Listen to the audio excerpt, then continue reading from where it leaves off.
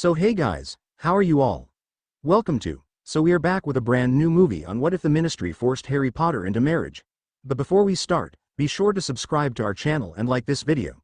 Now let's begin the story. The Ministry enacts a marriage law to preserve wizarding bloodlines, forcing Harry into a union he never wanted, just as Voldemort returns. But before we start, if you want more stuff like this, then be sure to subscribe and like this video. And if possible, share this video with your friends. Now let's start the story. It has been 14 years since the end of the last war, and we are still feeling the effects of those dark years. How many of us lost family, or friends to that monster that terrorized our world for so many years? Thickness continued. I have read the material, and find it sound, and fair to all who will be bound to follow it. I will be the first to submit myself because I wish very much to see our world grow again. Members of the Wizengamot, I think it wise for us all to review the information provided by the Minister's office, and debate the merits and drawbacks of this bill before we put it to a vote. Dumbledore said loudly, gaining the court's attention. For now, I wish to speak to you about a grave danger now looming over our world. A darkness that has risen once again. You all know of what happened at the end of the Tri-Wizard tournament, and it is my wish to inform you of a horrible truth. Our enemy, Lord Voldemort, has returned. I now see I chose wisely in coming today. Fudge stated loudly. Dumbledore turned to stare at the minister and sighed heavily. My good people, I apologize for my outburst, but I simply can't in good conscience allow you to be submitted by these falsehoods. Albus Dumbledore is trying to sow the seeds of discontent among you and shatter the peace and prosperity we have enjoyed for 14 years, all because he fears his own mortality, likely because our esteemed Chief Warlock has no heir of his own. The state of my family is not the, Dumbledore started. What proof do you have that what you claim is true, Dumbledore? Madame Augusta Longbottom asked curiously.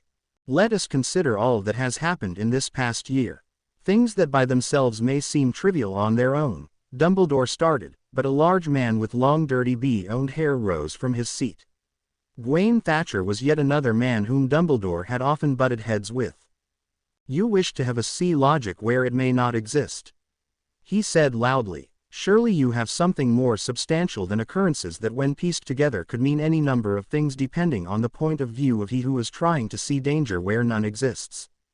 Harry Potter witnessed the Dark Lord's return. Dumbledore stated. This was followed by a long rumble of whispering and murmuring among the Wizengamot and those observing in the upper levels. Dumbledore had not meant to announce it that way, but the damage was done, and he also knew, thanks to Rita Skeeter's reporting, it had been the wrong thing to say. The word of a child. Galen Avery asked. Avery had never been accused of associating with Death Eaters, but his son, Thomas, had been convicted and was currently in Azkaban for crimes against the people. A child who is clearly unstable. Someone shouted. I assure you that Harry Potter's mind is just as sharp as my own. Dumbledore stated categorically. Fudge scoffed, and many others snickered. Perhaps that is not as glowing a commendation as you think it is, Dumbledore. Fudge replied. Your record as Chief Warlock speaks volumes as to your mental character. Not to mention some of the crackpot decisions you've made as Hogwarts headmaster. Werewolves as teachers. Really? Whispered statements of agreement were heard throughout the court. Cornelius, why do you not wish to face facts? Dumbledore asked, almost pleadingly. If you simply would listen to reason, we could do what needed to be done and prevent the events of 14 years ago. What facts, Albus? Fudge countered. You have only the word of a 14-year-old boy who was clearly exhausted and perhaps traumatized within the maze. A child who has let his own legend go to his head. The boy has a history of instability, not to mention a willful disregard for authority. Fudge said coldly before turning once again to address the court at large. But what I find most baffling is your quick dismissal of the matter brought before you today. It did appear that you changed the topic rather forcefully, Chief Warlock. Pious Thickness added. Why can't we speak more on the matter of the growth of our people? Someone asked. More and more voices chimed in, and Dumbledore realized he'd been outmaneuvered. He'd underestimated Fudge and the minister's friends' purses. The Chief Warlock raised his hands for quiet, and when it was finally granted, and to his utter distaste, Dumbledore allowed the Legacy Preservation Act to be debated. Nearly 3 hours later, and Dumbledore was dismissing the Wizengamot with the promise that a vote would be taken first thing in the morning over the ratification of the Legacy Preservation Act into law. He'd been astounded at how the act was debated when almost no information had been given on exactly how this potential new law was supposed to work. Not once had Dumbledore heard mentioned just who would have to take part, or how those men would be matched to what kept being referred to as a proper witch. Back and forth went the arguments, and Dumbledore had been surprised at the amount of people in support of this new bill, until he realized that the supporters were largely pureblood families, and many of them in Lucius Malfoy's pocket. And that was the clue that made the Hogwarts headmaster figure out exactly what was happening. Lord Voldemort was making his first move. This law was nothing more than a very elaborate ruse to get to young Harry Potter, whom Voldemort feared was set to bring about his complete and total destruction. A sentiment that Dumbledore hoped was true. How this was going to happen, Dumbledore was not entirely sure, but he knew it would involve Harry being forced to marry a woman whose family had connections to the Dark Lord. Fudge was being manipulated, and the whole world was going to suffer for it. Dumbledore realized he needed to rally people against this proposed bill in order to protect Harry, but do so without appearing to be protecting one individual. His relationship with Harry was already under incredible scrutiny. That was very well done, Minister. Cornelius Fudge smiled as he entered his office, followed by his undersecretary, one Dolores Jane Umbridge. She was a very short, heavy-set woman with a pouchy face and short tightly curled hair that was turning gray. She had large bulgy eyes made even more prominent by her glasses. Yes, that went rather well, but we still have much to do. Dumbledore's outburst and his refusal to even hear out the bill gave us exactly what we needed in order to call for a vote of no confidence. And we need to reach out to all the members of the court in order to see the bill ratified. Umbridge added. No, Lucius is seeing to that, Fudge replied as he went to his liquor cabinet and poured himself a modest brandy.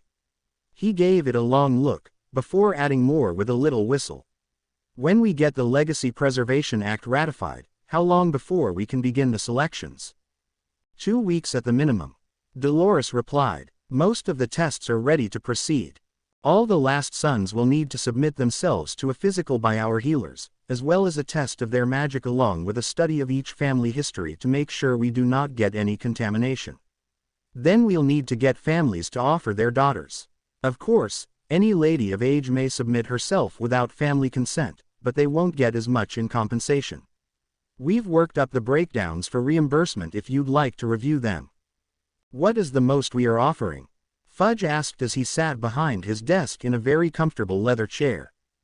100,000 galleons, Umbridge stated. Fudge spit his mouthful of brandy and Umbridge leapt back to avoid the spray. 100,000, Fudge shouted. Oh yes sir, but the chances of any witch collecting that amount is very slim. We've made the criteria very difficult to achieve. Her line must be absolutely pure for one thing. Her genes must be impeccable so as to produce a strong magical child, and she must be extremely strong, magically speaking.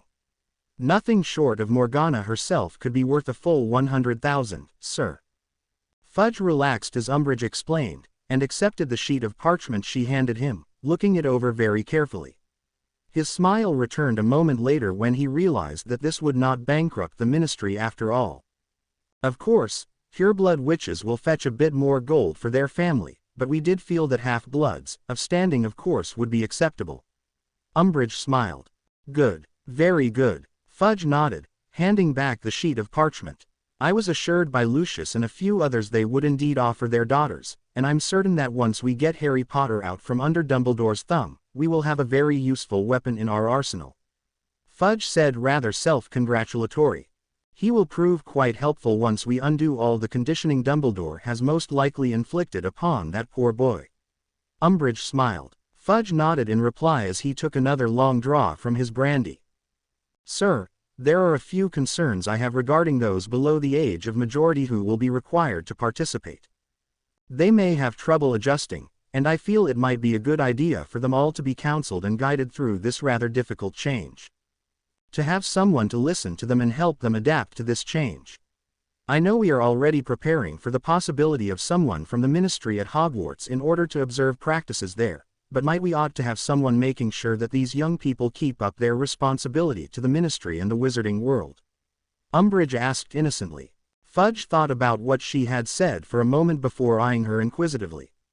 "You actually think some of them might try and neglect their duty?" he asked. "I think that if we don't have someone in place, Dumbledore might try and make them believe they do not have to uphold the new law, not to mention offering birth control potions and teaching contraceptive charms," Umbridge countered. Fudge nodded in agreement and pointed at his undersecretary. "You are absolutely right, Dolores. It is just the sort of thing Albus would do if only to undermine me and the ministry. Let's begin looking for candidates. Perhaps we could even combine a counselor with someone who can keep tabs on Dumbledore, eh?" "Very good, sir. I shall begin making up a list at once. If there is nothing further." Dolores smiled, and Fudge shook his head. "Good day, then." Umbridge bustled off, leaving Fudge to contemplate his next move against Dumbledore. After all, she had a lot of work of her own to do. Sirius Black stood in the far corner of the room that had been chosen for this meeting. It was the largest room in the whole house, and he was certain it wasn't big enough. Everyone had come to the meeting tonight, and they were all murmuring amongst themselves about what it was all about. The Order of the Phoenix had only just been reformed. Barely 3 weeks after the end of the Tri-Wizard Tournament, and the resurrection of the Dark Wizard known as Lord Voldemort. A resurrection that was being wholly ignored by the wizarding government, putting every single man, woman and child in mortal danger. Sirius had never been so disgusted, and he had been thrown into prison without a trial for crimes he had never committed. "He's late." It was Remus Lupin, Sirius' friend since boyhood, and in Sirius' mind, the only other remaining marauder. Sirius turned to his friend who looked careworn, and so much older than his true age. A terrible side effect of his curse. "I didn't expect any less," Sirius replied dourly. "Do you think he managed to convince Fudge after all?" Remus asked optimistically. Sirius gave him a disbelieving look and Remus nodded. "I didn't think so either." The werewolf smirked. "I think it's more likely he's found an ally within the ministry.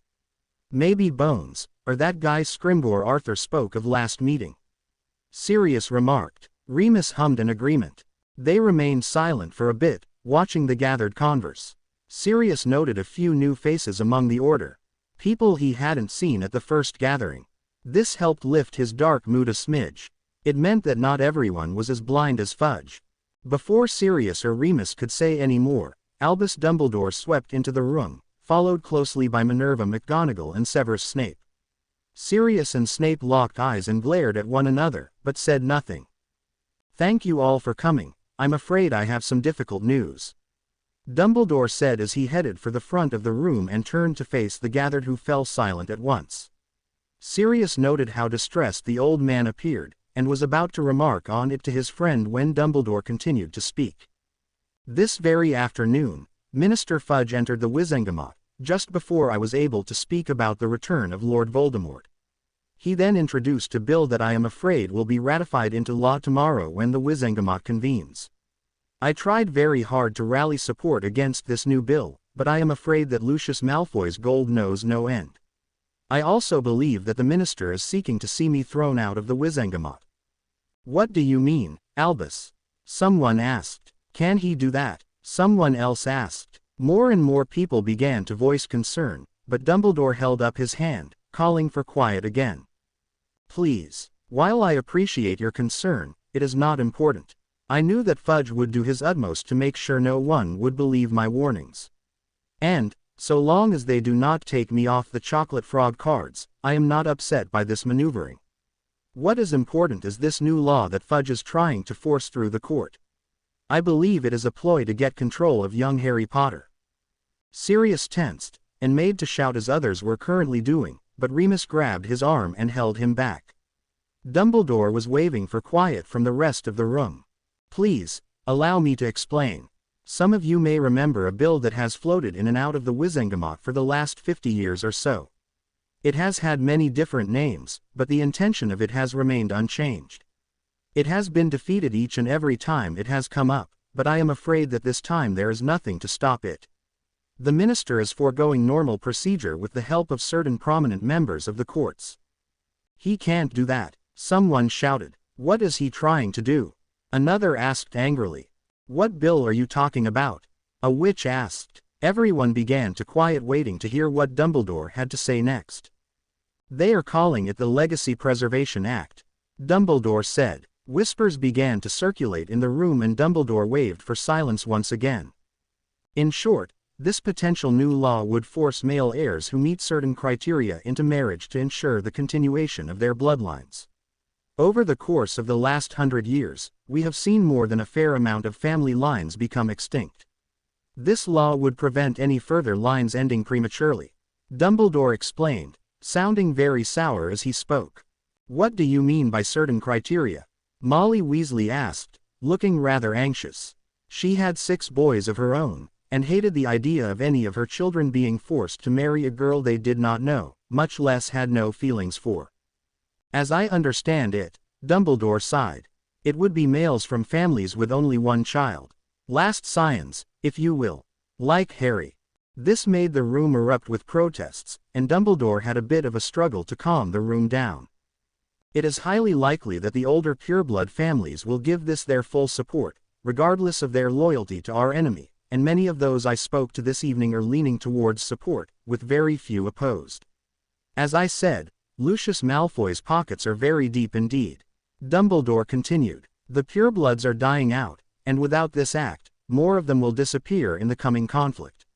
They all know this. How is it going to work?" Arthur Weasley stood up. "Who decides which boy will marry which girl, and who does it affect? Surely they won't marry a child to someone much older, will they?" There were nods and looks of frightful concern on every face. "At this time, I do not know how the selection process will work, nor who is eligible, though I am sure it will involve having those forced to participate to be under a magical contract. I also know that it will affect every last male of the bloodline, unless of course there are extenuating circumstances." Dumbledore smirked as he eyed Sirius. "So, I'm off the hook." Sirius scowled. "But you think this is a way for Voldemort to get his talons on Harry?" "I do." Dumbledore nodded. "You see, the proposed bill will affect all males who are the last of their line and are aged 15 to 50. Males who are still able to procreate." "But what about the girls?" Molly Weasley asked. "You said it only affects the males, what about the girls they are supposed to marry?" "I'm afraid I do not know any more, though I suspect that gold will be exchanging hands. The families loyal to our enemy will of course offer their daughters in the hope they will be matched to Harry and be able to serve him up to Voldemort. But that is not enough females to ensure the marriages the Ministry is looking for. I believe gold will be offered as incentive for those not loyal to Voldemort." Dumbledore sighed. "How can we prevent this?" Elphia's Doge asked. Dumbledore could only sigh again. "I fear we have effectively had our hands tied. The Minister's so-called information was rather light on the details of the parameters of this matching process. And without that information, it is unclear how we may at the very least, alter the odds in our favor." Dumbledore stated. "You're talking about Harry's life here, Albus." Sirius snapped. "Even if by some miracle he doesn't end up with some troll hell-bent on serving him up like some kind of lamb to slaughter, he's still being forced to marry someone he may not care about, or even like." There was a chorus of agreement, and Dumbledore nodded apologetically. "I understand your ire, and I agree with you all.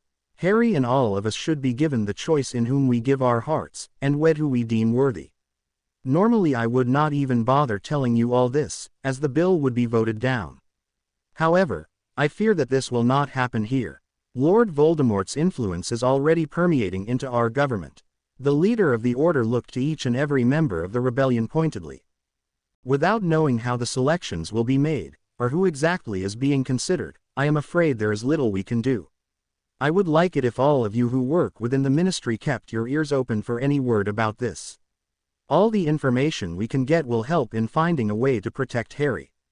That is all for tonight. We shall meet in 1 week." At this, people began to rise and mingle, or leave as was necessary. Sirius sighed and turned to Remus, whose face showed exactly what Sirius himself felt. "Sirius, a word, if you please," Dumbledore said from across the room. Sirius gave Remus a look, and the werewolf nodded that he would stay until Sirius returned. Sirius followed Dumbledore into a small study on the second floor, and shut the door as Sirius passed through. Sirius, if this bill passes, I am going to bring Harry here immediately. If by some miracle he is matched to a young lady not associated with the Death Eaters, he will have a great deal to learn. I didn't bring this up, but while I believe that Voldemort is behind this, I also believe Fudge was convinced of the idea with the promise that he may gain control of Harry. As such, Harry will need to understand wizarding customs and etiquette as well as political maneuvering.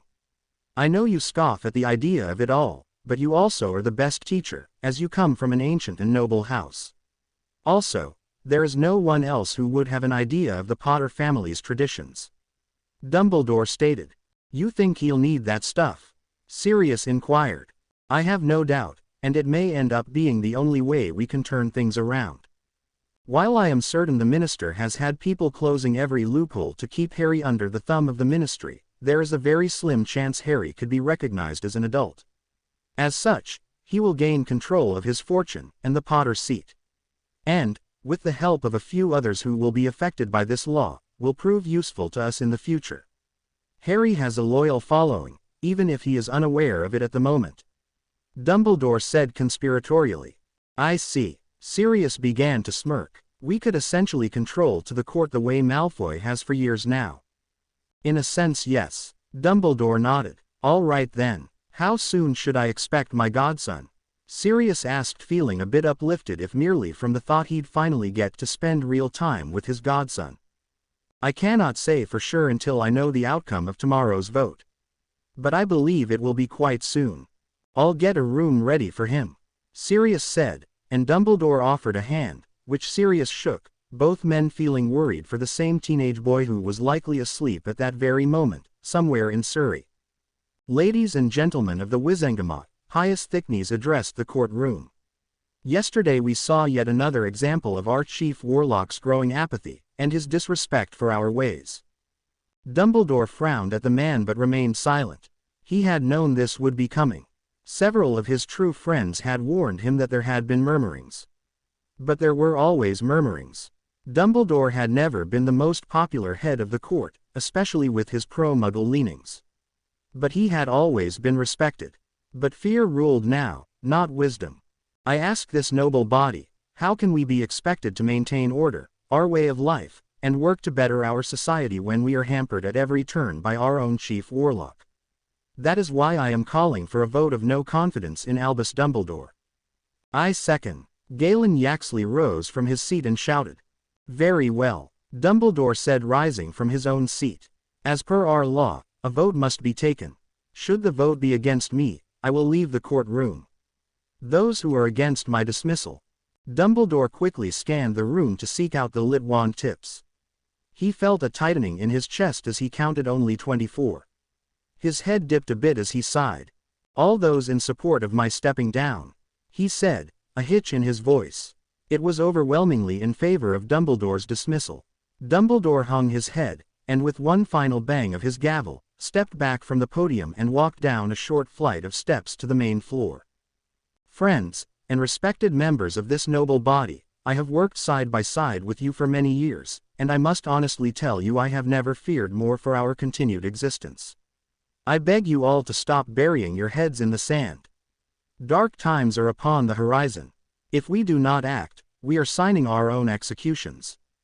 We'll take it into consideration. Benedict Forsyth stated dismissively. Very well. Good luck to you all, Dumbledore said, and began to leave the courtroom. He was slowed in his progress by a smattering of applause from those who respected him and had been strong supporters over the years. Try as he might, Dumbledore was unable to prevent a few tears leaking from his twinkling blue eyes. Despite his removal, Dumbledore still wished to witness the outcome of the major piece of business. He had to sit through a quick vote on who would be the next chief warlock. Several names were entered: Tiberius Ogden, Benedict Forsyth, Oliver Gibbon, Tyrion Yaxley, and Theodore Nott Sr. When it was over, Oliver Gibbon stepped up to the podium, and Dumbledore's heart sank. Gibbon had bought his way out of Azkaban after Voldemort's fall. Dumbledore also knew that Gibbon was very close to the Malfoy family, and would no doubt do whatever Lucius wished. Almost as soon as Gibbon picked up the gavel, he called for any final arguments for and against the Legacy Preservation Act.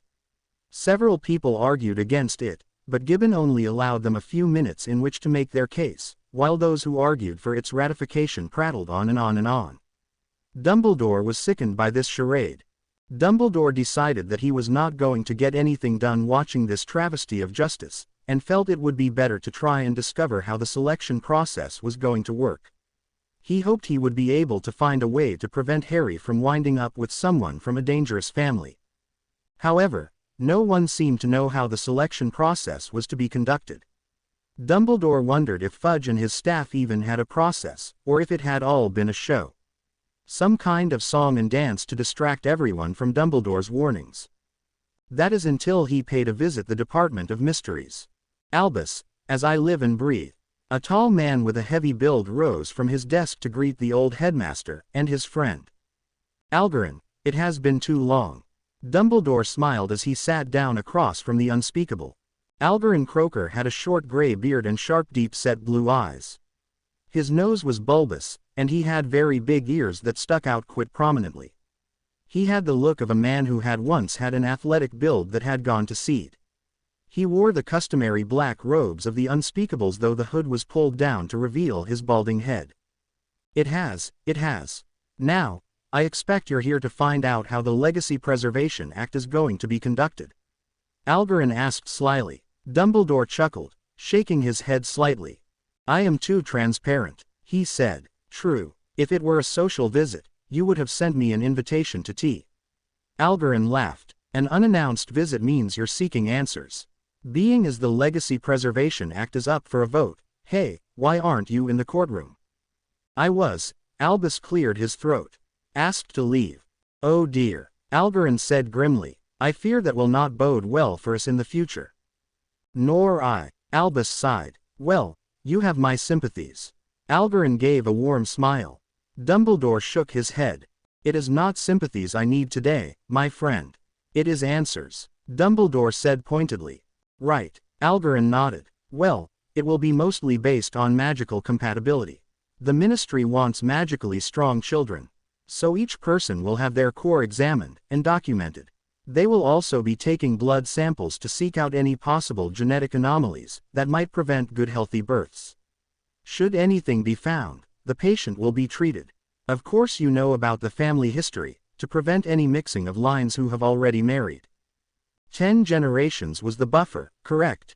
Dumbledore asked. Yes, Algernon nodded. Now, each male's results will be placed on a special piece of parchment and placed in a magical filter, not unlike the Goblet of Fire.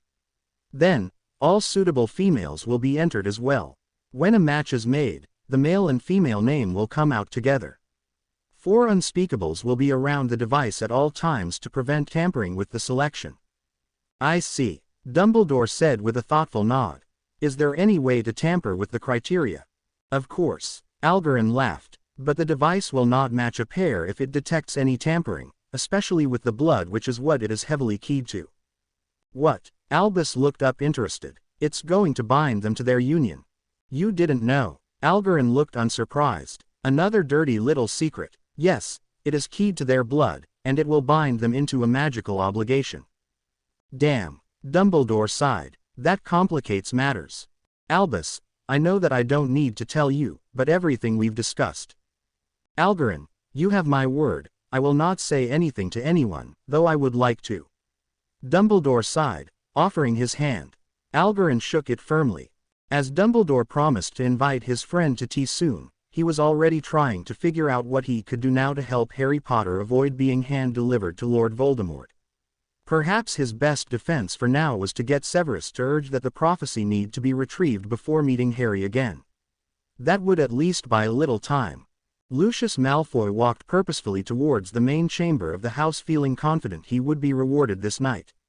His plan was working perfectly. Lucius had taken a great chance in urging the Dark Lord to trust in him and that his plan would end with Harry Potter being delivered to him in less than a year's time. Lucius had laid out the plan in intricate detail, and the Dark Lord had liked it. In his eyes it served 2 purposes, the least of which was the repopulation of purebloods. In truth, Lucius felt this was likely the only way his waste of a son would find a proper witch in which to impregnate and continue the Malfoy line. After learning of Draco's relationship with the Parkinson girl, Lucius realized that Draco clearly had no idea how to find a proper witch that befit his station. Now Lucius was confident the Malfoy name would carry on and grow in strength. Lucius would of course guide his son's spawn and teach him better than Draco. After all, the child would not likely suffer from any ill effects of inbreeding as Draco had. Lucius schooled his face to appear humble before the Dark Lord as he arrived at the chamber and entered. Lucius, the Dark Lord said icily. He was pacing slowing before a roaring fire, his skeletal hands behind his back and his head bowed in contemplation. My lord, Lucius said, kneeling before his master. Our plan is now in effect. The bill was passed this morning, and I have just received word from the minister that it will take 2 weeks before they will begin testing. Letters will be sent to those who need to submit themselves will begin being sent as early as tomorrow morning. Good. Voldemort nodded. Every one of my followers with a girl child must offer the girls to the ministry. The boy will be matched to the daughter of one of my Death Eaters, and after their union, he will be brought to me. During the courtship, I wish the boy to be subjugated and beaten down so when he comes before me, there is no fight left in him. Of course my lord, Lucius agreed. How soon before we know what lucky witch will be marrying our young Mr. Potter? Voldemort asked. I do not know for sure, but I suspect it will likely be August. There will be a lot of matches to be made, though I have already spoken to a few of our contacts and they promised they would do all they could to process Potter first. Lucius said with a confident smirk. Voldemort gave a nod and Lucius took a breath. You should also know, my lord. Albus Dumbledore was sacked as chief warlock. The ministry continues to ignore his warnings, as well as the boys. Your resurrection is still a secret. You may continue to work unimpeded by the ministry. Lucius stated. Good, good, Voldemort said. Leave me Lucius. Report back when you discover whom Potter will be bound to. I will wish to speak to that witch at once. Very good my lord. Lucius bowed again, and quickly left the chamber, not wishing to anger the Dark Lord in any way. Voldemort continued pacing, thinking hard on all he had learned today. Sure, it appeared as if all was going well with Lucius' plan, and that it was likely he would have the bane of his existence before him very soon, but this also presented a problem. The boy had managed to avoid meeting his fate 3 times now. In fact, with the exception of their last meeting, the Dark Lord had come out the worse for it. The boy was lucky for sure, but there was more to it as well. The one with the power to destroy the Dark Lord approaches. Born to those who have thrice defied him, born as the 7th month dies. Severus Snape had delivered that message to him 15 years ago, and it had nearly proven to be the Dark Lord's undoing. He knew there was more to it, and had originally ignored it. Now however, he was filled with doubt. What if this prophecy provided the answer to how Harry Potter was able to not only escape death, but nearly destroy his mortal enemy? Snape had suggested that very afternoon that Dumbledore was contemplating moving it from the Department of Mysteries to keep certain information safe. What if the answer actually resided in that prophecy? What if without that knowledge, he would never be able to destroy the boy? Could he take that risk? No. So long as the boy drew breath, he, the greatest wizard to have ever lived, would be doubted. He would be questioned, and most importantly, his own legacy of power would be in doubt. No, he had to get that prophecy. He had to hear its contents himself. Then, and only then would he truly be able to destroy Harry Potter once and for all, and then take what was rightfully his. Harry Potter sat on a lumpy mattress on a broken-down bed in the smallest bedroom of No. 4 Privet Drive, staring at the letter he had received a day earlier.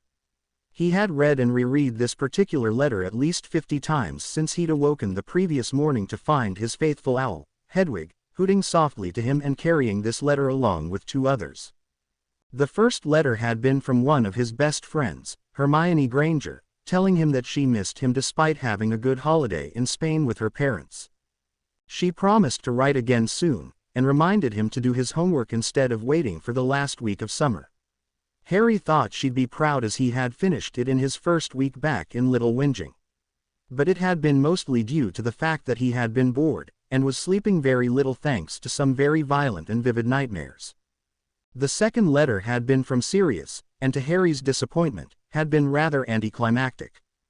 There was a promise that they would see each other soon, and that he should do his very best to stay out of trouble. Harry had been very upset by the lack of information. He'd gone 3 weeks without any kind of word as to what was happening in the magical world. Lord Voldemort had risen from the grave, and the Daily Prophet hadn't mentioned it once. For the last week and a half, the big news seemed to be some new law, but Harry hadn't bothered to find out why it was so important. All Harry wanted to know about was what Lord Voldemort was up to and what was being done to stop him. The third correspondence had been the most unexpected. It was from Albus Dumbledore, headmaster of Harry's school, and it was to let him know that the Hogwarts headmaster himself would be arriving at 10 a.m. this morning and that he would be taking Harry away from Privet Drive. Harry could hardly believe it.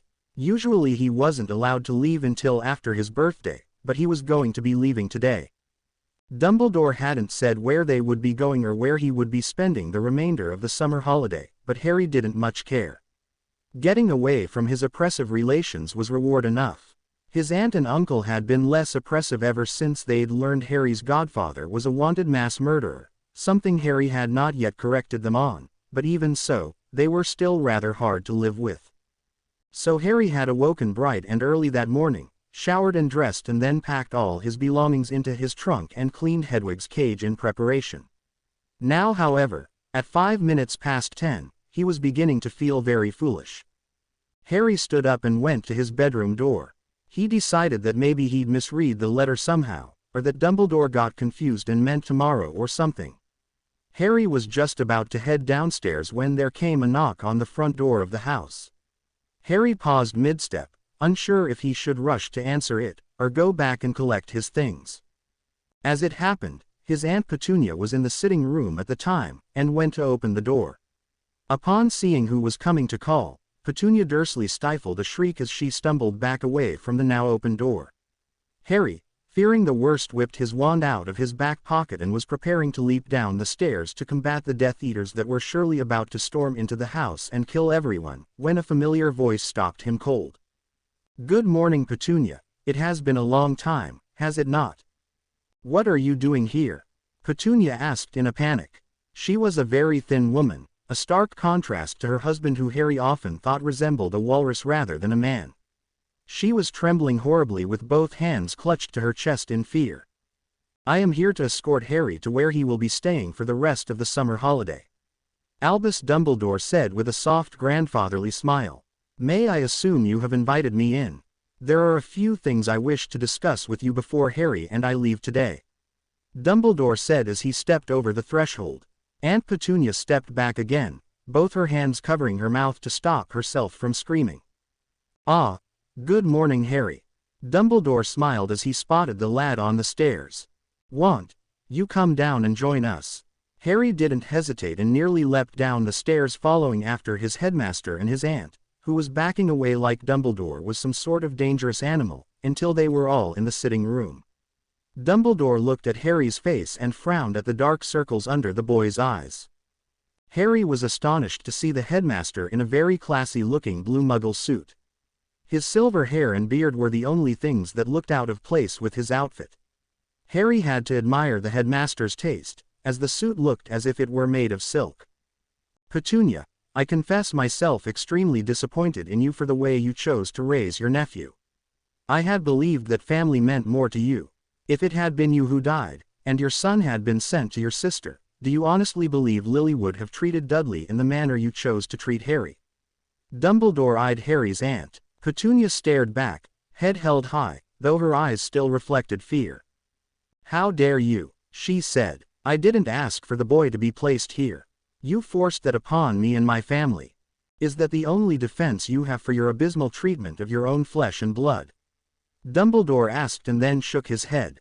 "Well, it no longer matters. When Harry leaves with me today, it will be for the last time. When Harry passes through that door, the protective charms that went into place when you took Harry in will break once and for all, and your family will be at risk."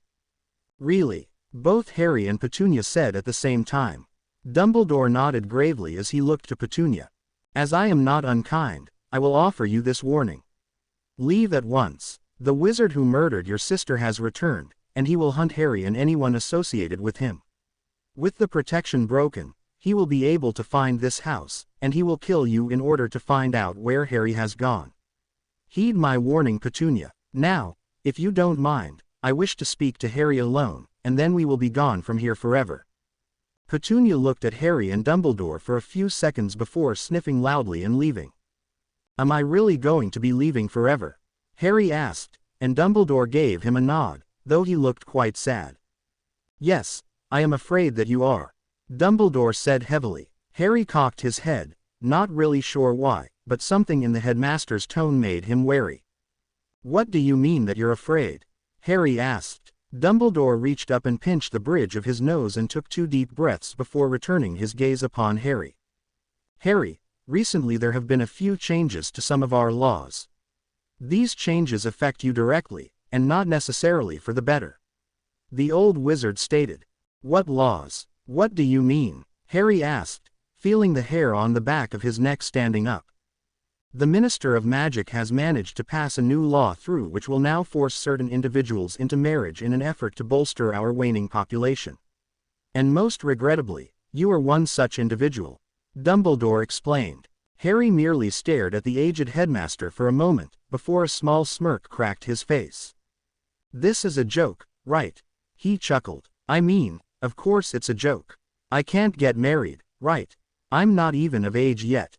I am afraid that it is most certainly not a joke, and I can't even begin to tell you how outraged I am by it. I believe that the minister is being manipulated into this so Lord Voldemort can get his hands on you. Dumbledore frowned. Then I won't do it, Harry said firmly. I am afraid you have little alternative. Dumbledore sighed. The ministry has made it a punishable offense if you do not submit to preliminary tests. If you do not present yourself, you will be sought by Aurors and arrested, and I will be unable to prevent this. The minister is looking for any reason to have me thrown into Azkaban, and I think you would agree that it is best if I am not detained, as it would make things much easier for Lord Voldemort to enact his grand plan. They can't do that, Harry protested, and Dumbledore frowned. I am afraid they can. Things are changing, and not for the good, Harry, Dumbledore said dejectedly. His refusal to listen to me or even to believe that Voldemort can return has made the minister quite desperate to find any way to distract people from what I am trying to warn them about. Thanks to what I am sure is Death Eater's coercion, he's found the perfect distraction. Who am I supposed to marry? I mean, I don't even have a girlfriend. Harry tried to protest, but Dumbledore again shook his head. This is part of the reason we are going to St. Mungo's this morning. The ministry has developed tests they believe will find you the most appropriate mate. What kind of tests? Harry asked, now rising from his seat in frustration and anger. I am unsure. They are being very tight-lipped about it all, though I do know it will involve testing your level of magic. The goal is to match you to a young lady who will have the greatest chance of producing the most powerful magical offspring. Another goal of the ministry is to hopefully prevent more squibs from being born. They are nearly as abhorrent to some individuals as are muggles. That is so stupid, Harry shouted. Dumbledore merely nodded. It is indeed. Dumbledore smiled. On that we both agree. However, we can do little about it at the moment. I do not know if you are aware of it, but I was recently asked to step down as Chief Warlock. I believe some interested parties wished for me to not interfere with the passing of this new law. I was also asked to resign from the International Confederacy of Wizards. I suspect this is to prevent me from gathering support to overthrow Fudge's office and take control of the government, which I have no interest in doing. He really doesn't want to admit that Voldemort is back, does he? Harry sighed, running his hands through his hair. Dumbledore gave a stiff nod and Harry groaned. So what happens? I go to St. Mungo's and take theses, tests, and then what? Harry asked bitterly. I am afraid I can tell you little more on the matter. What we fear most is that you are paired with a witch whose family is loyal to Voldemort. Most unfortunately, the minister and his fellows had ensured that even though you must wed, and begin families, you will not be seen in the eyes of the law as adults, and will still be under the care of your families. Now, In your case, it will mean your guardianship will be transferred to that of the family of your betrothed as your aunt and uncle are muggles, and unfit in the eyes of the ministry. I have stood as your magical guardian, but as we are not related by blood, I will no longer be able to act as such once you have been matched to a witch.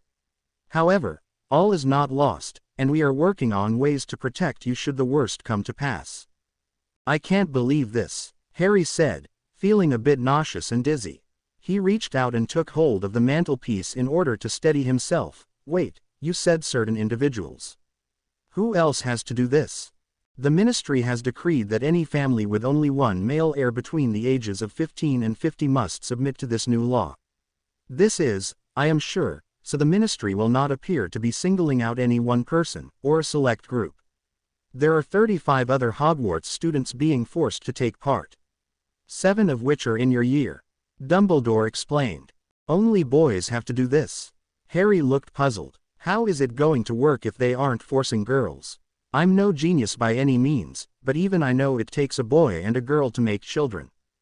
Dumbledore chuckled at this, and Harry felt a bit of his anger slip. Dumbledore shook his head, and looked back to Harry and sighed. The ministry has been offering monetary compensation for any family who offers their daughters to the cause. Any witch who is of age may submit themselves, though I am unsure if they will be reimbursed for their selflessness. As it stands, I have heard that a number of families are offering their daughters in the hopes of seeing you becoming part of their bloodline. Dumbledore rose from his seat and took out an ancient-looking pocket watch which he consulted before looking at Harry once again. What if I was already married? Harry asked. What if I married someone else, would I have to do this then? And whom would you marry? Dumbledore asked, his tone sounding humorous. I don't know, Harry shrugged. Maybe Hermione would. And just how would you convince Miss Granger's parents to allow her to marry so young? Dumbledore chuckled. Harry gave a weak shrug and smirked at the idiocy of his idea. We need to be going, I am afraid. I will be taking you to St. Mungo's where the tests are being done. I promise you, Harry, that I will not leave your side unless you wish it. The old man said firmly. Harry nodded and stepped past his headmaster. No need to collect your things, Harry, Dumbledore said, slipping his wand out of a pocket, and giving it a jaunty flick. Harry's trunk and Hedwig's cage flew down the stairs and just as they were about to hit the front door, disappeared. They shall be awaiting you, Dumbledore said as he moved to the front door. Harry hesitated, looking towards the kitchen where his aunt had gone.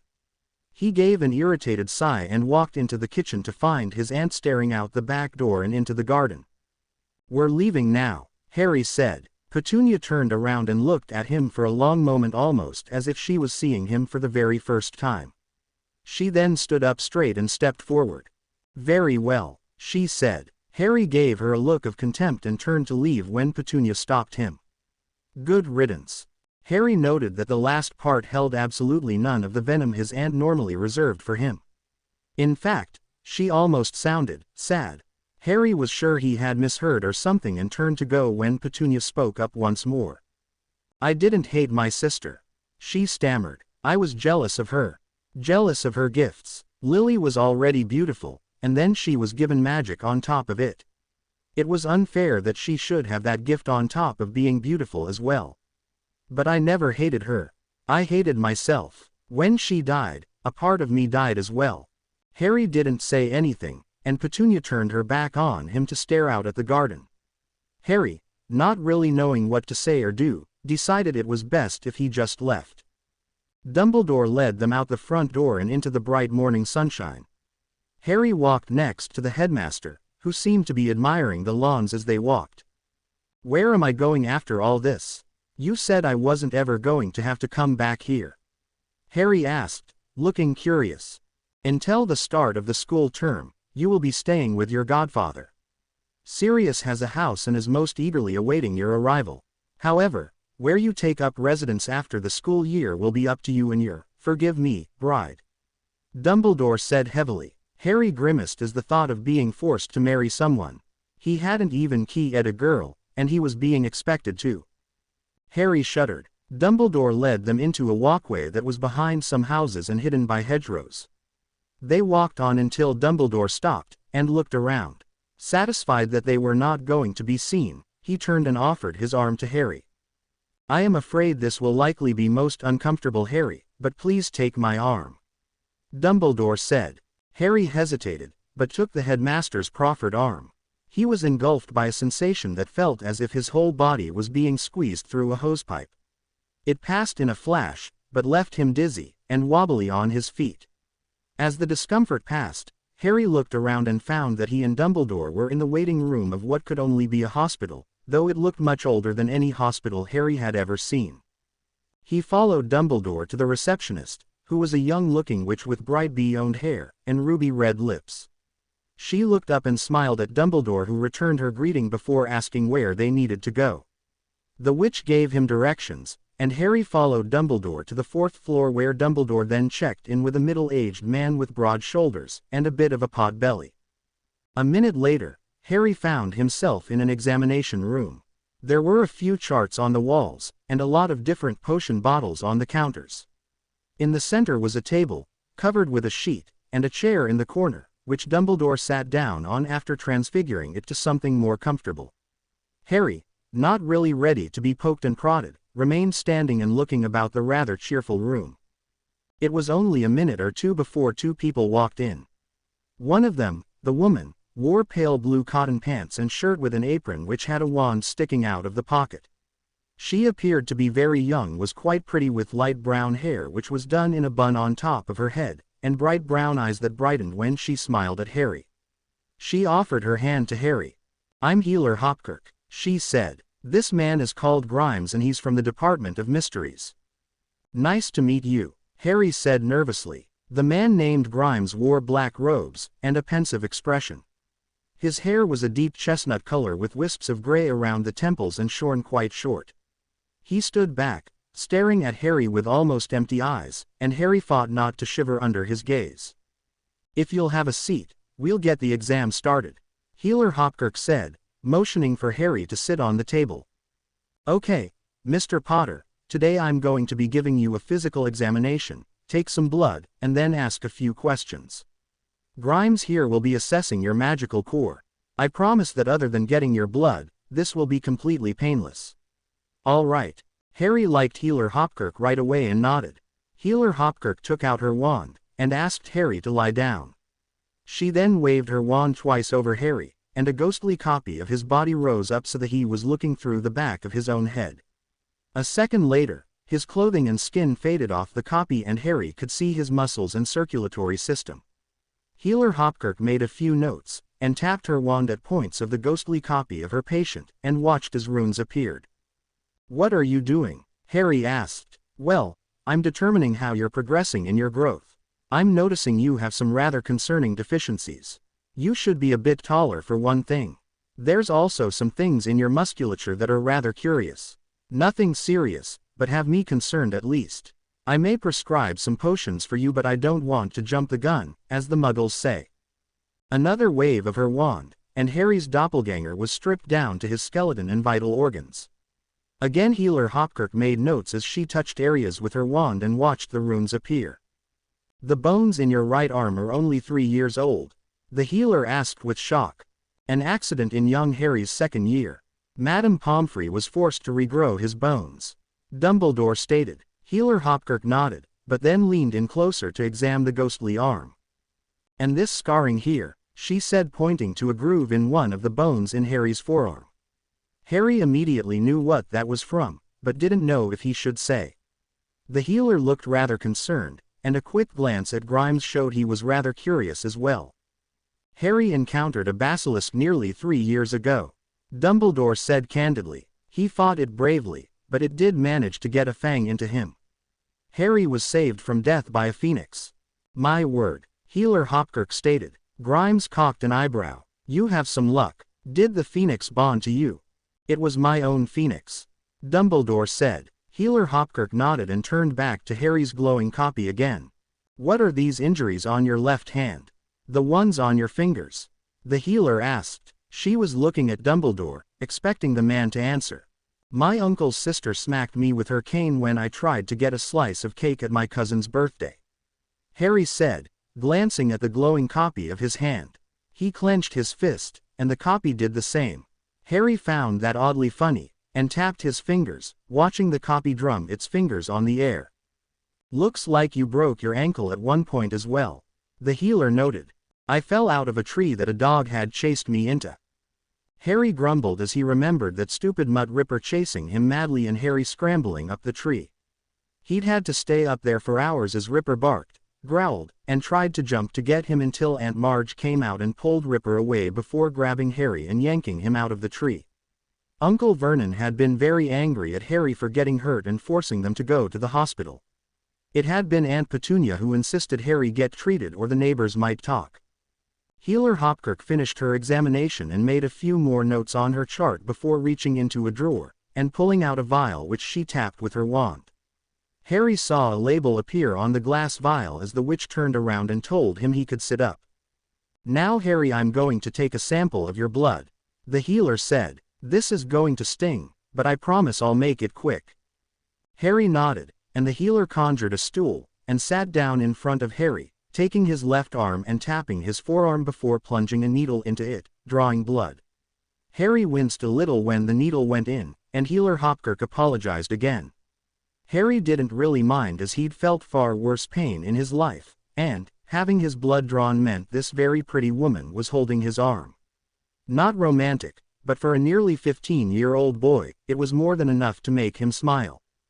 When it was all over, and the healer had Harry's blood in an unbreakable vial, she sat down in front of him again, with her charts in her lap. She made a few more notes before looking up into Harry's bright green eyes and smiling at him. "So what happens now?" Harry asked. "Well, we're going to run a few tests to check for any sort of health issues within your blood. Basically to make sure that there isn't any sort of history of illness or anything like that in your family line. Then it'll be sent to the Ministry for the selection process." Harry gave a nod, though he felt a heavy weight in his stomach as he imagined someone dumping a bunch of papers into a round cage and then drawing out his name and a witch's name. Harry then shoved the image out of his mind, deciding he'd watched too many old movies when his aunt and uncle left him at home alone. "Well, you're in decent health, Harry. I had your medical records from school delivered, so I'm aware that you've ended up in the hospital wing more than anyone has a right to, so I will take it as a personal favor if you can manage to stay out of there this year." The healer smiled flirtatiously at Harry, who grinned shyly and shook his head. "I can't promise anything," he laughed. "Quidditch can get pretty tough. I'm sure you could manage if you stopped trying to impress the girls, hotshot." The healer snickered. "I am going to prescribe a few potions for you to take for the next month. I think they'll help you with some of the deficiencies I noticed." "What will they do?" Harry asked. "Mostly just help build up your body a bit and get more nutrients from what you eat. Nothing outrageous. Think of them as vitamin boosters. You're not going to grow 10 feet or anything. In fact, you'll probably not even notice any changes except maybe an increase in energy and maybe a bit more muscle. Other than that, you're in good shape physically, and whatever witch you wind up with is going to be very lucky because you're terribly cute to boot. Kind of makes me wish I was a few years younger." The healer winked. Harry couldn't stop blushing, while Dumbledore was chuckling softly. Healer Horcrux turned to Grimes as she rose from her stool, and gave him a wave to signal she was finished. "Mr. Potter." Grimes nodded. His voice was deep and rumbling, like a bear. "I would like for you to lie down again, if you would. I will be examining your magical core to see where you are in your development and gauge where we can expect you to be in a few years' time." Harry nodded as the man called Grimes waved his wand over Harry's chest. Harry watched as a series of runes flashed over his chest and Grimes gave several nods. Then there was a series of flashes, and Grimes' expression went from blank to troubled. Next came a strange shadow-like figure, quite small, but no less troubling. This was followed by more flashes, and then, pain. The man called Grimes took a step back when the shadow emerged from Harry's scar. It was the deepest black, and had almost no discernible shape to it, but it gave off a foreboding aura that startled Grimes. He made another series of wand movements which led to Harry screaming in agony.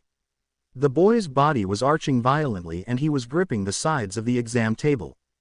Dumbledore rose from his seat, his wand in his hand, looking ready to act when Grimes held up his hand and shouted for the old man to stop as 7 runes flashed above Harry. "What is happening to him?" Healer Horcrux shouted, aiming her own wand, preparing to stun Harry to end his pain. "Do nothing," Grimes shouted. "You must not do anything." Harry had never felt his scar burn like that, not even during the ritual where he'd witnessed Lord Voldemort return from the dead. He tried to look to Dumbledore, hoping the headmaster could do something, anything to end this god-awful pain. It was so intense that after a few seconds, which seemed an eternity to Harry, he lost consciousness. When Harry awoke, he found himself in a different room altogether. There were no counters or cabinets. Only the bed he now occupied, a small table next to it, and 2 chairs, one of which was occupied. As Harry made to sit up, Dumbledore spoke softly. "Easy, Harry," the headmaster said softly. Harry's glasses were handed to him, and Harry looked up to find the headmaster looking very worried. "What happened, Professor?" Harry asked. "Where am I?" "You are still at St. Mungo's. As to what happened, it is something too horrible for mere words, I'm afraid. I had only begun to suspect it, but unspeakable Grimes uncovered the truth for us. I am sorry, Harry. Had I known for sure, I would have done all I could to remedy it." "I don't understand. What do you mean?" "What happened to me, Professor?" Harry asked, now feeling very nervous. "The most vile of dark magics." The door to the room had opened, and the man in black, Grimes, entered looking more severe than before. He was followed by Healer Horcrux, and Harry noticed she had changed her clothes. "It's very good to see you awake again, Harry." She smiled as she approached his bed. She had her wand out and was checking him over. Harry looked at Grimes and asked, "I don't think I've ever had such a good-looking man go to such lengths to remain in my company before." "Thanks for the compliment." Harry couldn't help but blush and smile at the attractive healer before turning to Grimes. As much as he'd like to continue flirting, or whatever they were doing, he really needed answers. So, turning to Grimes, he asked, "Dark magic. It's called a Horcrux, to be precise. A fragment of someone's soul living in your scar. After you passed out, I summoned several of my unspeakable colleagues to assist me in removing it. Not an easy task, but we did manage it," Grimes explained. "A soul fragment." Harry looked puzzled as he turned to Dumbledore. "Is that even possible?" "Indeed, but you don't have to worry about it any longer, and it appears there was no permanent damage to your core. In fact, I would be very interested in seeing you again in 3 years to see how strong you become. Your core was quite impressive," Grimes said with a hint of admiration. "How do you mean?" Harry asked. "Well, it's very simple," Grimes said, conjuring a small table with a tall clear glass. "You see, everyone has a magical core, even muggles, though theirs are usually empty, just like this glass. You follow?" Harry nodded. Grimes continued. "A squib's core will have magic, but it won't be very strong. Like this." Grimes tapped the glass with his wand and a tiny amount of water appeared inside the glass. Harry nodded again that he understood. "The average wizarding teenager's core starts off roughly about here." Grimes tapped the glass again and it filled about halfway with water. Harry nodded and Grimes continued. "During your schooling years, your magic increases. As you learn more spells, develop your focus, and so on, your magical ability and power grow with you, so by the time you reach the age of majority, an average wizard's core can be around here." The glass was now over 3/4 of the way full. "What I find interesting, is that you are already here." The glass emptied until it was just under 3/4 full. "I suspect that your magic could come close to filling the glass, as it were. There are only a handful of witches or wizards who have filled the glass in Britain. It isn't rare, by any stretch, but it is unusual. I am certain that should your future bride be even halfway as strong as you, we can expect very great things from House Potter in the future." "Wow," Harry said looking at the nearly full glass of water, and imagining it to be his core. "Indeed," Dumbledore agreed. "Healer Horcrux, may I take Harry home now?" "I think that'd be okay. He should try and rest for the next week, and take all the potions I prescribed," Healer Horcrux said, though she looked worried. "Thank you," Harry said, swinging his legs over the side of the bed and realizing that he was in a hospital gown. How long have I been here?" Just about a week, Healer Horcrux stated. Harry's eyes bulged in surprise. As I said, Grimes shrugged. It wasn't an easy task. I'll be back in 15 minutes with your potions, Harry. Healer Horcrux said as she left. Then you can go home. It was very good to meet you, Harry. Grimes said, giving the boy a bow. After Grimes left, Harry changed back into his clothes and turned to look at Dumbledore, who was clearly troubled.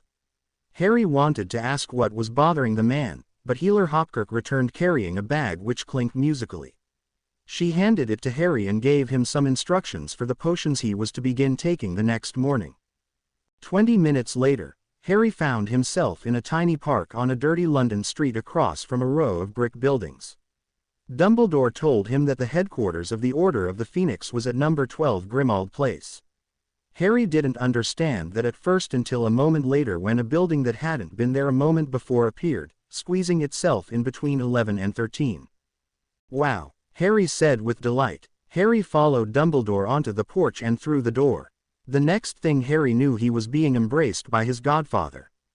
I am so happy to see you, kid, Sirius said, holding tightly to his godson. I've been so worried.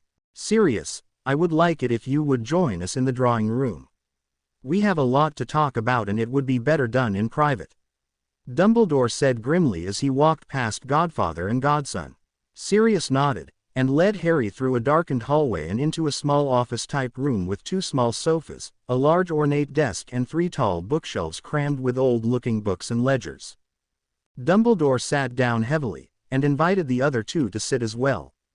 Harry had never seen the headmaster look as tired and old as he did now as he looked at him, almost pleadingly. Harry, I am more sorry than I could ever express to you. I am by no means solely responsible for everything that has befallen you. I did have my part to play. My most grievous error was keeping from you the truth. I never wished to burden you with what inevitably you must one day face. Dumbledore said wearily. Sir, Harry asked with a slightly shaky voice. I have suspected for a while that you shared a connection with Lord Voldemort. It was the only explanation for your ability to see into his mind through your dreams. I have also known since that night you handed me the ruined diary of Tom Riddle how it was Lord Voldemort managed to escape death the night he tried to kill you. Everything you described to me about what took place in the Chamber of Secrets could only mean that the diary had been a Horcrux. Sirius' eyes bulged, and he held up his hand to stop Dumbledore continuing. Voldemort made a Horcrux. What exactly is a Horcrux? Harry asked. That man, Grimes, was a bit thin with the details of what happened to me. A Horcrux is, to be perfectly honest, a truly disgusting abomination of magic. Dumbledore began. In essence, it is a way to protect yourself from death. Essentially, one would split their soul, and hide it in an object. So long as the object remained intact, you could not be truly killed. And how would he even do that? Harry asked. Through an act of purest evil, Sirius said grimly. Usually murder. Indeed, Dumbledore confirmed, though he eyes Sirius strangely. You seem to know a bit about this topic. I'm a Black, one of the most notorious dark families in history. The library here has more than its share of dark books. And I was a somewhat curious lad. But this, it's disgusting. Sirius said with another shake of his head. So how did a piece of Voldemort's soul end up in my head? Harry asked rather bitterly. As to that I can only guess, but it is likely that on the night Voldemort originally sought to kill you and his spell rebounded, his soul was already quite fragile, and a small fragment latched onto the only living thing in the room. You. I also suspect that the fragment was so small and weak that it merely leached your magic but could not gain control of you in the same manner the diary tried with Miss Weasley. Dumbledore explained. If he only made the diary, would his soul really be that fragile?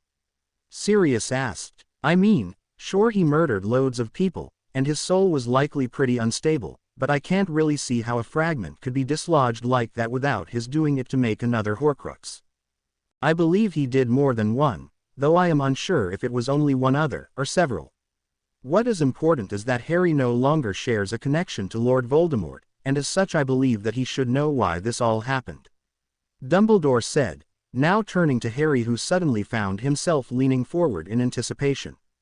About 4 months before you were born, Harry, a prophecy was made.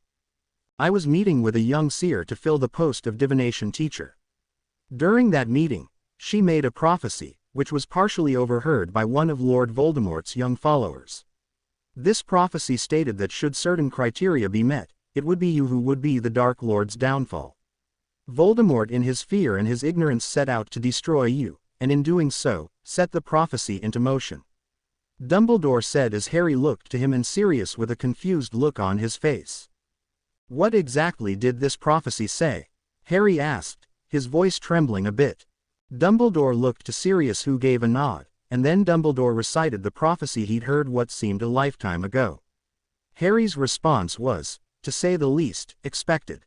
This is crazy. I mean, it's absolutely barmy. It's him or me. Is that what it is? Harry shouted as she stomped around the small drawing room. How am I even supposed to accomplish it? I mean, that guy Grimes said I was strong, but I don't know any sort of magic Voldemort doesn't know. Harry, this stupid prophecy changes nothing, Sirius said, trying to calm his godson. Can you honestly tell me that if you hadn't heard it, or even knew about it at all, that you wouldn't want to fight him? Harry thought for a moment before he started to relax. The truth was, he would fight Voldemort no matter what. He just knew he couldn't live with himself if he allowed anyone to suffer so long as he had the power to stop it. Maybe it was just how he was wired or something, but it really didn't matter. Harry just knew that he would always fight so long as it was the right thing to do. Harry, until the Unspeakables managed to remove the Horcrux, I feared that in order to destroy Voldemort once and for all, you would have to die at his hand.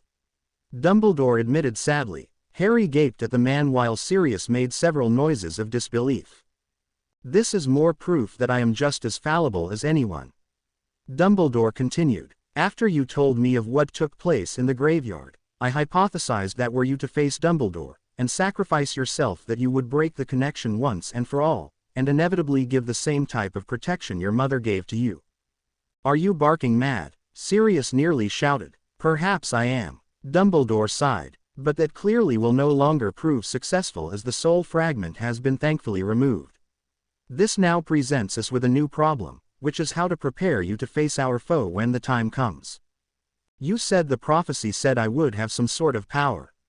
Harry said, looking at his headmaster curiously. I don't have any special powers. Ah, Dumbledore said, looking encouraged. There is a room at the Ministry that remains locked at all times. Inside, a mysterious and wondrous magic is studied.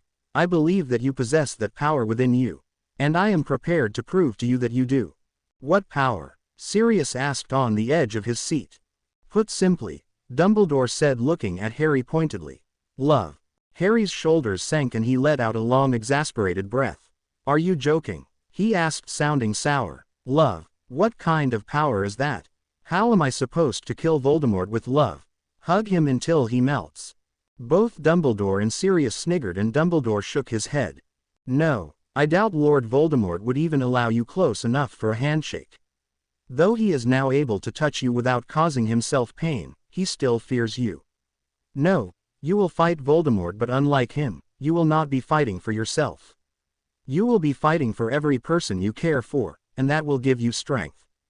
But how? Harry asked impatiently. When you protected Sirius from Dementors, the only thing that prevented you from managing a Patronus was your own fear.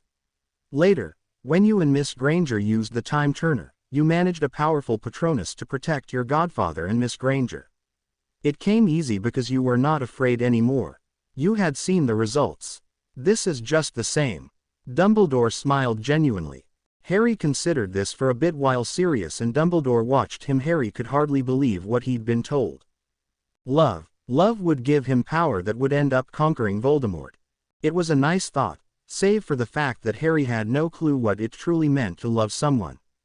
Sure, he cared for his friends, and his godfather, but he couldn't really say that it was love he felt. He had for as long as he could remember dreamt of falling in love and getting married and having a family. Something that Dumbledore had once told him was his greatest desire because that was what he saw in the mirror of her eyes. Yet he didn't know what he would feel or how he would know that he loved anyone. These thoughts brought him back to reality as he remembered that he was going to get his wish, in a matter of speaking. What about this marriage law, sir? Harry asked. I'm about to be forced to marry a girl who's going to become a target because Voldemort thinks I am going to destroy him one day. Or worse, I'm going to be forced to marry a girl who's going to hand me over to Voldemort so her family can be favored above others. You don't honestly think we're going to let that happen, do you, Harry? Sirius said, getting to his feet and clapping Harry on the shoulder. I'm going to be training you here for the rest of the summer. I know more than a few spells that could come in handy. I'm also going to be giving you an education in pureblood customs. It'll be boring, I know, but you'll be surprised in how it could help you. Harry, you are not alone, and you never will be. Dumbledore said, also rising to his feet. We are all here for you, because we care about you and your happiness. Harry nodded appreciatively and Sirius hugged him tightly. Well, I'm afraid I do need to be off. I have much to arrange for the coming school year. Harry, I ask that you work hard and learn all you can from Sirius. Albus, Sirius said, turning to face the old man. Now that Harry knows about it, why don't we get the prophecy and destroy it? If it's gone, he'll never learn it, and we'll have at least a small advantage. For now, I wish to leave the prophecy where it is. It is my hope that the desire to learn its contents will draw Voldemort out.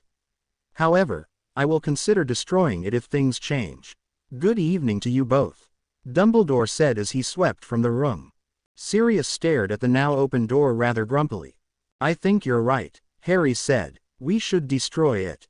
Dumbledore's got a point as well though. Sirius sighed. I hate to admit it, but so long as the wanker stays hidden, the Ministry's going to keep on burying its collective head in the sand, and more rubbish like this marriage law will keep being pushed through just so the rest of us will be too distracted to notice what's really going on. Harry gave a nod, and Sirius clapped him on the shoulder. Enough serious rubbish for now. We're going to be waist deep in it all starting tomorrow. Why don't I take you upstairs, show you your room, and then leave you with your friends? Sirius suggested. My friends. Harry looked up excitedly. Yeah, your pal Ron's here along with the rest of his family, and I'm sure they'd love to see you up and around. Come on, we're going to be spending an obscene amount of time together. You might as well get to hang out with your friends while you can. Sirius hadn't been kidding. At 6 the next morning, Sirius awoke Harry and made him eat breakfast along with the potions healer Horcrux had given him. After that, they went into the basement where Sirius began teaching Harry some very advanced spells that he kept reminding Harry should only be used in a real fight. Harry at first feared reprimand from the Ministry until Sirius explained that they were in a place the Ministry could not monitor, so Harry was free to use all the magic he wanted.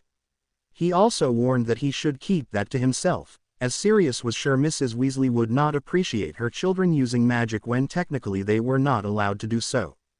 Sirius would work with Harry on spells all morning, and after lunch, they would sit in the drawing room where Sirius would set about teaching Harry about pureblood customs and the workings of the Wizengamot.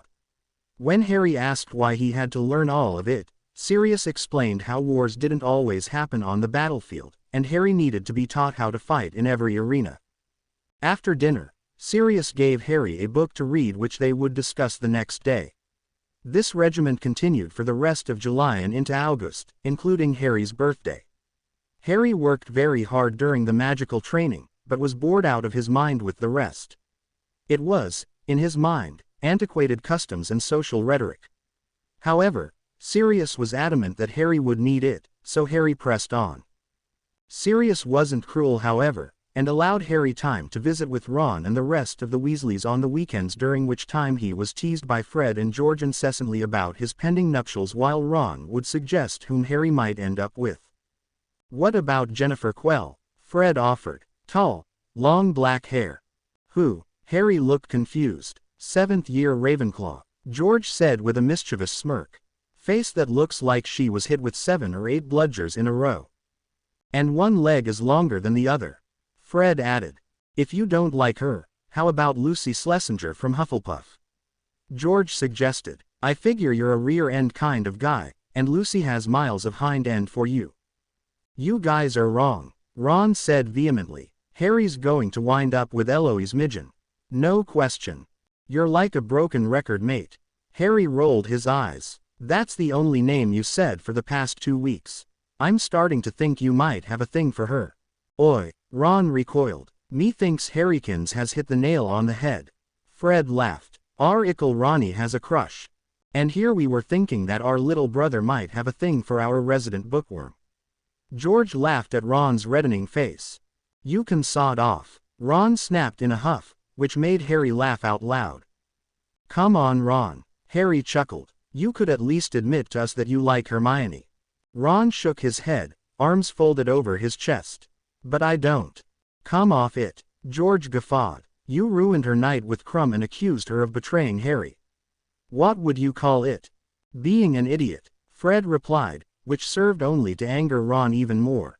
You have no idea what you're talking about. Ron snapped. He looked at his brothers, who were leaning forward expectantly, and Harry, who also looked as if he was awaiting an explanation. Ron sighed and threw his hands up. Fine, he grumbled. I may have liked Hermione at one time. But I realized that we're too different, and that with as much as we fight, we would ruin our friendship beyond repair, and I don't want that. Last year I was a Burke in so many ways, and I don't want to be that person ever again. Whoa, the twins chorused, while Harry gave an approving nod. Besides, I kind of have thing for Padma Patil. Ron admitted softly. Padma, Harry snorted. The same girl you ignored during the Yule Ball. I just got finished saying I had been a right ass, didn't I? Ron shrugged. I don't think I have a shot with her anyway, but, Ron gave another shrug. I think you could have a chance with her if you showed her that you were truly interested. Harry said confidently. Provided she isn't betrothed to anyone. Fred pointed out. She is a pureblood after all. Is it just me who thinks this whole thing is stupid? Harry asked sourly. The three Weasley boys nodded agreement. What's worse is how it's affecting people. George remarked. Not just you lot who have to get married, but other people as well. What do you mean? Harry asked. It's breaking up happy relationships. Fred said. We heard Dad talking about it the other night while you were training with Sirius. 3 of the Aurors that Dad knows had to break up with people they were seeing because they have to get married to someone of pure heritage. George added. Can you imagine? You've been with a bird for months, maybe even years, and you're happy, and then bam. You have to end it to marry someone that the Ministry chooses for you. Dad's convinced that the Ministry's hoping for a lot of refusals because then they'll be able to seize assets from people and fill the government's coffers. Fred finished. And it isn't just people already in relationships. Ron said sullenly, glancing towards the door. The twins' smiles faded as well. Harry, now very curious, sat up a bit more as he asked what they meant. Oh come on Harry, you're not that thick. George sighed. You've got to have noticed how Ginny's been acting lately. Her dream has been shattered all thanks to Fudge. Oh, Harry said, now finding himself turning towards the closed door as if the youngest Weasley might be standing on the other side listening in. He had noticed how the youngest Weasley avoided him now. Ginny hadn't said 2 words to him since he'd arrived. And on the weekends, when Harry was free to do as he liked around Grimmauld Place, Ginny remained in her bedroom. Yeah, Ron nodded. She went spare when she first heard about this stupid law. She begged Mum and Dad to submit her name so she could marry you and protect you from all those nasty trolls out there waiting to get their filthy claws in you. Fred went on. Had Mum convinced, though I think Mum liked the idea of making you one of her own anyway. Thankfully, Dad made her see reason. Actually he just said that she could wind up with Malfoy. George smirked. He said there was no guarantee that she would wind up with you because of all the factors they were supposedly using to make the matches. They're only allowing purebloods and a few half-bloods who come from very prominent families for one thing. Turned out to be a pointless argument anyway. Ron remarked, rubbing the bridge of his nose, and still looking a bit heartbroken. Harry knew that Ron and Ginny had been quite close, and Ron must be feeling bad for his baby sister. The Ministry isn't allowing anyone under 15. Pretty suspicious, as you've just turned 15, Harry. Fred asked. I think that's the point. Harry replied with a roll of his eyes. Sirius said that Fudge is suffering under the illusion that if he can get me away from Dumbledore that I might see the light, or some nonsense. That's why Sirius has been trying to get me to learn all that etiquette crap. He says it will be useful in the political realm. So they want you to go into politics. Fred looked a little surprised. I think I might have no choice. Harry shrugged before grumbling. Just like every other aspect of my stinking life. That makes a lot of sense now that I think about it. George said thoughtfully, I know you aren't a fan of your fame, Harry, but you could use it to effect a lot of change in our world. Sirius and Remus both said the same thing. Harry chuckled. They think I should call for Fudge's head on a platter or something. Maybe you should. Ron chuckled. Maybe then we could get a minister who isn't a prat, and will do something to stop you know who. Is there anyone you wouldn't mind being attached to, Harry? George asked with a devilish smile. There has to be at least one or two witches who's caught your eye. Harry fought against the blush but took a long breath. Well, I fancied Cho Chang, but somehow I don't think she'd be that enthusiastic to be with me after, you know. Harry said pointedly. No one said anything, but they all knew Harry was referring to Cedric Diggory. The thing is that it doesn't really matter because we're not getting married because we want to, and no matter what, whoever I end up with isn't going to really know me, and I won't know them. It's just too hard to wrap my head around. Harry let out a heavy sigh. Well, at least you have something to look forward to. Fred said rather cheerily. When Harry gave him a questioning look, Fred turned to his brother who mirrored his twins' look of mischief. The bachelor party, the Weasley twins said delightedly, and George grabbed Harry's shoulder and shook him. What do you think Hermione's going to say when she finds out about all of this? Ron asked, looking a bit afraid. Depends. Harry shrugged. On what? Fred asked. On whether or not Sirius has any books on government and law in the library here. Harry chuckled. Ron and the twins began laughing as well. All of them knew that Gryffindor bookworm's first reaction would be to learn everything she didn't already know about passing laws in order to find out if Fudge had done something illegal and the law could be overturned. If that didn't work, she would likely study up on everything regarding magical betrothals and marriages to see if there could be some sort of loophole that Harry could use to wiggle out of the whole thing. What worried Harry was what would happen when Hermione came up empty. Harry's friend hated not knowing the answer or being able to figure out an answer to a problem. She prided herself on being intelligent, but Harry was certain that since Fudge outsmarted Dumbledore, Hermione would be no match. If Albus Dumbledore couldn't get the law repealed, what chance did a fifth-year student have? Harry wouldn't have to wait long to learn how Hermione would take all of this. She was scheduled to come to number 12, Grimmauld Place in a week's time. Harry awoke later than normal, and was ever so thankful that it was the weekend. The closer they got to September 1st, the more Sirius pushed Harry. He was now having training all day, and only getting breaks at meal times, or when they were studying customs, which were becoming even more mundane than history of magic classes, and in Harry's opinion just as useless. Even Sirius said that it was all rubbish, but insisted that it could prove useful to Harry at some point. At least his godfather had admitted it was boring. Deciding that he had slept enough, seeing as it was closing in on 10, Harry roused himself, took a shower, dressed and headed to the kitchen, hoping he could get something for breakfast before looking for Ron and finding a way to waste one of his few free days. He wished they were at the Burrow because then the day could be spent in the air on his firebolt. There would be nothing finer than the wind in his hair as he soared in the summer sunshine. Harry was ripped from his daydreams as he drew closer to the kitchen and overheard a familiar and welcome voice. He'd completely forgotten that Hermione would be arriving today, and couldn't wait to see her and hear how her holiday in Spain had been. Harry walked into the kitchen and was very nearly knocked over when the bushy-haired missile impacted his midsection, wrapping her arms around him so tightly. "Oh my God, Harry, it's so good to see you. I can't believe everything that's been happening. Everyone was just telling me. It's so unfair. I can't even imagine how you must be feeling. It's inhumane to force children to marry just because you think, well, not that Fudge is thinking. Oh, if I ever met that man, I'll hex him into infinity for this." "Hermione!" Harry nearly shouted, getting his friend's attention. Hermione had to look up at Harry as he was now slightly taller than she was and gave him a sad, soft smile, to which Harry returned a bright smile of his own. "It's really good to see you," Harry said, pulling Hermione in for another hug, making the girl laugh. Moments later, Harry, now with a plate of eggs and bacon in front of him which Mrs. Weasley had saved him, sat across from Hermione, along with Ron, Sirius, and Mr. Weasley. So you were saying that Dumbledore is sure that this whole atrocity is a way for you know who to get his hands on Harry then? Hermione asked the two adult men. He is, but Fudge thinks he's going to be getting Harry under his control. We figured that out a week or so ago.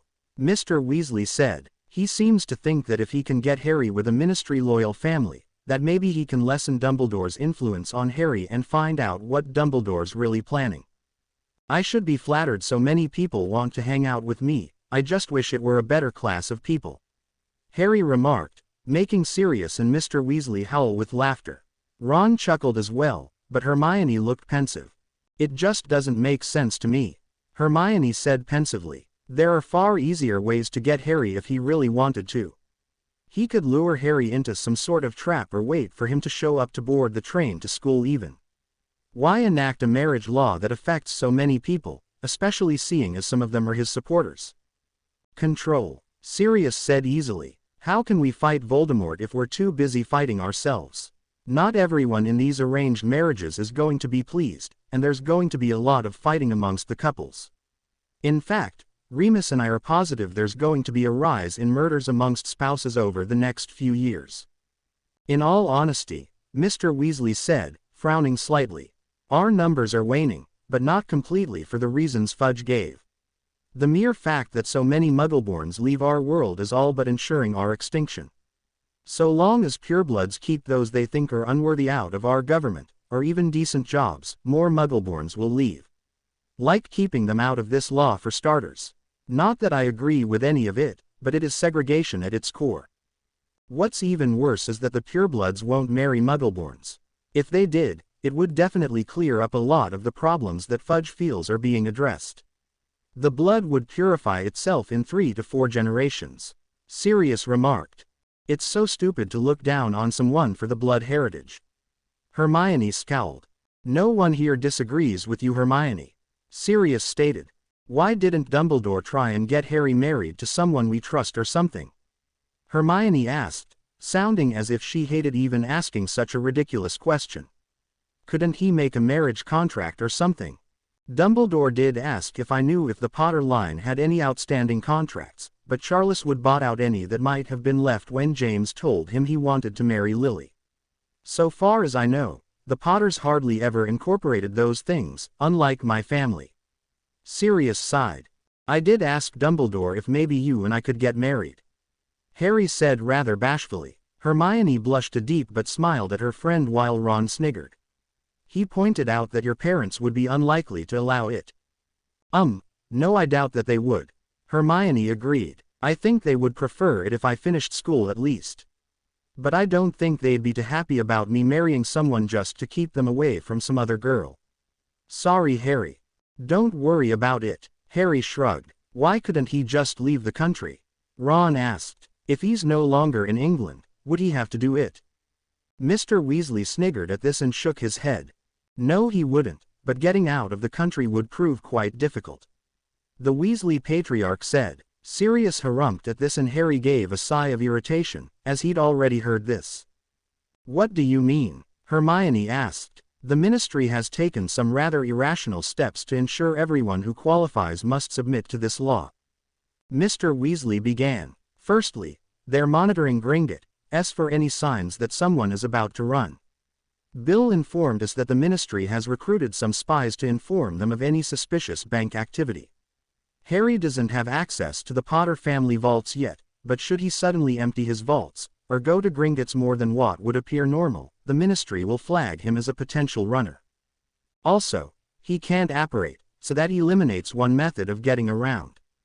He'd need an international portkey which he could only get through the Ministry, and there is no international flow travel which leaves side-along apparition and broom. That's of course discounting Muggle means of travel, which the Ministry isn't. They have Aurors stationed at key travel ports, both airports and any seaports.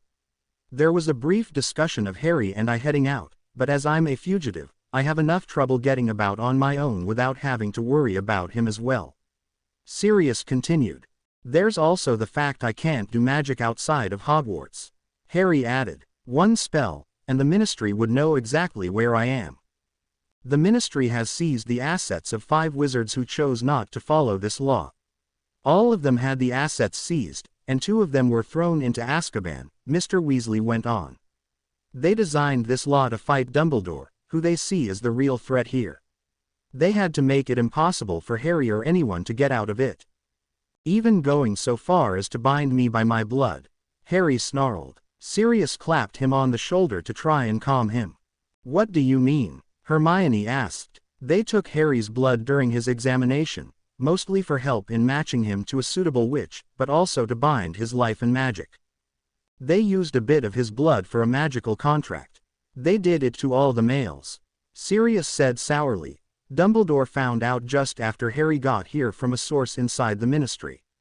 Basically, if anyone tries to get out of their duty, they will lose their magic, and depending on how bad the violation, possibly their life as well.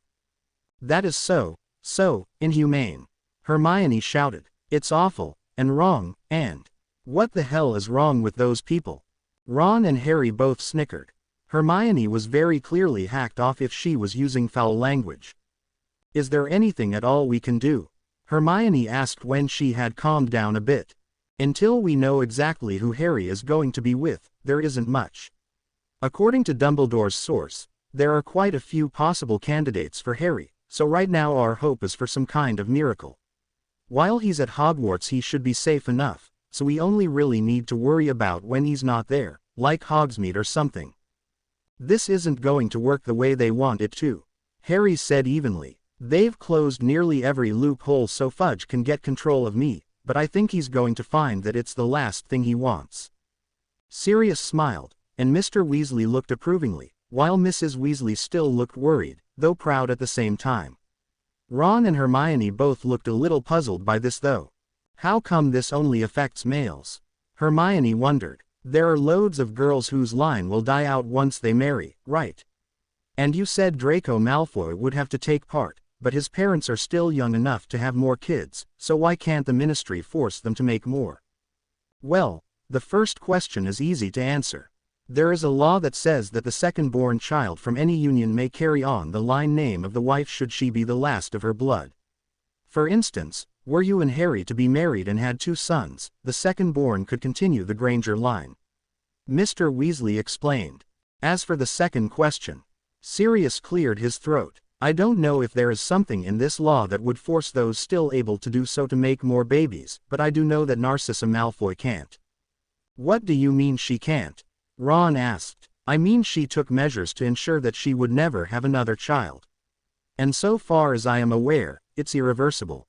Sometimes purebloods will project the illusion of happiness even if in truth they can't stand each other. Sirius said, eyeing Mr. Weasley knowingly.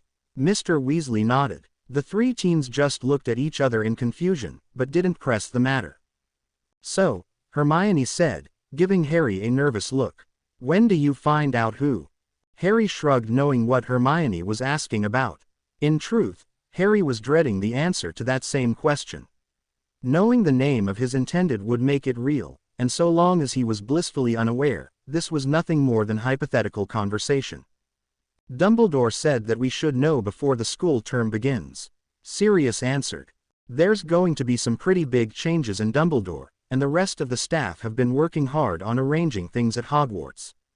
Mr. Weasley said as he stretched his arms over his head before resting his clasped hands on the top of his balding head. What kind of changes? Ron asked curiously. No one is saying. Sirius shrugged. I've noticed that Dumbledore does get a bit sour when it comes up. Mr. Weasley stated. Sirius gave a grunt of agreement and the 3 teenagers just looked at each other curiously. Harry looked at the 2 men, and felt as if they knew something more, but were not going to tell them. He took a breath, preparing himself to ask when Sirius cut across him. If you're finished, why don't you show Hermione around the house, Harry? There's no point in you 3 sitting here all day. Sirius nodded towards the kitchen door. Harry was ready to protest, but Sirius gave him a look that said clearly that this discussion was over. So Harry, along with his 2 best friends, rose from the table and left the kitchen. Let's go see Buckbeak, Ron suggested as they headed up the stairs. Buckbeak's here, Hermione asked with surprise. In the attic, Ron said. I feel bad that he can't go outside. I suggested we take him to the burrow, but Mum refused, saying that no one would be there to take care of him. I reckon she's afraid of him or something. He never bows to her when she comes up. As they climbed the steps, Ginny passed them, giving Harry a very dirty glare and not even acknowledging Hermione or Ron. Hermione looked appalled and gave a questioning look to Ron, who shrugged. "Ginny's not taking any of this well," he said. "She's somehow got it in her head that Harry's abandoning us or something." "What?" Hermione stammered, looking to where Ginny had passed through into the kitchen. "Fred and George seem to believe it's the only way she can deal with all of this." Ron added, "She was really heartbroken. I found her crying in one of the empty bedrooms yesterday, and Fred and George have found her a couple of times. She really believed with all her heart that she and Harry would be together." "I wish there was something I could do," Harry said softly, "but the truth is, I don't know if we would have dated. She could barely even talk to me, much less look at me. But I hate seeing her so upset." The trio continued upstairs and entered the attic to find the hippogriff laying in a makeshift nest, looking glum. The windows were opened wide, and the room was quite warm, but all three teens could see it was far too cramped for the poor beast. Buckbeak did perk up a bit as the three bowed to him. He even gave a sound of contentment when, after returning their bow, Buckbeak found himself on the receiving end of many affectionate scratches and pats. "So Harry, how are you doing with all of this really?" Hermione asked rather bluntly. "Real subtle there." Ron winced. Hermione just gave him a slight glare before turning back to Harry, who looked thoughtful. "To be honest, right now I'm sort of numb to it. I mean, it's there in the back of my mind, but it isn't quite real to me, you know." Harry said after a moment. "I mean, I don't even know who I'm going to be with yet. For all I know, everything could change before school starts. It just doesn't seem like a real thing. Maybe I would feel different if I knew who I was going to have to be with." "I still say it's going to be Eloise Midgen." Ron chuckled. Hermione smacked his shoulder sourly. "It isn't funny, Ron," she snapped. Buckbeak gave a startled squawk, making all three teens jump. "Harry is being forced to marry someone he may not even know. He's having his whole life decided for him, and it's really unfair," Hermione said indignantly. Harry could see that she was becoming very upset, and took her hand, pulling her away from Buckbeak so he could hug her. "Why does everything keep happening to you, Harry?" she asked, tears now falling from her eyes. "This stuff keeps happening to you. Ever since we've known you, you wind up in the center of these crazy situations. First year it was the Philosopher's Stone and Voldemort possessing Quirrell. Then it was the Chamber of Secrets and a basilisk. Then it was a crazed murder after you. That turned out to be my godfather, and he wasn't even after me," Harry pointed out. "But you still nearly died when all those Dementors came for him. Not to mention nearly dying after falling off your broom in Quidditch. Then there was the tournament last year, and now this." Hermione was all but screaming. "I'm rather shocked you haven't tried to run away or something." "Run away?" Ron looked insulted. "He'd never do that. It's just not in his nature. He's a Gryffindor for Merlin's sake." Harry gave the redhead an incredulous look. Ron simply beamed and clapped his friend on the shoulder. "It isn't about being brave, Ron," Hermione countered. "It's about Harry taking back his life. He had to compete in the tournament last year, even though he didn't enter, and now he's got to marry someone or lose his magic, and everyone thinks he's mad for saying you know who is back. And on top of that, it's like everyone is trying to get their hands on him so they can use him for their own agenda." "Agenda?" Harry looked confused. "What are you talking about? It just seems like everyone wants to use you for something because of who you are," Hermione stated. "You know who wants to kill you. The Ministry wants you to tell the world that Dumbledore is a menace. The papers use you to sell papers by publishing ridiculous stories. It just seems like everyone wants you because you're famous and you can do stuff for them, and no one cares about what you want except us." Harry sighed and thought about what Hermione had said. In truth, he had sort of been feeling that way since his name had come out of the stupid Goblet of Fire. He hadn't had a lot of time to dwell on it though. Now though, it was clear that this whole stupid marriage scheme was just to get Harry. "Maybe you should run away, mate," Ron said after a few minutes. "After hearing that, I don't think I'd blame you if you did." "Except I can't," Harry grumbled. If I don't go through with this, I lose my magic. Voldemort isn't about to stop looking for me, and I won't be able to fight him without my magic. Not to mention that whoever the girl is could lose her magic as well. How could I do that to someone else? Hermione gave Harry a heartbroken look, and squeezed his hand. Harry shrugged with an air of defeat. The way I see it, we're all victims of Fudge's idiocy. Some poor girl is going to be forced to marry me and have kids with me. All her dreams and goals are going up in smoke all because of me. Harry said. Harry, Hermione started, but Harry shook his head, holding up his hand. You said it yourself, Hermione. The Ministry wants me under their thumb so I can tell everyone that Dumbledore's mad. Harry argued, and a lot of people are going to have their lives ruined because of me. Mate, if you think that there's even one witch who doesn't want to be married to the boy who lived, you're barking mad. Ron said, coming around the hippogriff, who gave an exasperated sigh at suddenly being ignored. Ron's right, Hermione said with a soft, sympathetic smile. I don't think there is a single witch at Hogwarts who wouldn't want a shot at being Mrs. Harry Potter. Even the Muggleborns who aren't as familiar with your story as the rest. And with that hero complex of yours, we all know that whoever the girls is will get most of what she wants in life because you'll see to it that she does. Harry looked puzzled at this, which made Hermione start to laugh. Come on, Harry, you're not at all unfortunate looking, and you're really nice, and every girl knows it. You should have realized how popular you were last year at the Yule Ball. The girls who asked you out were the bravest. A lot of girls were way too shy or afraid to even talk to you. Hermione explained, but I can't imagine anyone them would like you as much if they're forced to be with you instead of you choosing to be with them. Well then, at least whoever I end up with will at least be a little happy. Harry sighed, at least until they offer me up too. Don't say it, Hermione shouted. It's so, I don't even want to think about it.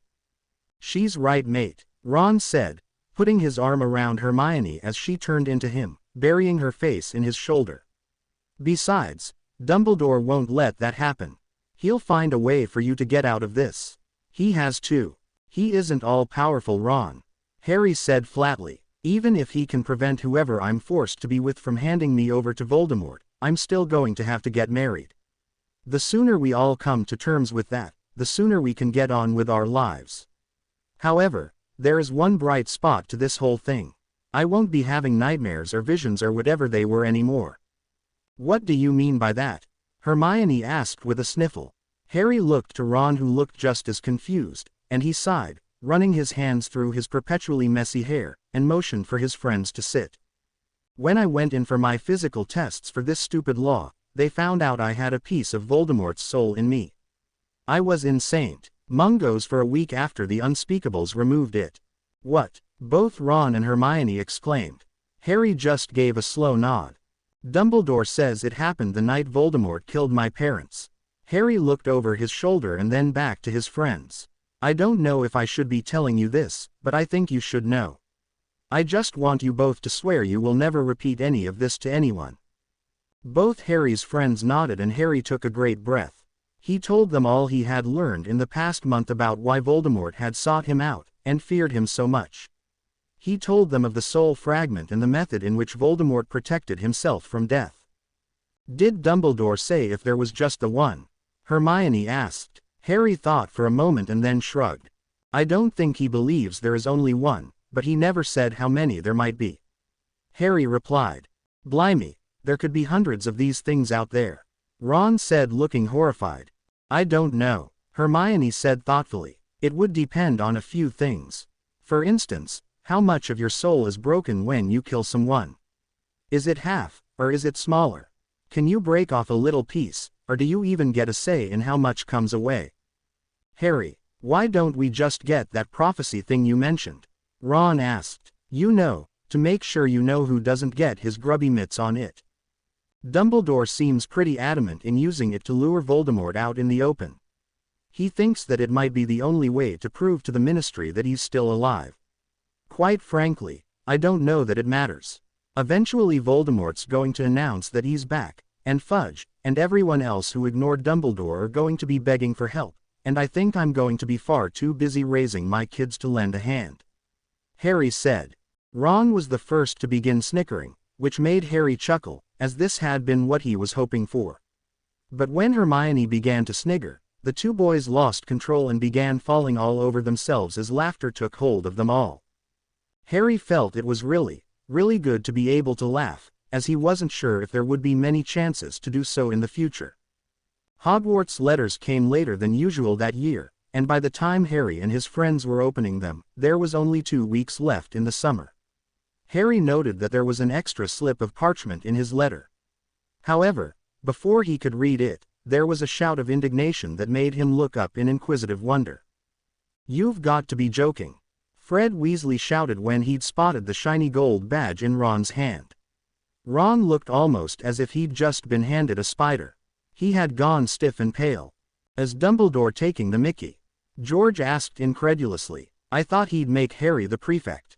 "I think we all thought that," Fred agreed. Ron still hadn't said a word, but simply stared at the shining gold badge in disbelief. Harry came to his friend's side and looked at the badge. It was small, looking like a shield with AP embossed upon it. "Congratulations, mate," Harry said earnestly, clapping Ron on the shoulder. "But," Ron began, "I don't want to be a prefect." "Why not?" Harry asked. Both Fred and George leaned forward to hear why their little brother, who they knew felt pressure to stand out among his siblings, did not wish to be a prefect. However, before they could hear his answer, Hermione burst into the room beaming and holding her own prefect badge. "Can you believe it?" she asked, showing them all her badge. "I mean, I hoped, of course, but I never imagined that Ron." She spotted the badge in the redhead's hand and seemed to deflate as she realized what it was she was seeing. She looked to Harry, Fred, and George for some sort of explanation. You're but I thought," Hermione stammered. Ron looked up sharply, his face contorted in a mask of offense. "You thought what?" Ron snapped. "That I couldn't possibly be a prefect because I'm too stupid or something?" "Well," Hermione started. "Well, no, of course not. I just thought that Harry—" "Of course," Ron snapped, his tone biting. "Of course. Everyone thought that Dumbledore would make Harry a prefect. Everyone knows Harry is given everything, and no one else could possibly earn something so long as Harry's around." "Wait, what did I do?" Harry asked, taking a step back and staring at Ron, who looked guiltily at his friend. "Sorry, Harry, but it just seems like I don't know." Ron looked back at the badge. "Ron, Dumbledore clearly has faith in you, and I do too. So I think it's time you start having some in yourself," Harry said, and then he looked to everyone else in the room. "Then everyone else will begin to believe in you the way I do." The last part he said while looking at Hermione, who blushed and grimaced at Harry's accusation. She took a breath and stepped forward, embracing Ron. "Congratulations, Ron. I'm very proud of you," Hermione said. "Thanks, Hermione," Ron said, taking a breath. "I'm sorry. I guess our days of law-breaking are at an end," Fred lamented rather dramatically. "Indeed." George looked heartbroken. "With these two dogging our every move, our days of glory and adventure have reached a sad end." "Actually," Ron smirked, "I would never rat out my family unless I was sure they were going to seriously hurt someone or themselves. I know where my loyalties lie, unlike some people I could name." Fred and George beamed at their younger brother, who gave a slightly mischievous smirk. "Besides, I have this feeling that a lot of people are going to be needing a laugh or two over the year," Ron said, glancing at Harry. Harry clapped Ron on the shoulder and the twins turned to Hermione, who was fidgeting nervously. Ron and Harry turned to look at their friend as well, expecting her to start spouting off about favoritism or some such, but Hermione didn't say anything for a long moment before she heaved a sigh and looked at Fred and George with a rather pleading expression. "I just ask that you make sure I don't have to report you for anything," Hermione added. "I'd hate to have to assign you detentions or anything. We promise to do our best to not put you in that situation." Fred bowed theatrically. George followed his twin and left the trio laughing. Mrs. Weasley was over the moon to learn of Ron's appointment and had decided that a party was in order along with a reward. Ron had confessed to desiring to try out for the Gryffindor Quidditch team and the need for a new broom. Mrs. Weasley's joy turned bitter as she didn't think she would be able to purchase a broom. The Weasleys were rather poor and nearly everything Ron owned had been at one time belonged to another member of the Weasley brood. However, Mr. Weasley confessed to having squirreled away a bit of gold, and in the end, Ron had received a brand new, never-been-used Clean Sweep 11. Harry could not remember his best mate looking as ecstatic as he did when his mother placed the broom in his hands. After Harry had received his school supplies from Mrs. Weasley, he went to his room to peruse the new books. Harry had decided, thanks to his godfather, that he had been slacking off in school. After learning of the prophecy and knowing that nothing would stop Voldemort from ending his life, Harry realized that Sirius had been right. It was why he had dropped divination. While he couldn't take ancient runes, as he would be too far behind, Professor Dumbledore had arranged for him to have a special class that would be sort of a crash course on the subject. Should he work hard, Dumbledore was certain that Harry would be able to sit the OWL exam for runes. Hermione had even made copies of all her notes for ancient runes from the past 2 years. Harry sat on his bed and opened the first of the 3 books on ancient runes and skimmed the first chapter. The subject had appealed to him after Sirius suggested some interesting things that could be done with enchanting objects. Harry liked the idea of being able to create strong wards with only a stone and a few runes. Perhaps it was as Dumbledore had said, and his love for his friends made him want to see them safe.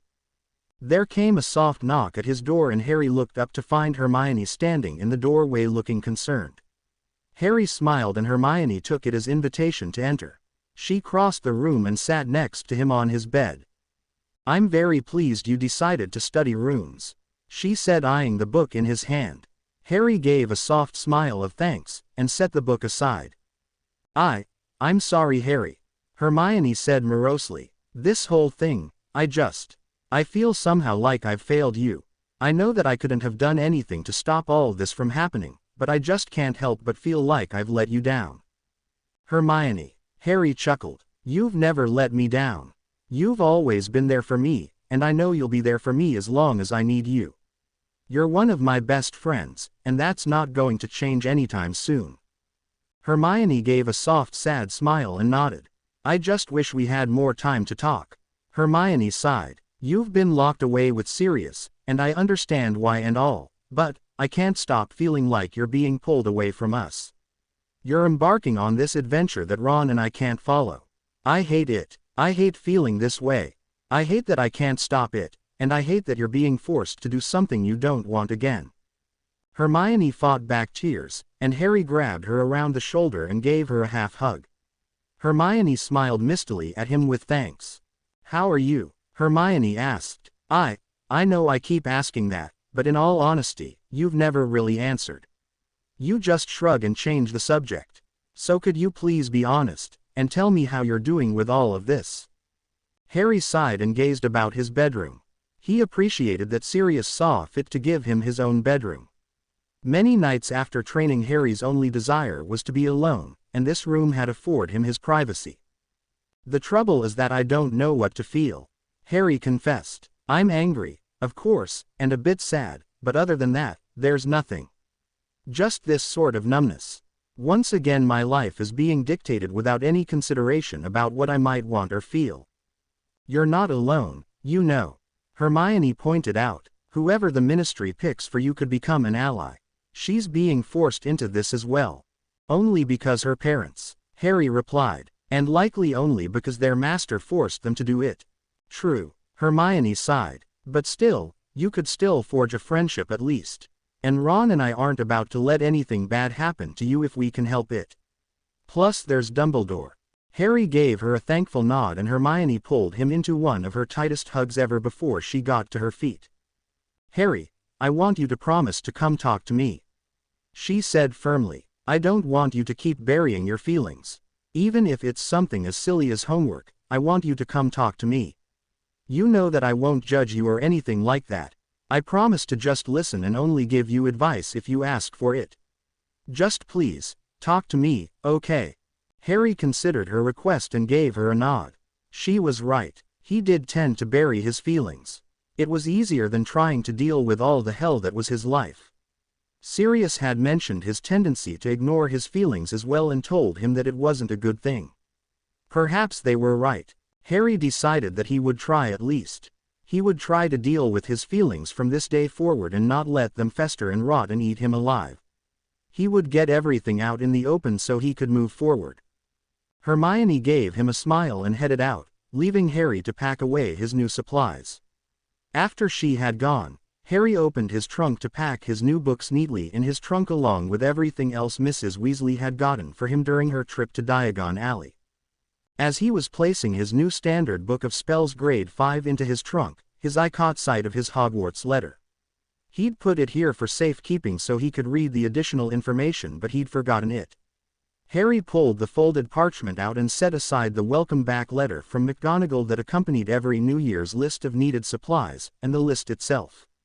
The third sheet was new, and so far as he knew, Ron and Hermione had not gotten one. Dear Mr. Potter, given your change in status, you will now be required to attend regular meetings with Hogwarts' new relationship counselor, Dolores Jane Umbridge. Those meetings will be scheduled by Professor Umbridge and you will be informed of dates and times for your sessions. Also, you are hereby requested to remain in the Great Hall for further instructions and new housing assignments directly following the welcoming feast on September the 1st. Please keep all questions until that time when you will be able to ask a ministry official. All the best, Minerva McGonagall, Deputy Headmistress, Hogwarts School of Witchcraft and Wizardry. Harry felt a sliver of a chill spider up his spine, though he couldn't say why. Why would I need new housing assignments? Harry wondered aloud. What's wrong with Gryffindor Tower? Harry realized that there would be no answers until he got to Hogwarts, though he thought he should ask Sirius about it as soon as he could. The mystery that had haunted Harry since he'd first learned of the Legacy Preservation Act ended just 2 days before he was scheduled to return to Hogwarts. Harry was sitting at the table enjoying a plate of eggs, bacon, and potatoes as he listened to Fred and George harassing Ron the Prefect while Hermione and Ginny spoke at the other end of the table quietly. Mr. Weasley was just keying his wife goodbye as he was set to leave for work, and Sirius was just entering the kitchen to fetch Harry for the last day of training when a very large brown owl flew in through the window and landed on the table right in front of Harry. All noise ceased at the sight of the bird, who eyed them all before turning to Harry and offering his leg with a squawk of impatience. Harry glanced around the room, swallowing thickly as he reached out for the letter. This was it, his fate was decided for him. Within this letter would be the name of his future bride. With trembling fingers, Harry broke the seal, hardly noticing the owl take flight again, and slipped the thick parchment out of the envelope and began to read. Everyone else in the kitchen waited with bated breath as Harry read the letter, trying to process everything it said about what the new law required of him, and how long he had to uphold his responsibility, and the consequences of failing to do so. His eyes swept back and forth over the letter until he reached the end, and with a very slow exhale, Harry folded the letter back up, turned, and handed it to Sirius, who quickly unfolded it and began to read. Well, it was Mrs. Weasley who broke the suffocating silence at last as Harry had sat nearly frozen staring at his plate, no longer hungry. Who is it, Harry? Hermione asked, her voice soft and cracking as she tried to fight back tears. She couldn't stand that this was happening to her best friend. Harry slowly turned his head to look at Hermione, and then Ron, who looked as if he were going to be ill. Huh, Sirius said heavily, refolding the letter. I never would have called that. Sirius refolded the letter, and turned to Mr. Weasley, who was standing next to his wife, both of whom looked as if they hadn't taken a breath since the owl had arrived. Arthur, would you mind flowing Dumbledore? I think he'll want to see this for himself. Sirius asked. Arthur Weasley gave a nod, and went to the fireplace. Harry pushed his plate away and rose from his seat without looking at anyone. He slowly walked past his godfather, muttering that he wanted to be alone for a bit. Sirius gave him a nod and Harry headed for the basement where he'd been training most of the summer. When Hermione and Ron made to follow, Sirius held up his hand to stop them. Let him be, Sirius said quickly. Harry needs to think on this a bit. Let him come find you when he's ready to talk, all right? He looked pointedly at Hermione, who blushed, but not at all the same. My gods, who is it? What filthy harlot does that poor boy have to? Molly, Sirius said, his voice sounding rather strained. I'm not sure that it's as bad as we've been anticipating. But the look on his face. Molly argued. Who is it? Fred, George, Ron, Ginny, and Hermione all asked at once. Sirius actually looked up now, his eyes clear again. He shook his head and tapped the folded letter into his open palm. It's Harry's business. Either he'll tell you, or you'll find out when the wedding invitations come out. Sirius said, trying in vain to lighten the mood. Fred and George gave the convict identical looks of disappointment, while Ginny looked ready to run bawling from the room. Ron looked pale, and swayed a little on his feet, while it was very clear that Hermione desperately wanted to find Harry and offer any kind of comfort she could. Ah, Sirius, Dumbledore said as he entered the room. Arthur wished me to tell you, Molly, that he unfortunately had to report to work, and he would see you this evening. Thank you, Albus, Mrs. Weasley said. All right, you lot, out of the kitchen. Out, go on. I think you should all make sure your summer homework is finished, and start packing. I don't want any last-minute forgetfulness this year. Go on now, I'll call you for lunch. When all the children were finally gone, and Molly Weasley had cast an imperturbable charm on the door, Sirius handed the official letter to Dumbledore, who scanned it quickly until he finally found Harry's betrothed's name. Well, I must say I never even imagined that, the old headmaster said, sounding a bit thrown off. Well, at least now we finally have our answer.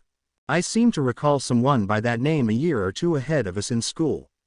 Sirius said, pulling out Harry's empty chair and taking it for himself.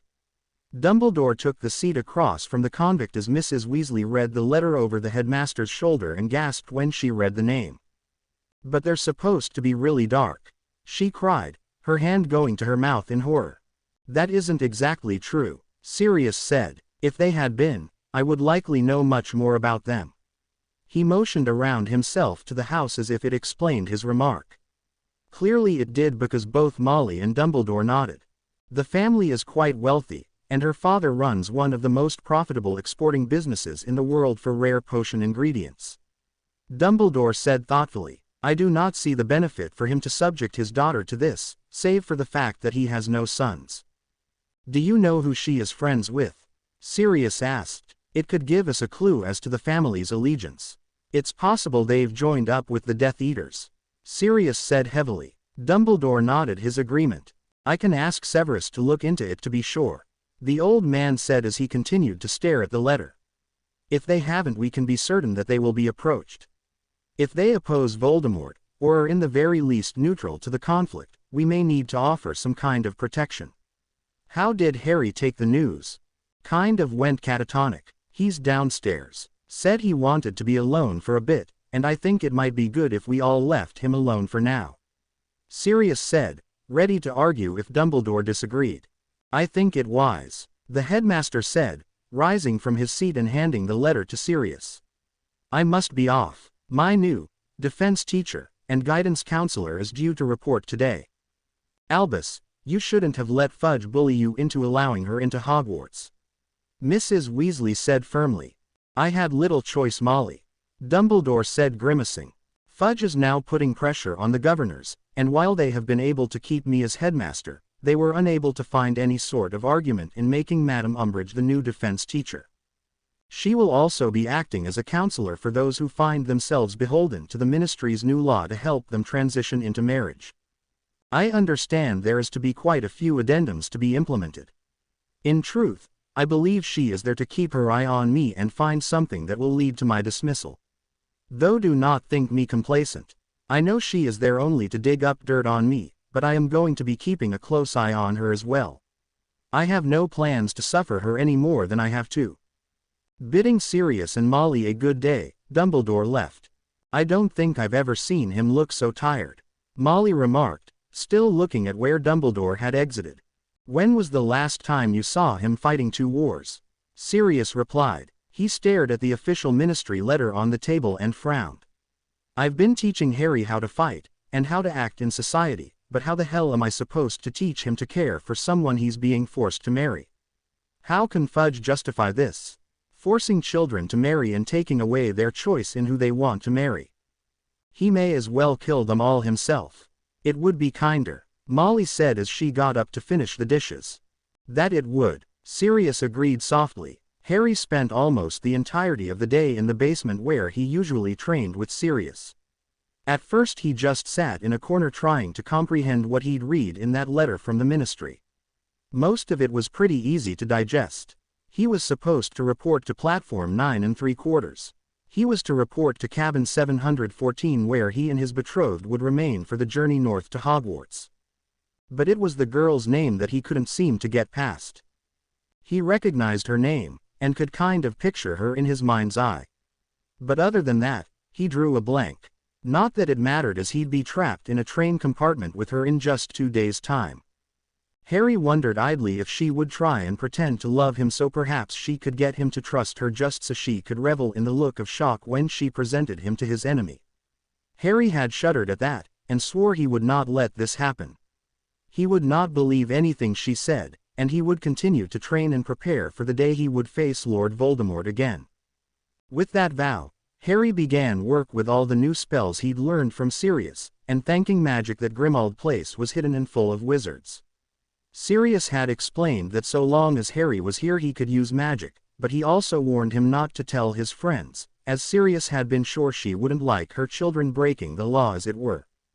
Harry kept casting until he was good and tired before returning to his sulking corner where he allowed his mind to wander and contemplate his now confirmed situation. He was going to have to marry this girl within 1 year of receiving that letter which told him the name of his mate. He was going to be married. Usually Harry would smile at this thought. Finding a girl and falling in love. He had even daydreamed what it would be like to propose to a girl. He loved the idea of marriage and having a family. But that was when it was his choice. When he got to choose the girl, when he got to pick the circumstances. The Ministry was destroying lives here, and all to get their hands on Harry, and ruining Dumbledore in order to ignore that their greatest enemy had returned. It was ridiculous. After missing both lunch, and with a quick look at his watch, dinner as well, Harry decided that he'd spent enough time on his own. He knew his friends were likely worried about him, and in truth he wanted to talk to them. He needed to. He had promised not to keep everything inside anymore, and his friends were going to be there for him. Harry quietly left the basement and headed upstairs to Ron's room. Other than the sitting room, this is where the teens usually gathered to just hang out and relax. However, when he got close he heard what sounded like crying. It's so unfair. It was Ginny, and she was sobbing. Harry was about to enter when he heard Hermione's voice. "You're right, but you're only thinking about your own feelings. You're just thinking about how you won't ever get a chance with Harry. But we're all losing him. Sure, he'll try and hang around with us, but soon, he's going to have a wife, and then kids, and there won't be any time for us. Harry wouldn't abandon us." Ron's voice could be heard now. "You're right," Hermione said. "He wouldn't ever abandon us." Hermione agreed. "But he can't prevent us all splitting and going our own ways," Hermione said, and Harry thought she might be crying. "But he's being pulled away from us. With his training and this stupid war, and now. I'm going to hex that cow, whoever she is." Ginny vowed, sobbing hard. "If she does anything that hurts him even a little, I'm going to hex her into oblivion and back again." "You're both out of your minds," Ron said sourly. "You act like he's dying, and he's not. He's getting a girlfriend. A permanent girlfriend. That's all." "Bless you, Ron, but that's not what's happening. He's just a pawn, a plaything for Fudge to use as he sees fit. He thinks Harry's all-powerful, but he's not. Not without us. He's clueless without his friends." "Am I?" Harry asked, coming into the room now. Hermione jumped at hearing him and made to move towards him, to hug him, but Harry took a step back. Hermione realized that he had likely just overheard and misunderstood. "Harry," she started, and he could see the tears falling down her face. He looked past her and saw Ginny furiously wiping at her own eyes, while Ron looked relieved. Harry guessed he was feeling really clueless with 2 crying girls. "Why would you think that I can't do anything without you?" Harry asked. Hermione winced but shook her head. "That's not what I meant. That's not what I meant at all, and I know you know that," Hermione accused. "Then why did you say it?" Harry asked. "Because I'm angry and frustrated and my thoughts aren't coming out like they should," Hermione countered. "It's always been us, Harry. You, me and Ron, and that's being taken away from us. All because Fudge is too stupid to listen to reason. I'm frightened of losing you, Harry. I'm terrified of what this is all going to mean for us. I don't want things to change." At this, Hermione broke down hard, and would have collapsed if Harry hadn't acted. He caught her up and held her tightly as she cried. "I told you this the other day, and I'm going to say it again," Harry said, now looking to Ron and Ginny, who was refusing to look at him now. "This changes nothing. We are all going to remain friends because I need you guys. No matter what, we are going to be friends for the rest of our lives, because that's just how it's going to be. I need you guys. Besides, eventually I'm going to need babysitters, and I can't think of anyone better than Uncle Ron and Aunt Hermione," Harry said. This made Hermione chuckle, and some of the tension faded. Harry and Hermione sat down on Ron's bed along with Ron and Ginny. Harry continued to rub circles on Hermione's back as she got herself under control. "You all right, mate?" Ron asked after a long couple of minutes. "You looked pretty shaken up this morning, and you've been in the basement all day. Is she that bad? Is it Eloise? Ow." Hermione had kicked Ron, but Harry shook his head. "No, I didn't get your dream girl," Harry said with a roll of his eyes. Ron glared at him and Hermione turned to him. "What did it say, Harry?" she asked, hiccuping slightly. "Well," Harry began with a slow intake of breath. "Fool," Lord Voldemort shouted as he stared at the writhing form of Lucius Malfoy. "You swore to me, Lucius. You swore that your plan would not fail. And you failed me yet again. Crucio." Lucius Malfoy grimaced and gnashed his teeth as the pain lit every single nerve ending in his body on fire. His muscles spasmed and clenched, and he was sure his bones were going to snap. His plan had failed. Well, not completely. Yes, it was true that the Potter brat had not been paired with a girl whose family was loyal to the Dark Lord, but it was a problem easily rectified, he was certain. Lucius tried to shout, but the pain being inflicted by his master's curse prevented anything further. Thankfully, his lord was merciful and relented. The torture curse was lifted and Voldemort stood above him, waiting for Lucius to speak. "We can," Lucius gasped. "We can recruit them to your banner, my lord." "So you say," Voldemort said with little belief in his tone. "They are a lesser family," Lucius gasped as his body spasmed from after effects of the Cruciatus. "They are a lesser family, but they are most noble. Their line is most pure. They will rally to our cause if given proper motivation." "Explain yourself," Voldemort commanded. "Everyone has their price, my lord," Lucius claimed. "All we have to do is find out what their weakness is and exploit it. And if all else fails, we can just eliminate them. If the girl's parents are dead, the girl will become the head of her house. And she will be much easier to convince to relinquish the boy." Voldemort thought it over for a few moments. If the family chose to follow him, it meant more soldiers in his army, and more gold in his coffers. If they chose not to comply, it was nothing to kill them. In the end, he would have Potter on his knees before him. "Very well," the Dark Lord said, though he was not convinced Malfoy could accomplish this task. "But you will not go alone. You will be accompanied by someone more persuasive than your coin purse." Harry awoke quite early on September 1st and remained in his bed, staring at the ceiling for a long time. For the first time since he'd started his magical education, he wasn't looking forward to getting on the Hogwarts Express that day. He hadn't slept very well as he'd kept going over and over in his head everything that had been written in his ministry letter, which had informed him of the identity of the girl he was going to marry. When he arrived at platform 9 3/4, Harry was to report to car number 11, and then find his assigned cabin where he and his future, the girl, would spend the journey getting to know each other. Just the two of them, in a tiny cabin, both armed with wands and waiting for the other to say the wrong thing. There was of course also the issue that Harry was being painted in the papers and on the Wizarding Wireless as some sort of attention-seeking mental case along with Dumbledore. Though in truth, Dumbledore's reputation was taking a harder beating than Harry's was. Harry, Ron and Hermione had overheard 2 or 3 conversations from members of the Order that Harry was likely going to be ostracized for trying to incite panic in their society. All during the summer, he'd been able to distance himself from it all, and pretend it wasn't real. However, As the sun began to get brighter in his room, Harry knew that there was no avoiding his fate. And that really beeped. He grumbled to himself as he finally sat up, and threw his legs off his bed and onto the floor. He knew, thanks in large part to the Triwizard Tournament, that there was no stopping the inevitable. With a yawn, Harry glanced to where his trunk and Hedwig's freshly cleaned cage sat next to his door. At least I don't have to pack, he thought. Maybe I can enjoy a nice breakfast. Harry's stomach tightened at the thought of food. He was so nervous about what was going to happen when he met her that he knew he'd be lucky to get anything into his stomach and keep it there.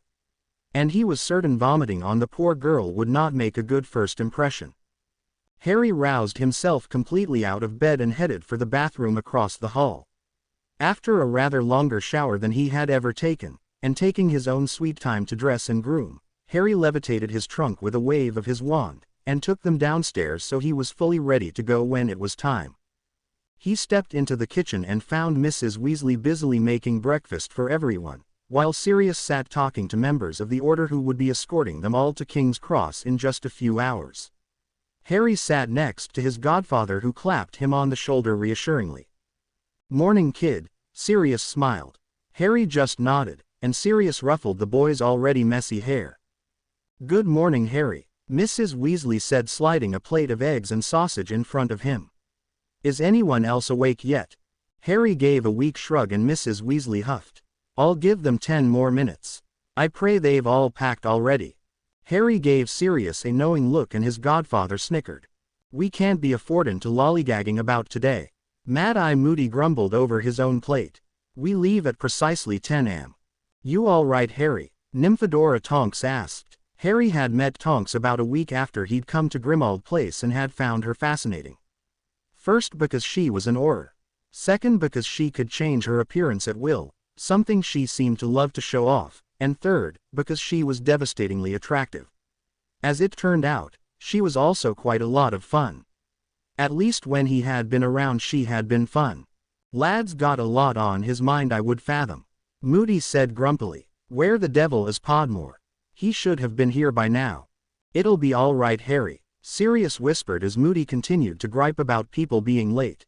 "Just remember what we talked about last night, yeah?"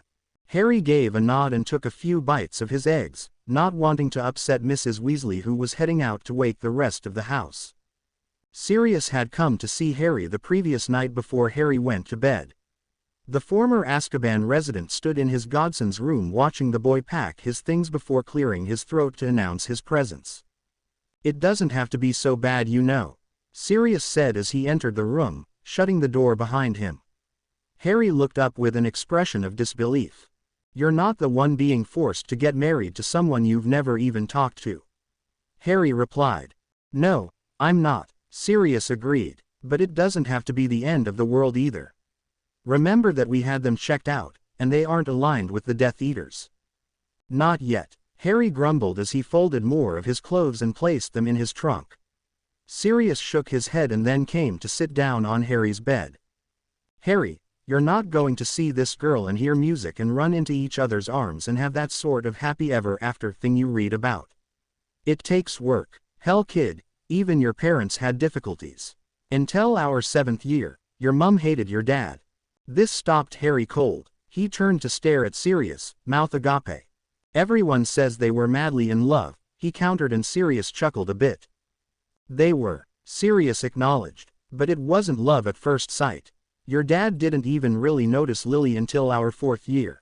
Don't misunderstand me, they knew each other and James did pester your mum quite a lot, but there were no romantic feelings right away. Your mum was quite unimpressed by James. Hated him, in fact. Thought he was an arrogant little toe rag, and, to be fair, he was. Hell, we all were. Thought we were invincible. What happened? Can't really say," Sirius shrugged. "Between 6th and 7th year, we all kind of grew up. Maybe it was the war, or, I don't know, maybe it was just time. The point is, when we got back to school for our final year, your dad was made head boy. Lily was head girl, and they shared a suite at school. They talked and really got to know each other, and when your mum fell, she fell hard and fast." "What does that have to do with?" Harry started. Your situation isn't all that different, Sirius said. This girl, you and she have a lot of obstacles in your way, but I know you, and I know what kind of man you can be. I believe that if you let it, you and this girl could find it in your hearts to fall for each other. I'm not saying trust her right away. I'm saying you should let her earn your trust, just as you'll have to earn hers. Love takes time and work, Harry. You want me to give her a chance? Harry sighed. Sirius shrugged. Who knows, pup? This might have been the girl you were always destined for. You two might have come together in a year, 2, maybe even 20 years from now. Only a prophet would know for sure, and so far as I know, there aren't any we could ask. Just don't take out your anger with the ministry and fate, and whatever else on this girl. She's stuck in this the same as you. Got it? Harry nodded, and Sirius handed him a small hand mirror. Harry looked up curiously and Sirius smiled. It's a charmed two-way mirror. Your dad and I used them back when we got ourselves in separate detentions.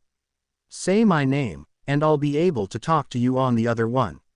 Sirius explained. Anytime, night or day, you contact me if you need me, got it? Harry nodded, and Sirius rose to his feet. He crossed the room and hugged Harry tightly.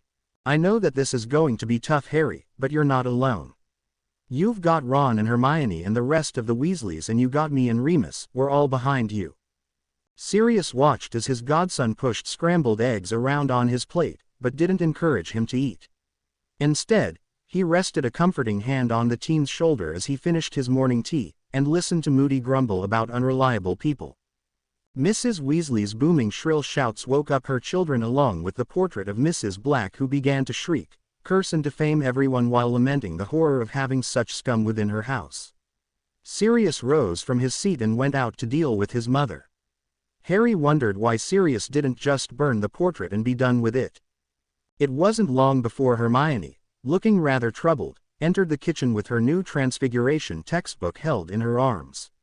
She sat down right as Mrs. Weasley began screaming again. Ron still hasn't packed, she said to Harry, who chuckled softly. Hermione took some toast and poured herself some tea as she watched Harry. He still hadn't taken a bite of any of it. Hermione looked as if she wanted to reassure him, but couldn't think of anything to say. The next couple of hours went by quickly, mostly with Mrs. Weasley yelling at her children, who all clearly had not listened the night before when they had been told to make sure everything was packed. Ginny had jumped up from the table no less than 10 times to retrieve something else she'd forgotten.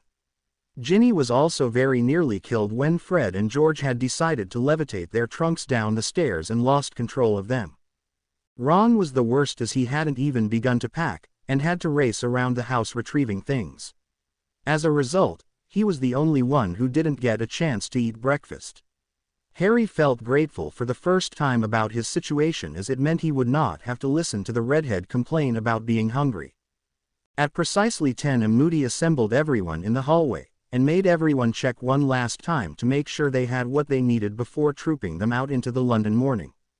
To make sure that they didn't call attention to themselves, Moody had ordered they all appear as Muggle-ish as possible. For the most part they managed, except for Moody, who looked like something out of some American detective novel, complete with overcoat and fedora slung low to cover his magical eye. They met Remus Lupin in the street, and he joined the procession near Mrs. Weasley at the back. Harry hoped they might be able to talk while they took the underground. Moody led them to the underground, where they met with a few more members of the Order. Harry only knew that because Tonks pointed them out. She had been tasked with guarding Harry, and had remained at his side the whole way. Had the situation been a little different, Harry would have enjoyed such an attractive rocker-type chick near him, especially one as hot-looking as Tonks was. The journey to King's Cross had been rather entertaining to Harry and Hermione both. This was due in large part to Ron, who was fascinated by a couple of Muggle girls who wore thigh-high leather boots and very short skirts. He kept stealing longing glances when he was sure his mother wasn't looking at him, which turned out to be quite a lot, as Mrs. Weasley clearly didn't like riding the tube. Tonks noticed this, and quite loudly stated that he should pick up his tongue before someone stepped on it. Remus moved to stand next to Ron after that, to prevent him from embarrassing himself or calling attention to the rest of them. When they finally got off the tube, Mrs. Weasley had to lean on Ginny as her legs were quite wobbly. By the time they had reached the street, she was fine again, though swearing to never step foot on that confounded Muggle contraption ever again. Ron, however, swore he would ride it every day if there was a chance to see such extraordinary girls again.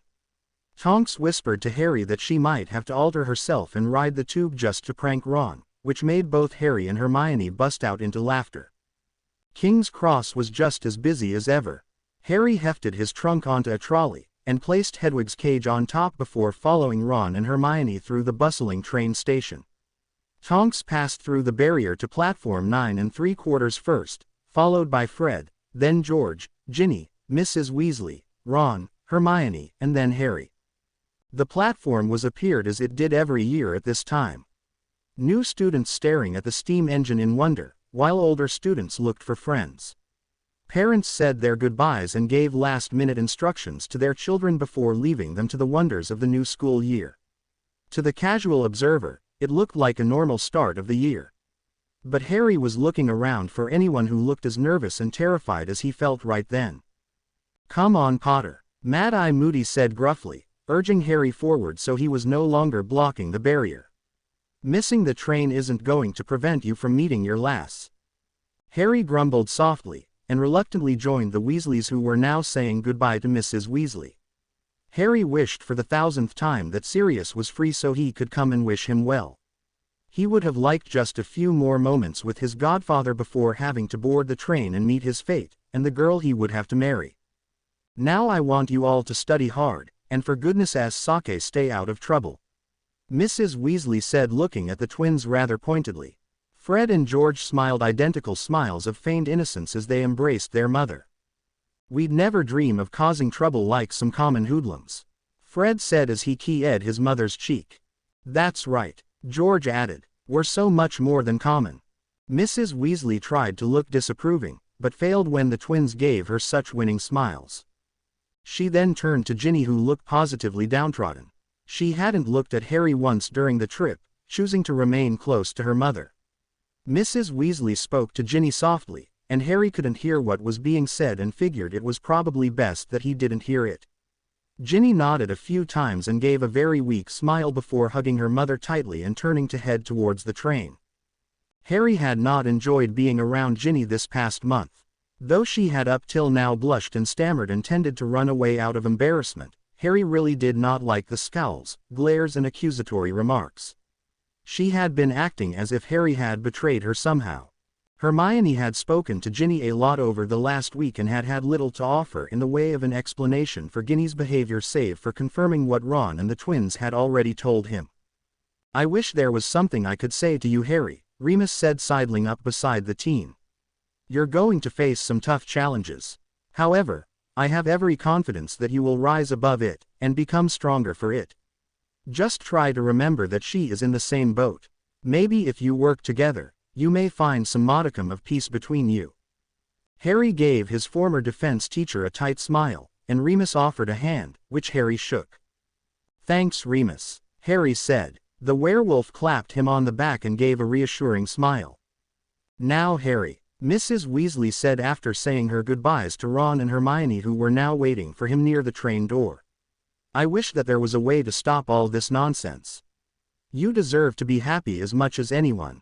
For now, study hard, be good, and do your best to at least respect her.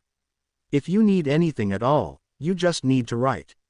I'm here if you need any advice, or just need to get things off your chest." "All right." Harry gave her a nod, and Mrs. Weasley crushed Harry in her arms, trying very hard and failing at not crying. Harry stepped onto the train where Hermione and Ron awaited him, both looking worried for their friend. Ron could barely look at him, while Hermione kept fidgeting and looking as if she wanted to tell him not to go. "Well, I suppose this is it then," Harry said, looking to Ron and Hermione, who looked very nervous, and was fidgeting with her hands.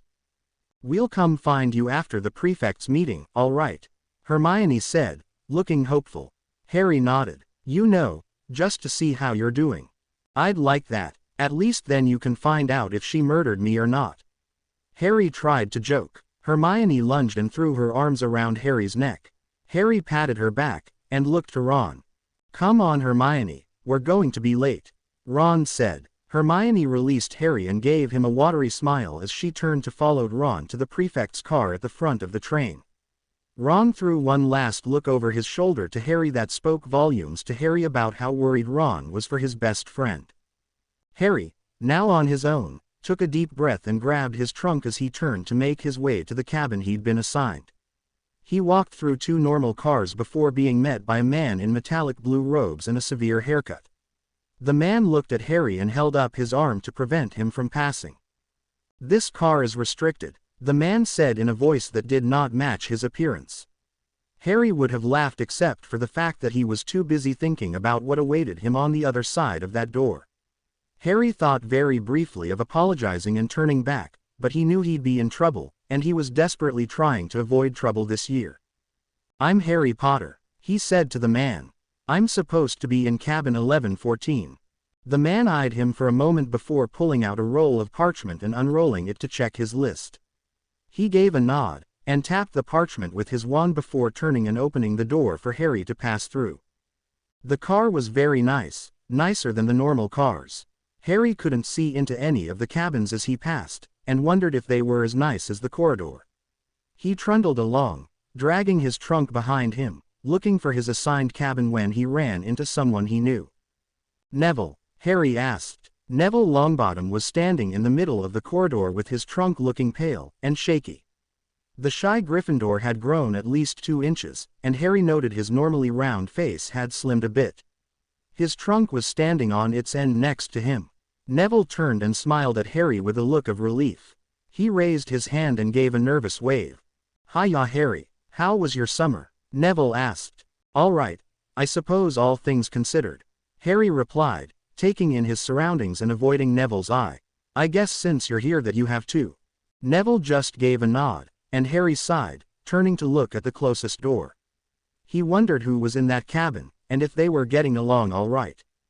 "So, do you mind my asking who you got paired with?"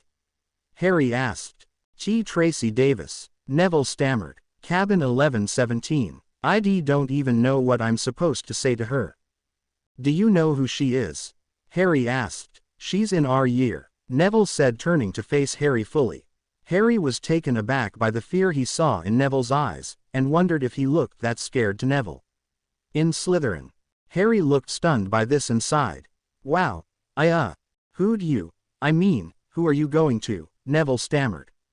"Slytherin as well," Harry muttered glumly, not realizing Neville had asked who Harry would be with. "Snakes," Neville said morosely. "Why'd it have to be snakes?" Harry took a step back, staring wide-eyed at Neville. His dorm mate looked over in curiosity as Harry stammered a bit, pointing. "How do you know that movie?" Harry asked. Neville looked more puzzled now. "What's a movie?" Neville asked. Harry seemed to deflate at this and shook his head, telling Neville it wasn't important at the moment. Neville shrugged and turned back to staring at the row of doors, all marked with ornate little plaques engraved with numbers. "I'm pretty sure she's going to hex me as soon as I walk through that door," Neville said, now turning to look down the corridor. Harry also started to look around and saw that he was only a few feet from cabin 1114. A chill shot down his spine, and he fought against shuddering at what might be awaiting him through that door. "Maybe it'll be all right," Harry offered. "Maybe she'll let you live through the welcoming feast. You know, last meal and all." At this, Neville turned and stared at Harry incredulously. The perpetually messy-haired teen gave a little shrug and Neville began to chuckle. Harry, realizing how funny the whole idea was, followed suit, and the two Gryffindor wound up holding onto each other to prevent them from falling on the floor in hysterics. "Of course," Neville replied, wiping tears out of his eyes. "It wouldn't be very Slytherin for her to kill me outright. She'd have a plan and someone to take the fall. How could I be so stupid?" Neville was practically crying with the hilarity of it. "Yeah," Harry agreed. "So long as you never leave her side, you're probably okay. It'd be too obvious for her to do it herself." After a few minutes, the boys managed to compose themselves. Harry was holding his side, panting, while Neville wiped at his eyes and took deep breaths to calm himself. "My gran was really angry over it," Neville said when he finally had himself under control. "I don't think I've ever seen her so angry. She kept going on and on about the Ministry being daft, and how it must be nice to have so much disposable gold that Lucius Malfoy can just buy off anyone he likes. Dumbledore told me that it was to distract everyone so no one would listen to him and that Fudge is paranoid that Dumbledore wants to take over the government. Harry offered. Neville nodded thoughtfully. He turned to Harry and took a breath. I believe you. So does my gran. You know about you-know-who being back and all. Neville said earnestly. And it makes sense for Fudge to want to distract people. Gran says he'd never be able to run a war, and he's too incompetent to handle any real problems. But why make kids marry people they don't know, or they hate? What's the point other than making people miserable? To repopulate our world. Gran said that would happen if more Muggleborns would stay in the magical world, and purebloods would get over themselves and marry them. Harry was about to offer a choice remark when someone shouted at them. Hey! Harry and Neville turned to find the man in the metallic blue robes that had stopped Harry earlier, looking at them with a sour glare. You two shouldn't be out in the corridor. Get to your cabins before I have to fine you. He snapped. Neville took a deep breath and looked to Harry. If I'm not at the welcoming feast, try and find my body for my gran, will ya, Harry? He said worriedly. Harry nodded and watched as Neville went to cabin 1117, grasped the doorknob and with a long exhale, opened the door. Come on, lad. The man with the strange voice said to Harry. Don't keep a lady waiting. Harry gave a nod and, following Neville's example, took a deep steadying breath before clasping the door handle of his assigned cabin, and opened it. It was slightly smaller than the compartments he was used to, but much more luxurious. The first thing Harry saw was the large window where London was speeding by, and just beneath it a small table with 8 bottles of some liquid that Harry didn't recognize, though he was sure it wasn't butterbeer.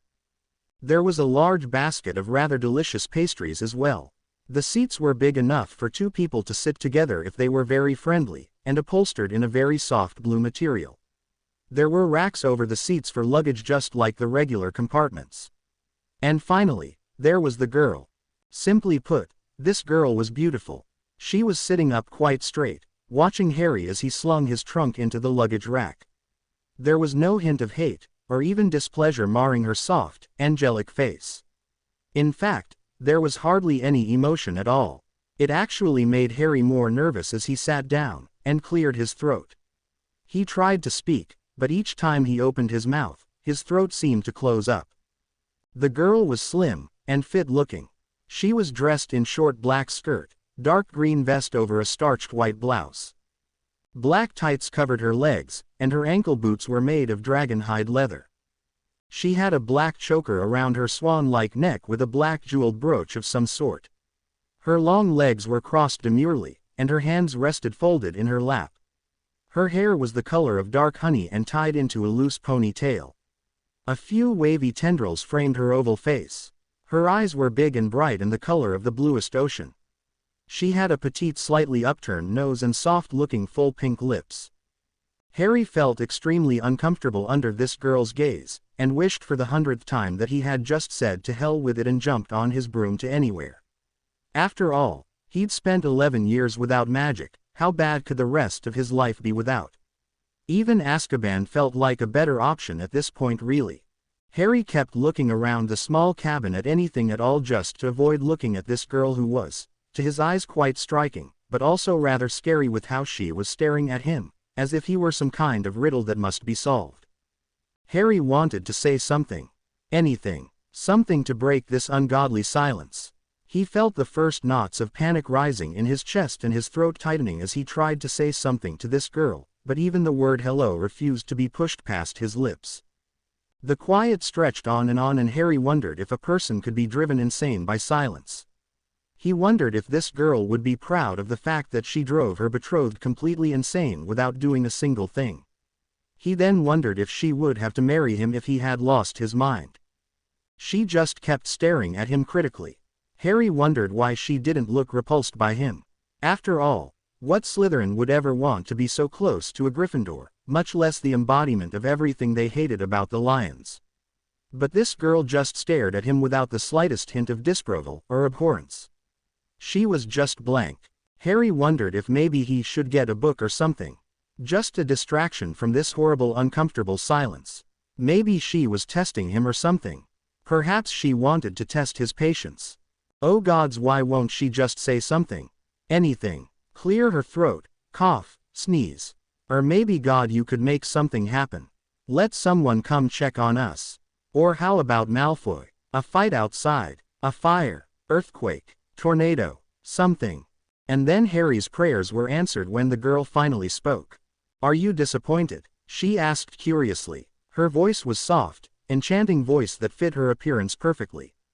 Yet the tone of that musical voice was, well, there was nothing to it. It was even and without any hint of emotion. Disappointed? Harry asked, surprised to hear his own voice. In me, the girl said, her head cocking slightly to the right as she placed a delicate-looking hand upon her chest to indicate herself. It's been 5 minutes and you haven't even said hello to me. It would lead one to believe you were unhappy with me. Perhaps you were hoping for someone more ethnic.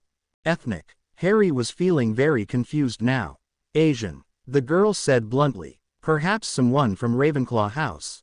At once Harry realized that she was referring to Cho Chang, which made him wonder how this person could possibly know he had a crush on Cho. The girl just stared at him, making Harry more nervous somehow. To be honest, I didn't have any expectations really. Harry replied honestly. In fact, for a while I thought for sure the Ministry wouldn't be able to find anyone for me. Well, I was hoping anyway. So you believe yourself so unique that no one could be worthy of you? The girl asked sharply, her eyes narrowing slightly. No, Harry replied quickly, holding up his hands. Actually the opposite. Like, I wouldn't be good enough for anyone else.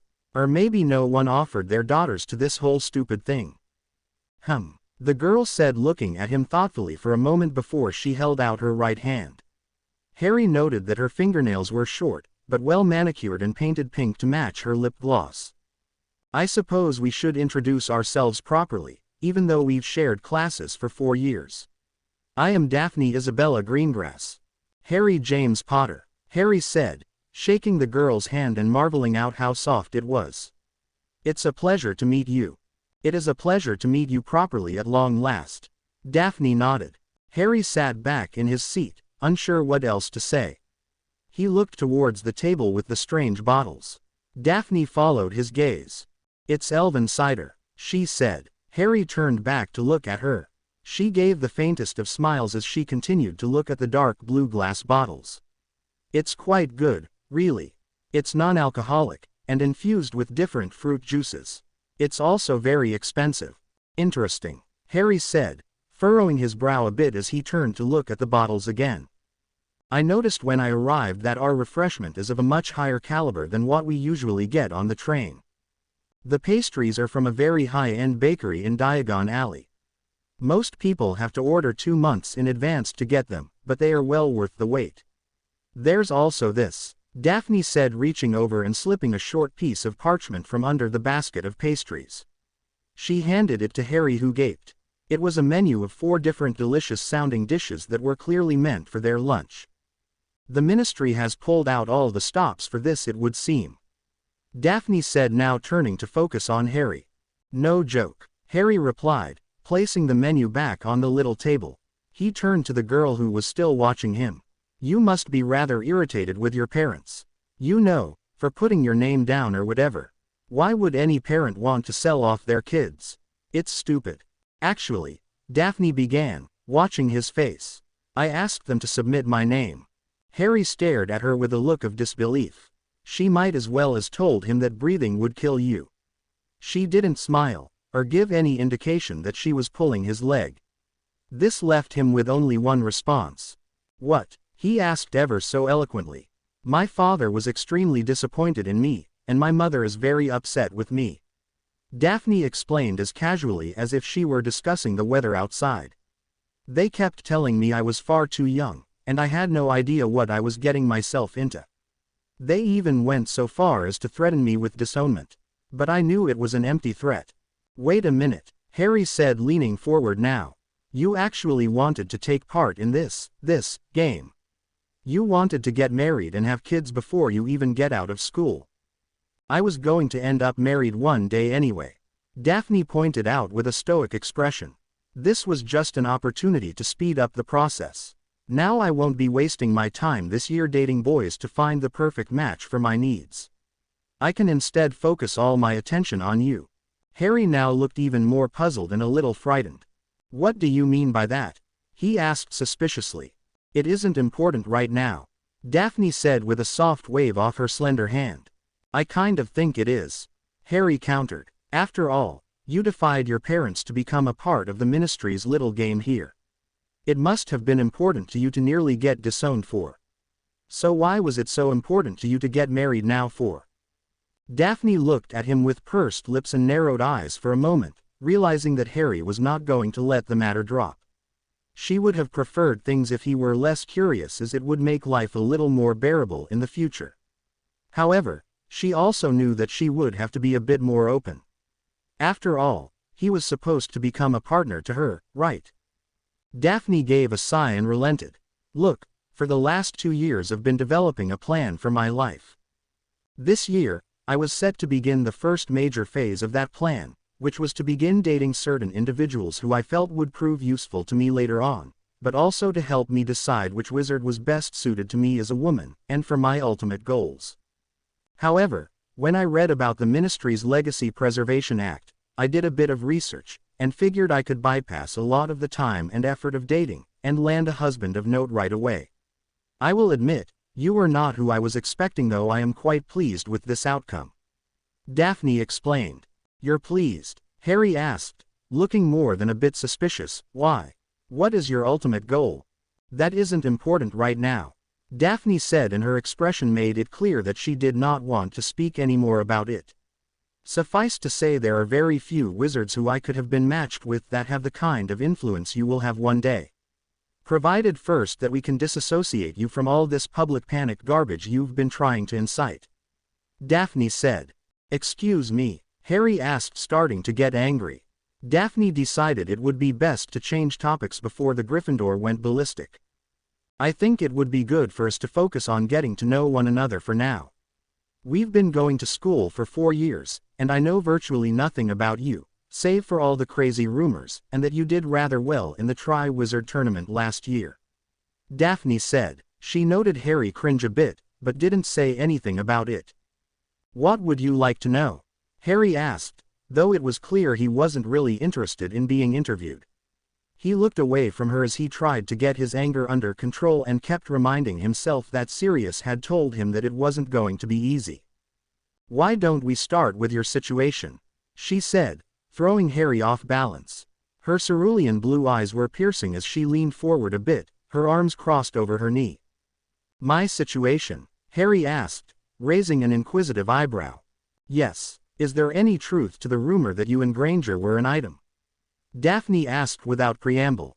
Harry shook his head meaningfully. "Hermione is one of my closest friends. Probably closer than she knows. But we've never dated. I've never even considered her as a girlfriend. I think of her as a sister, and I can't imagine life without her in it." His tone was hard, and Daphne nodded. "I fear I may have offended you, so perhaps I should make this clear from the start," she said, leaning back. "I will never ask you to stop speaking to your friends. Unlike some people from my house, I understand the importance of friendship." "True friendship." Harry looked at her, feeling a bit stunned. Daphne gave the faintest of smiles as she sat back. "That eases my mind a bit, knowing you and Granger don't have romantic feelings for each other. She was the only obstacle I could foresee being a problem between us," Daphne said evenly. She glanced out the window at the passing scenery. She reached out and took one of the bottles and opened it and took a short sip. Harry was feeling a bit parched, and decided to try one of the ciders himself. It was quite delicious, not unlike a Muggle soft drink but with more emphasis on the fruity flavor. Daphne observed him for several minutes before she took another drink. "Is it true that you live with Muggles during the summer?" she asked. Harry gave a nod. "My aunt, uncle and cousin," Harry replied. "Interesting," Daphne said, and Harry could hear that she was actually intrigued, though he didn't know why. He was about to ask when she cut across him. "May I ask a serious question and have you answer it honestly?" Daphne queried, straightening herself up a bit. Harry regarded her for a moment before giving a single nod. Why do you wear such atrocious clothes? Surely you could afford something more fashionable, much less, better fitting. So why those oversized rags? She asked. Harry squirmed a bit, and stared hard at the small table where their snacks had been laid out. He remained quiet for a bit, and Daphne just waited for an answer. The silence stretched and Daphne began to become uncomfortable with it. Harry refused to look at anything but the table. I'm sorry, Daphne said after what felt like an eternity. I didn't mean to offend you. If that's what you like. I hate it, Harry said, his voice low, and almost inaudible, yet Daphne heard it. Pardon, she said, leaning forward again. Harry still didn't look at her, but she could see the tightness in his jaw. She had really angered him, and she was regretting ever opening her mouth when he finally looked up at her, and she got her first real glimpse at the power that had only been hinted at or rumored. It was like a shimmering, not unlike heat coming off the road in a desert. I said that I hate it, was all Harry said. Daphne waited for him to elaborate, but he said nothing more. Instead he stared menacingly out the window. Then why don't you get some new clothes? It isn't as if you can't afford them. Daphne pointed out. Harry just looked at her, his eyes almost blazing, and it was making Daphne fidget a bit. Harry didn't respond, but looked pointedly away from her, avoid her eyes. Daphne opened her mouth to press the issue, thought better of it, and closed her mouth again. She was beginning to suspect that there was a lot more to the Harry Potter story than she'd believed all these years. There was something dark behind his eyes, something tragic, but she couldn't tell for sure if she was imagining it or not, and Potter wasn't being as forthcoming as she would have preferred. The tense silence stretched on as the English countryside passed by in a blur outside the window. Harry sipped his drink, ignoring the girl across from him and wondering how other couples were getting along. Daphne in the meantime was wondering why the boy sitting across from her had gotten so perturbed by her question, but also knowing it would be folly to ask any more about that particular topic for now. So she waited until she felt Harry had calmed down before she presented a new query. Is it true that you can produce a Patronus charm? I mean a real Patronus? She asked. Harry turned to look at her, his eyebrows raised slightly with intrigue. My best friend claims to have seen you perform a Patronus during that Quidditch match back in our 3rd year. I wasn't at that particular match because I was ill, but she was certain that you had at least attempted one. So, can you do it? Harry gave the faintest of smiles as he remembered that particular incident. Malfoy and some of his flunkies had tried to sabotage the match against Ravenclaw by dressing themselves like Dementors. It had been the first time outside of his lessons with Professor Lupin that Harry had attempted it, and it had worked quite well, though that was mostly due to the fact that there hadn't been real Dementors. And despite Malfoy's ill-conceived attempt to make Harry and the Gryffindor team lose, Harry had caught the snitch. Please don't lie, Daphne said, bringing Harry back to the present. Harry gave a nod, and Daphne stared at him with disbelieving narrowed eyes. I asked Professor Lupin to teach me because I hated how the Dementors affected me. When I did it at the match, I wasn't very good at it, but I got better later that year. Harry explained. Please forgive my skepticism, Daphne said after a few seconds. But it seems a little hard to believe. Neither my mother or father can it. Even my grandmother can't do it, and she's pretty powerful.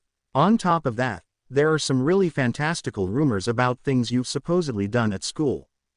Harry just shrugged. He knew that she was baiting him to prove himself, but at the moment, he didn't feel compelled to do so.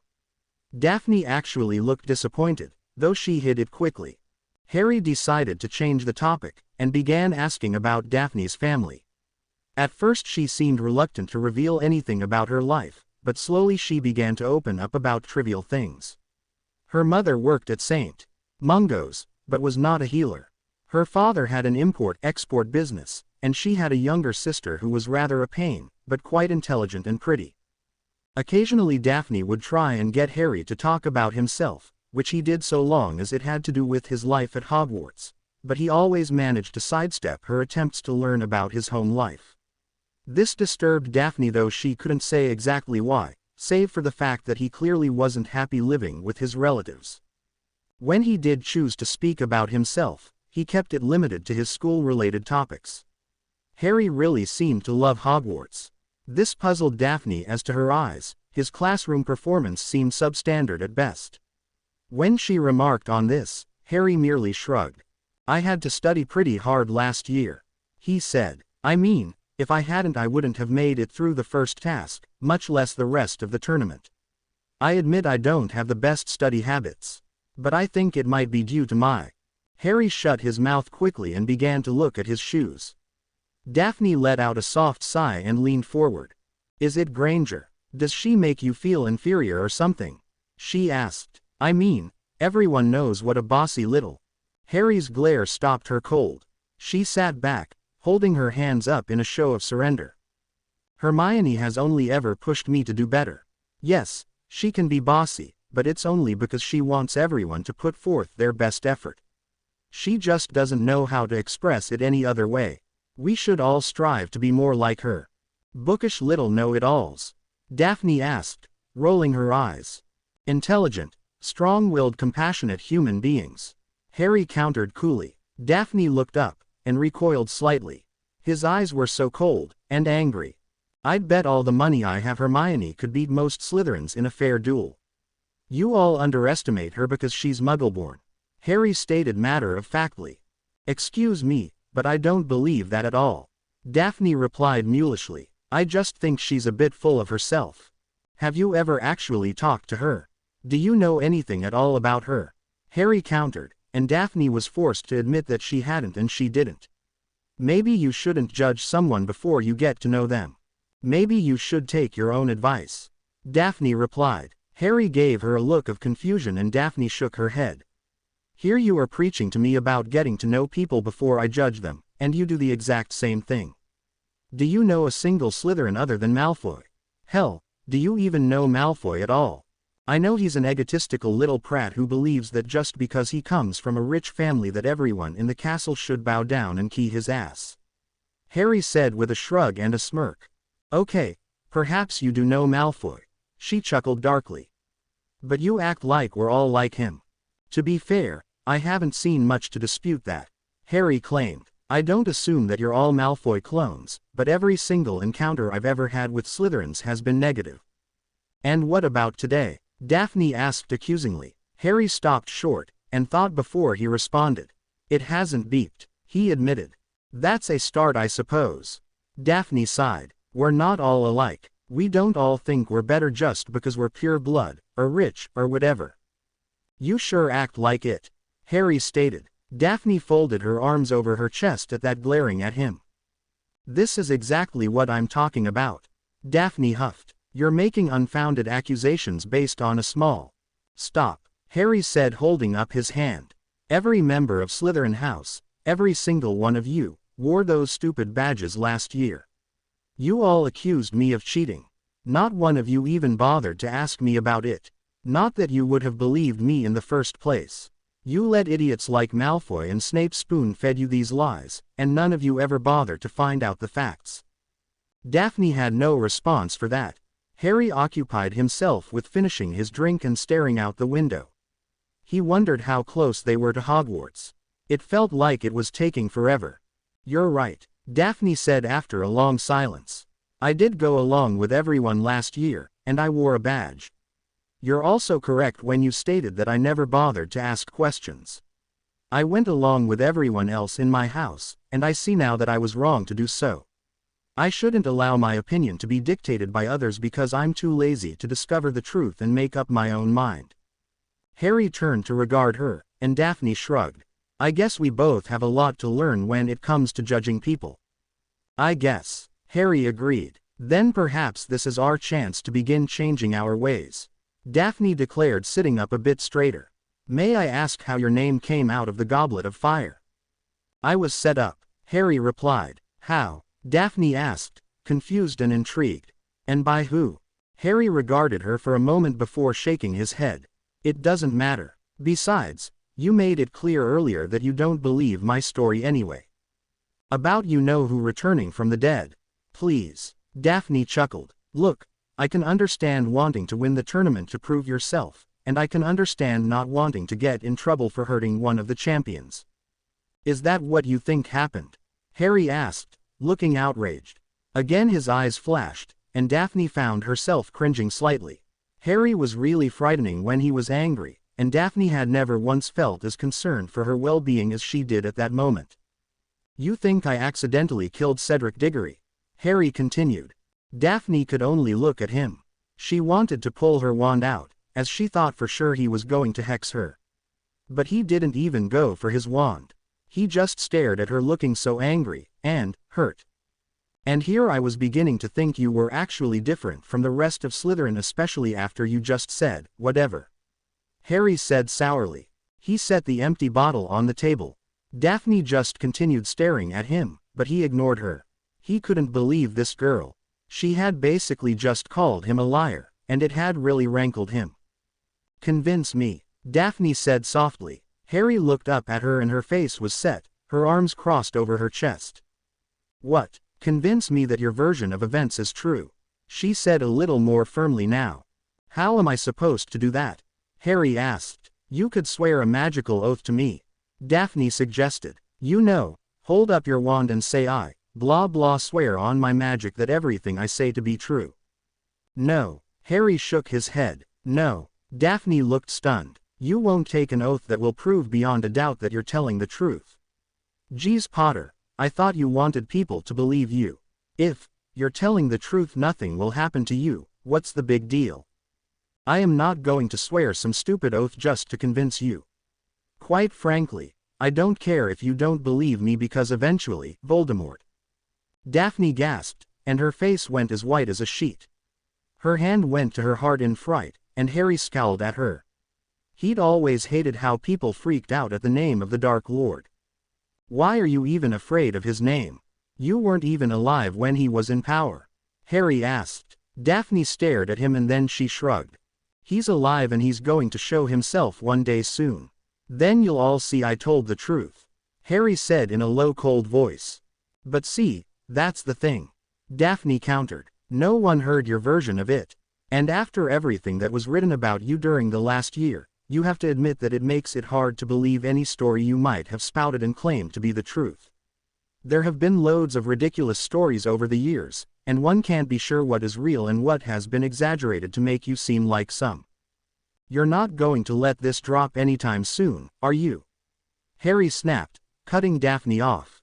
She looked at him almost triumphantly, but shook her head.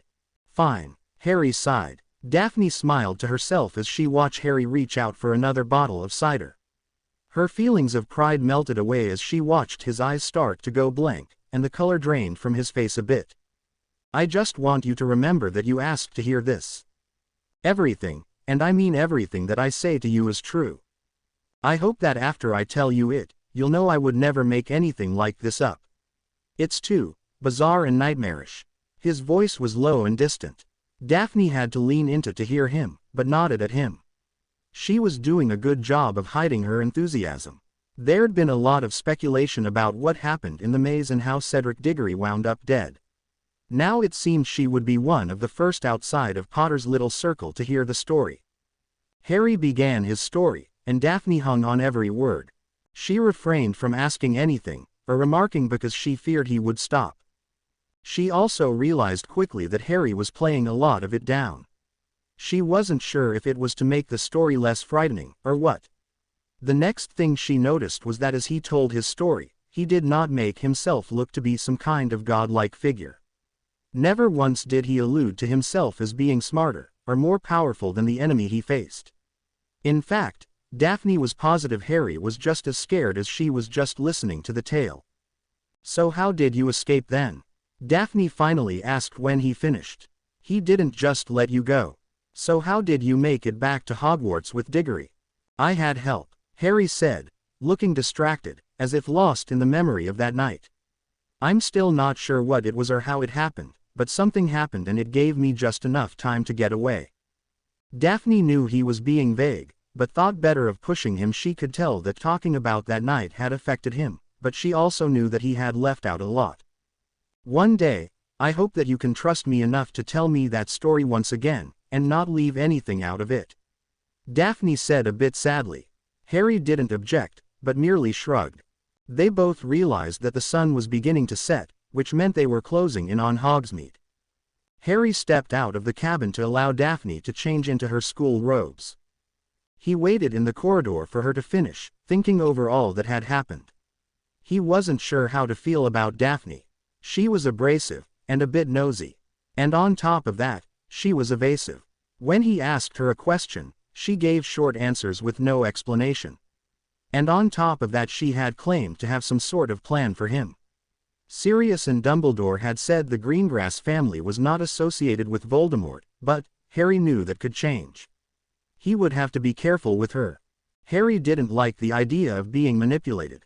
He'd had enough of that in his life, and he didn't need his future wife trying. He needed to find out just what these grand plans of hers were, and what they were supposed to accomplish.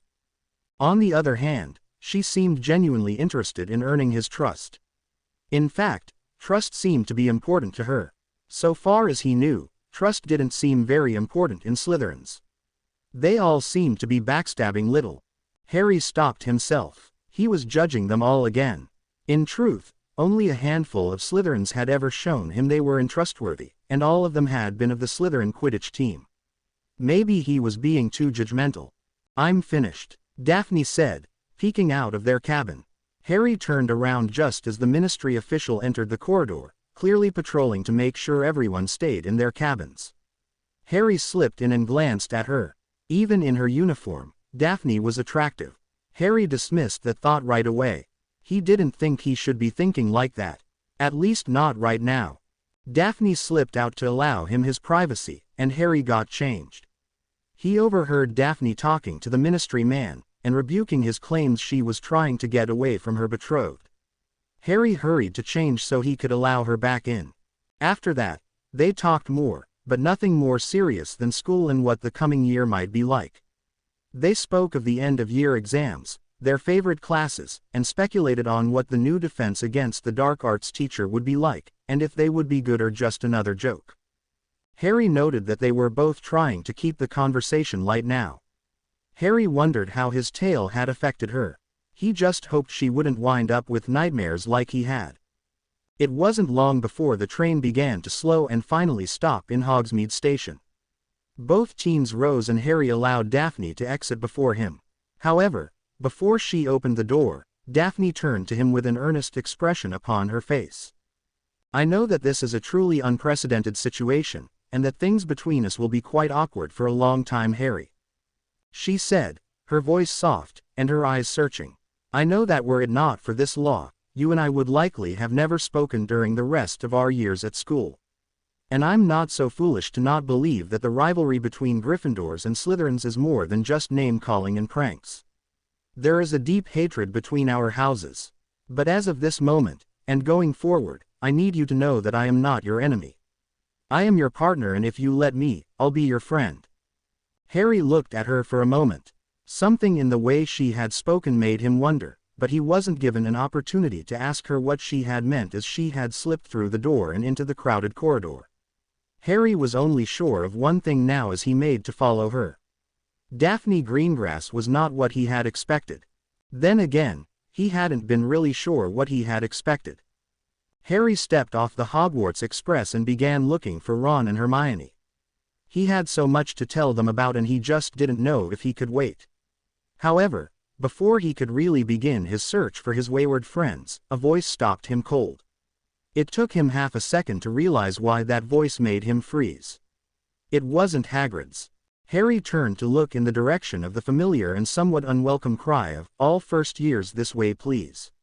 All first years this way." Harry could see the woman now, and his heart sank. She had a prominent chin and a severe haircut. It was Professor Grubbly Plank, the woman who had filled in for Hagrid last year after the article about Hagrid's heritage came out. What the hell? Harry said to himself. He started to head towards the professor to find out where Hagrid was when someone looped their arm around his. Harry turned and found Daphne looking at him expectantly. She had plastered a smile on her face that didn't reach her eyes.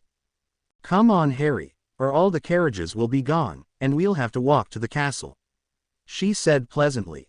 Harry made to pull his arm away, but Daphne tightened her grip and gave him a warning look that was gone in the blink of an eye. "Relax and go with it," she hissed, "and it wouldn't kill you to at least act like I don't repulse you. Harry, not having any sort of response, shook his head, and began to lead Daphne towards the carriages though he still looked irritable. He scanned the many faces for any sign of his friends as they drew closer to the line of waiting carriages. Harry heard someone call Daphne's name, and felt her pause a moment as she turned and waved to someone. Harry glanced over to see who it had been, but saw too many people to identify anyone in the dim light. He turned back and the crowd parted and Harry got quite a start. There, tethered to the carriages were a pair of skeletal reptilian horses with folded leathery wings and startling white eyes. "What the hell?" he murmured. Daphne followed his gaze and turned back to him, a look of mild surprise on her face. "You've never seen them before." Harry shook his head as he studied the beasts who stood tall and nobly. Daphne went with him as he slowly approached the beasts, fighting a slight shiver. She had always been able to see them, and knew that they were, for the most part, gentle. However, the animals' appearance was more than a little nightmarish. "If they've always pulled the carriages, how come I've never seen them until now?" "What are they anyway?" Harry asked. "They're called thestrals," Daphne replied. "They can only be seen by people who've seen someone die, which is why I'm stunned you've never seen them before. I guess you didn't actually see your parents." Daphne snapped her mouth shut when Harry gave her a warning look. She held up a hand in surrender, and Harry turned back to the beasts. "People think they're unlucky or whatever, but it's just because of the death thing. They're supposed to be fairly gentle creatures, but, well, I don't like them much." "Why not?" Harry asked. Daphne shook her head, and made for the waiting carriage. Harry asked twice more before Daphne realized he was not going to let it go. She turned back to look at him, and found he'd gotten nearer the animals. She grimaced when the closest animal raised its head and gave Harry a sniff. Harry jumped a bit but remained calm as the horse nosed him softly. "Come on, why don't you like them? They seem okay to me," Harry said. Daphne looked around, making sure no one was trying to listen to them. She looked very perturbed as she glowered at him and mumbled something so softly, Harry was unable to make it out. "I'm sorry, but I couldn't hear you," Harry asked, not having been able to hear her. "One bit me, okay," she said in a hissing whisper. She was clearly uncomfortable revealing this, but Harry didn't seem to notice, or didn't care. "Bit you?" he asked disbelievingly. "Yes, okay, it bit me. It bit my butt since you seem to need all the details," Daphne continued in her low hissing whisper, her cheeks flushing. "What?" Harry said, beginning to laugh. Daphne looked positively irate now, and glared at him, but it didn't stop his laughter. "Are you going to be a gentleman and open the door for me or not?" Daphne snapped. Harry, still laughing, opened the carriage door, and even helped Daphne into it. He gave one more look around for his friends, and being unable to spy them, joined his betrothed in the carriage, where she was furiously brushing at her robes. Harry was still sniggering, and Daphne just glared at him. "When did it happen?" Harry asked. Daphne folded her arms over her chest, and looked away from Harry. Harry watched her for a minute as the carriage began to roll forward as the thestrals pulled it towards the castle. When it was clear Harry was not going to get an answer, he turned and stared out of the carriage at the skeletal horses in fascination. "You know it's very rude to laugh at other people's misfortune," Daphne sniffed. Harry fixed her with a sour look now, and Daphne inwardly grimaced. "Oh yeah, you're right. Because no one ever laughs at other people's troubles. I seem to recall a number of times where people thought it was rather hysterical that I fainted when Dementors got near me, you included. I have many more examples if you'd like." "All right," Daphne snapped, holding up her hands in surrender. She knew that things were going to be difficult between them, and she was going to have to learn to relent on things, or learn to not take things so personally. "Besides, it was funny," Harry said. Daphne simply turned to look out the window. After several moments of silence she found herself trying to fight her own laughter. As she thought back to that night in her second year when she was explaining to Tracy about the horses they would later come to know as thestrals, Daphne had gotten close and petted one, showing Tracy that there was something there and that it was nothing to be afraid of. She had turned her back on the animal, forgetting that she had sat in Goyle's sandwich on the train. She had cleaned it off, but clearly hadn't done a very thorough job, because the Thestral had smelled the roast beef on her, and took a nip, making Daphne shriek in surprise. It hadn't hurt really. It had only been a tentative nip, but it had freaked Daphne out and she had to go see Madame Pomfrey to make sure nothing bad had happened to her hind end. Even now Tracy still made jokes about Daphne's butt being misshapen now. Okay, looking back, I concede it was a little funny. But it wasn't even remotely humorous at the time. Daphne admitted, still fighting against her own laughter. Harry looked at her with a triumphant smile that actually made Daphne feel for the first time all day, at ease. Things had been all over the place between them during the train rise. "Why did you take my arm on the platform?" Harry asked. "I would think you'd like having an attractive young woman on your arm." Daphne stated loftily. "I do," Harry replied. "It's just, well, we don't even know each other or anything. Listen, Potter, even a blind person could see you aren't very fond of unwanted attention. We're going to have a lot of people watching us uncomfortably closely. The ministry, the press, everyone. Now, the way I figure it, if we look as if we're pleased by our situation, everyone will eventually back off and allow us to live our lives however we choose to." Daphne stated. Harry thought it over, and really couldn't find fault in her reasoning, except that maybe she didn't really know what being associated with the boy who lived really entailed. Besides, a gentleman should always escort his lady. Harry gave her a smirk at the last bit. When the carriage stopped in front of the courtyard that led to the entrance hall, Harry jumped out and, at Daphne's pointed throat clearing, helped her down. She looped her arm around Harry's again and allowed him to lead them into the castle. She could sense his discomfort, but chose not to remark on it. He would become accustomed to this eventually. Besides, she kind of enjoyed him being uncomfortable. "Enjoy the feast," Daphne said when they arrived at the Great Hall, where Ron and Hermione were waiting for Harry. Daphne gave his friends a cursory glance, but didn't linger on them, choosing to head to the Slytherin table rather than be formally introduced. That time would come she knew, but she just didn't want to deal with Weasley and the Muggleborn know-it-all right now. "Are you okay, mate?" Ron asked when Harry approached. Ron eyed the retreating Slytherin beyond with a threatening glare that she didn't even know he was giving. The Gryffindor Golden Boy also couldn't take his eyes off his future wife though for entirely different reason. Harry watched as Daphne sat down next to an auburn-haired girl who greeted her excitedly. "She didn't hex you or anything, did she?" "No," Harry said turning to his friends. "We just talked. That's all." "You just talked?" Hermione asked, as she too watched Daphne Greengrass greet her friends with head nods and smiles that never touched her eyes. "You didn't argue, or try and hex each other or anything?"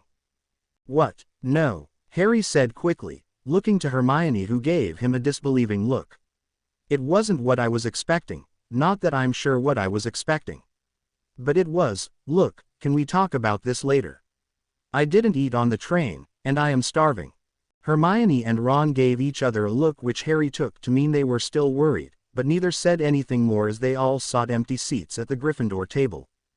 They found seats sitting across from Neville, who was staring blankly off into space with a look of deep confusion on his once round face. Harry greeted Dean Thomas and Seamus Finnegan, who was noticeably cold to Harry with his greeting. Harry ignored it as Neville's expression was far too curious, and he was worried for his housemate who had also spent the day in a cabin with a Slytherin.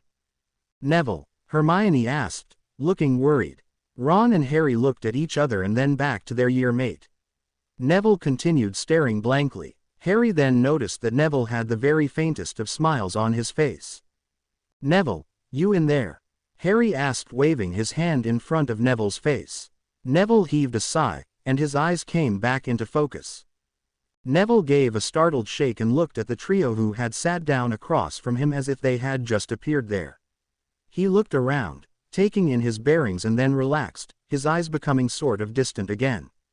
"Sorry, Harry." "Hi, Ron, Hermione, have good summers," Neville said, looking over his dorm mate's shoulder to the Slytherin table. "Neville, are you okay?" Ron asked. "Did your betrothed not like you, Neville?" Hermione asked cautiously. Ron sat up a bit suddenly, his eyes going wide. "You've got to get married too," Ron shouted. Hermione smacked the redhead's arm as she looked around. No one seemed to have cared about the redhead's outburst. Of course he does, Ron, Hermione declared. Neville is the last of the Longbottom line. Neville wasn't even listening to them. He was staring perplexedly across the great hall once again. It was Harry snapping his fingers in front of the boy's face that got him to focus again. Sorry, guess I got kind of lost for a bit. Had a bit of a strange day. He sighed. No kidding, Harry agreed, throwing a glance over his shoulder at where Daphne sat now. So is your, Hermione stuttered. Was she nice? Well, she certainly wasn't what I was expecting. Neville responded, his face contorted by his mystification. She didn't hurt you, did she? Ron asked suspiciously. Neville shook his head emphatically and let out another long, and if Harry wasn't mistaken, wistful sigh. Do you want to talk about it? Harry asked. Neville nodded, and a smile began to appear on his face. Neville continued to stare across the great hall at the pretty girl with the shoulder-length curly auburn hair and the bright blue eyes who gave him a stunning smile. Well, Neville started, I was freaking out just like you, Harry. But when I opened the door to our cabin. Neville heaved a sigh in a weak attempt to bolster his courage as he clasped his hand around the doorknob. He pushed open the door and pulled his trunk in behind him. Then, very slowly, and doing his absolute best to keep himself from cringing, he looked up, steeling himself for the hex was sure already on its way. But, it never came. Instead, Neville found himself looking at a slender girl who was smiling so brightly it was infectious. She had her hands clasped in front of her chest and was practically bouncing on the balls of her feet. And then, to Neville's utter astonishment, the girl practically leapt into his arms and keyed him. Her lips were soft, despite how firmly she was pressing them into his. Neville was so startled by this turn of events that he thought he'd been put under a body-bind curse. It took several minutes of the girl's lips on his before his body began to react, and just as his arms were coming up to hold her, the girl leapt away looking mortified. Tracy Davis had a dancer's figure, very slim though she had very nice curves. She was not buxom, nor was she lacking either. Her light auburn hair was cut to her shoulders and framed her face in soft waves. Her brown eyes were dancing merrily with what Neville was sure must be delight, though he couldn't figure out why this girl would be happy at all. She wore jeans that hugged her hips, and a cream-colored jumper and white trainers. I am so sorry, I really shouldn't have done that. I mean, I wanted to of course, but it was a little forward. I'm so sorry, it's just that I've liked you for a long time, and now I get a chance to be with you, and that sounds really stupid now that I've said it out loud.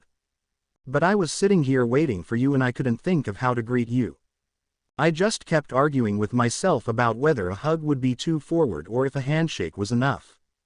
I mean, it's an unusual situation after all.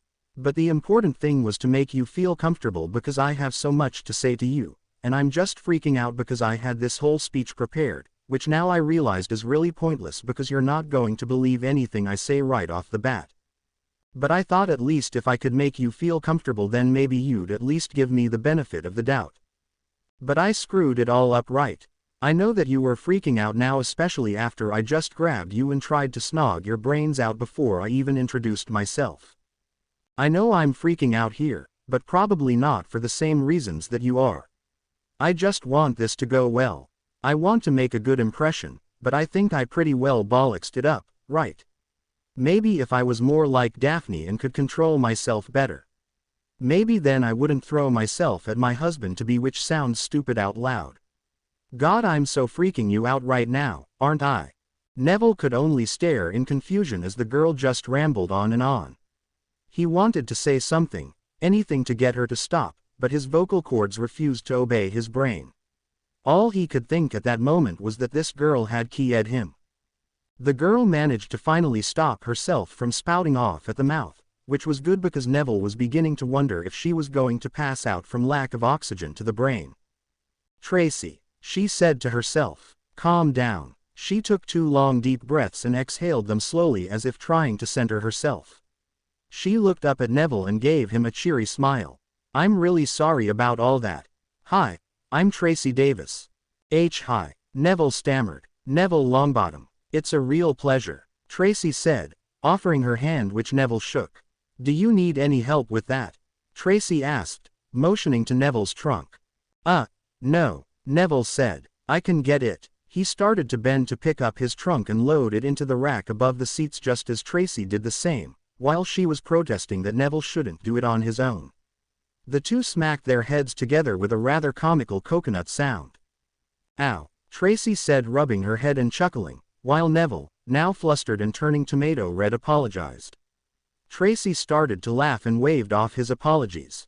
She then took a seat and allowed Neville to take care of his luggage on his own. Once Neville finally sat down, Tracy gave him another smile that made him shiver. I'm really sorry about before. I suffer from word vomit sometimes. Tracy said bashfully.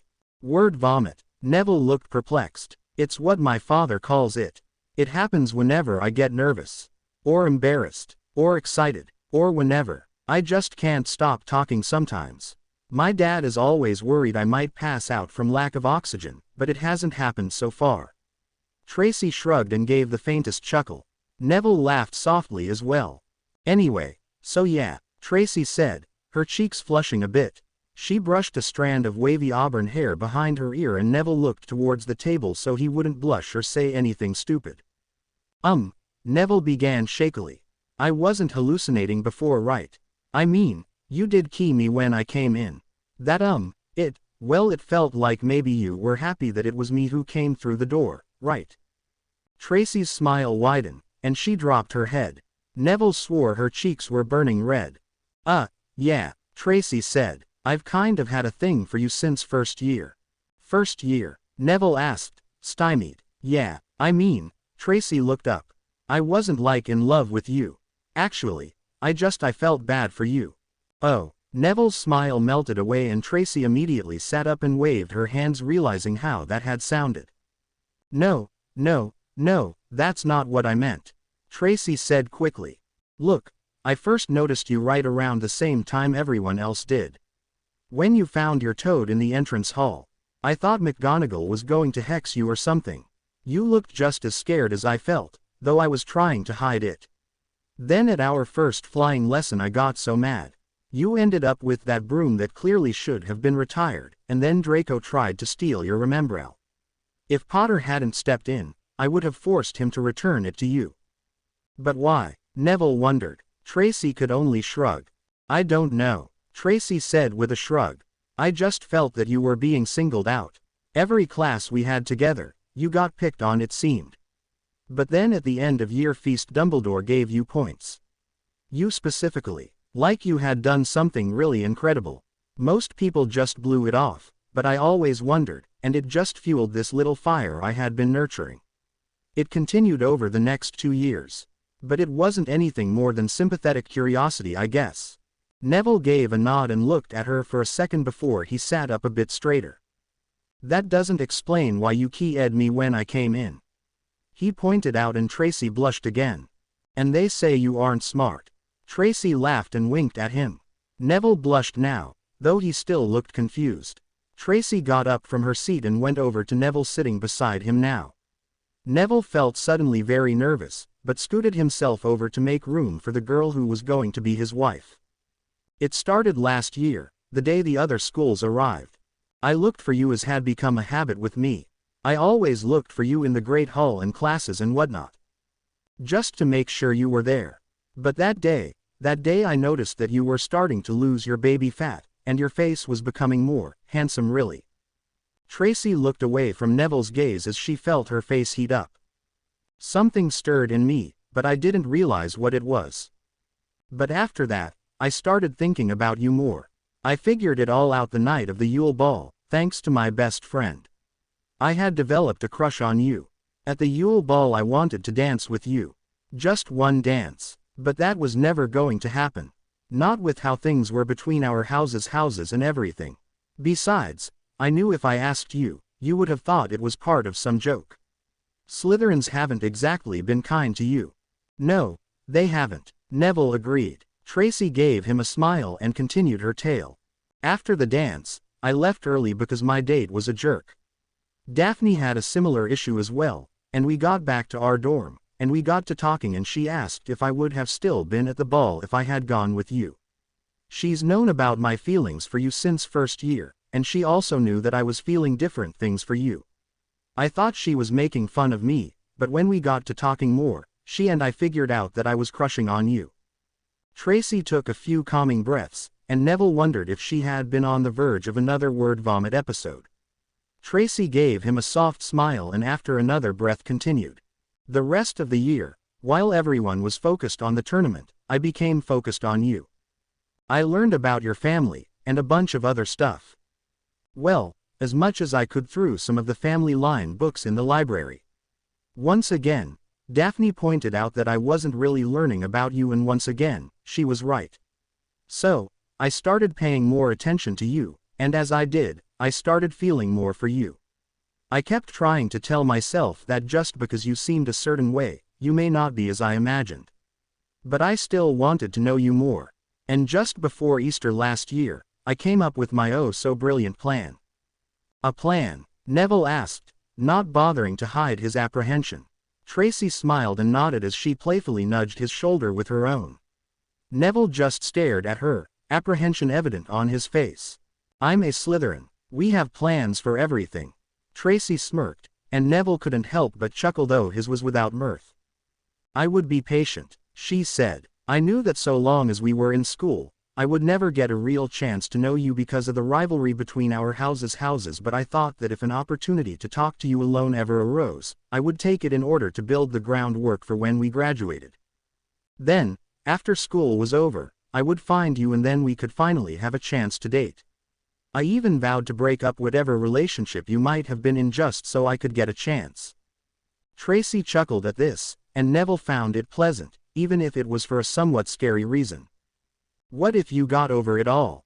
Neville asked. "What if by the time we graduated you had found someone else, or maybe you just didn't like me anymore?" "Well then," Tracy said with another soft shrug, "I guess we would have moved on with our lives and we never would have found out if we would be good together. But see, I think fate stepped in. I don't think we were meant to wait or be apart. I think that's why things worked out as they did, and it's mostly because of my father." Neville turned a bit in his seat so he could look at Tracy, who was grinning now. "What do you mean?" he asked. "My dad and I used to be really close. When I was little, you know. Anyway, I never knew my mother. She disappeared before I was a year old. Dad's a pureblood, but Mum was a Muggleborn. The war was still going on and one day she just never came home. So it was just me and Dad, and he did the best he could. We were really tight until I got back after my first year of school. He never said it, but I think he could see I was maturing, and he just didn't know how to relate to me. He's a guy, and clueless in the ways of womanhood. The rift got bigger every year. He was barely speaking to me after third year," Tracy said, her tone becoming rather sad. Neville, not knowing what to say to this, did the only thing he could think of. He reached out and took one of her slender, delicate hands. Tracy's smile brightened at this, and Neville knew he's done the right thing. "When this whole law thing came out, Dad rushed to submit my name. We had this huge row about it when he told me," Tracy said, her eyes a bit misty. "I said some really horrible things to him. He told me he'd done it for me. To help me. I told him he was doing it for himself to get rid of me because he didn't want to be my father anymore.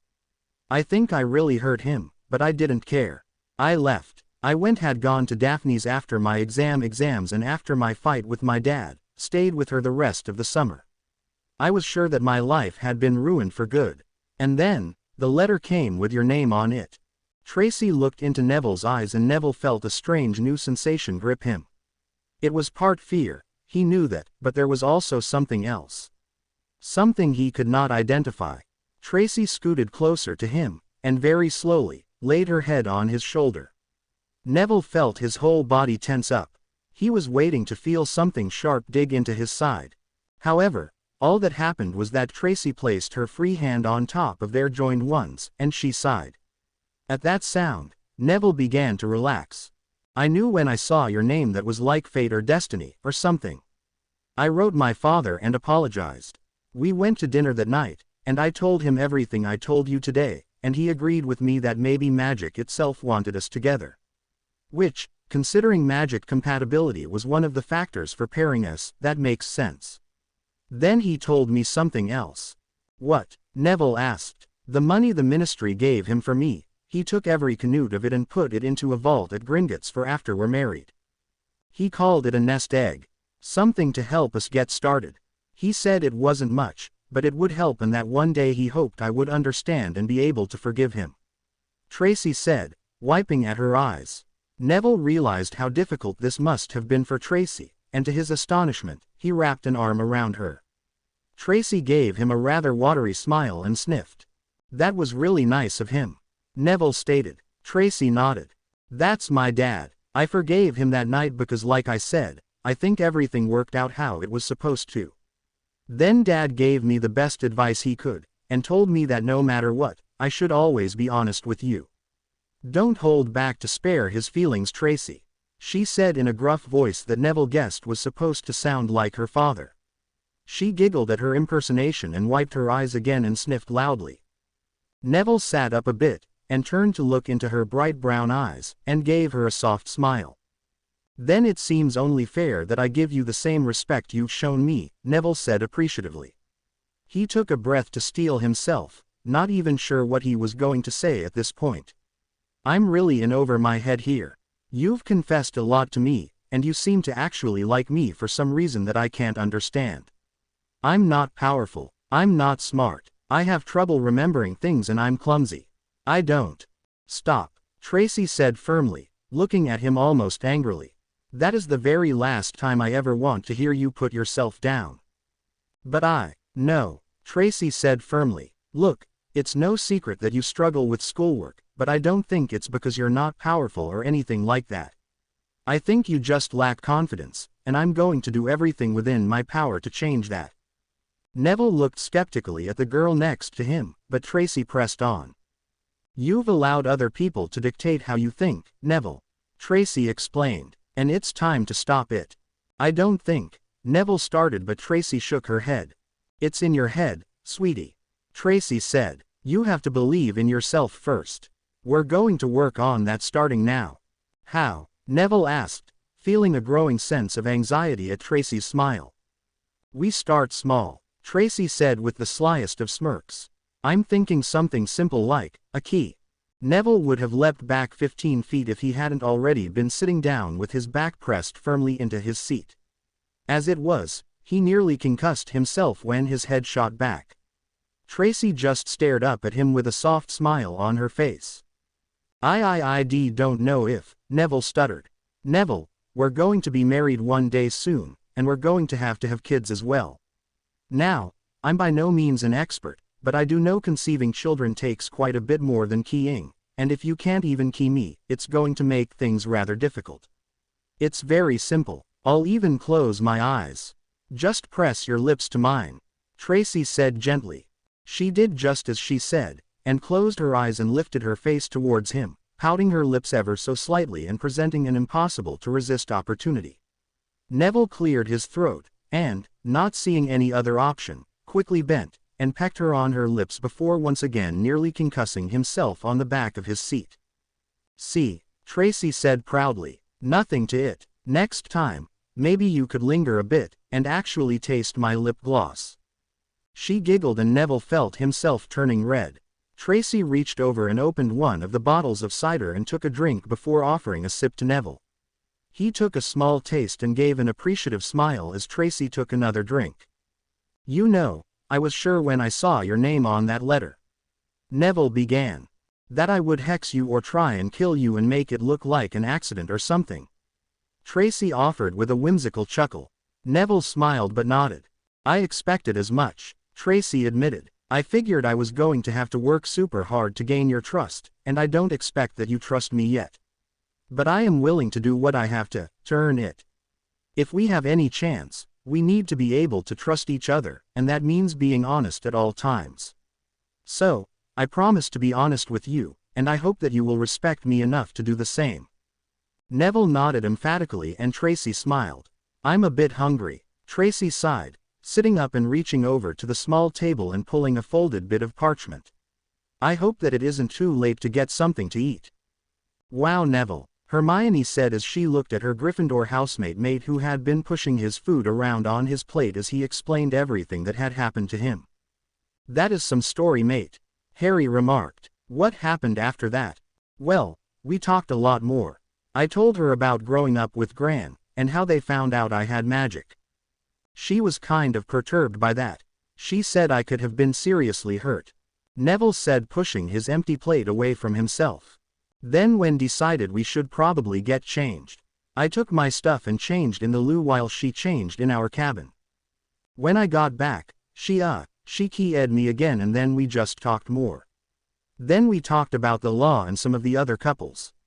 She knew a lot of the paired people at Hogwarts, and told me that it was going to cause huge problems among the Slytherins. I don't know all the details, but I do know that Pansy Parkinson was nearly cast out of her family when she refused to come back to school. She wasn't happy with who the Ministry chose for her. I would have thought the thing would have been rigged so Draco would get Pansy," Harry said. Ron and Hermione gave looks of agreement, but Neville shook his head. "No, she ended up with Montague. That big skinny bloke on the Slytherin team," Neville whispered conspiratorially. "Draco got matched to Millicent Bulstrode." 3 forks fell heavily on golden plates as Harry, Hermione and Ron's jaws fell open in shock. Millicent Bulstrode was a very large girl, not just in weight, but height as well, and had a notoriously unpleasant disposition. She had often been compared to Crabbe and Goyle, though she was clearly much smarter than the two boys combined. Almost as one, Harry, Ron and Hermione turned to look over to the Slytherin table to see if Draco was sitting with his betrothed. The bee-owned ferret was sitting with his 2 bodyguards, while Millicent was sitting with Daphne Greengrass, Tracy Davis, and 3 girls Harry didn't know.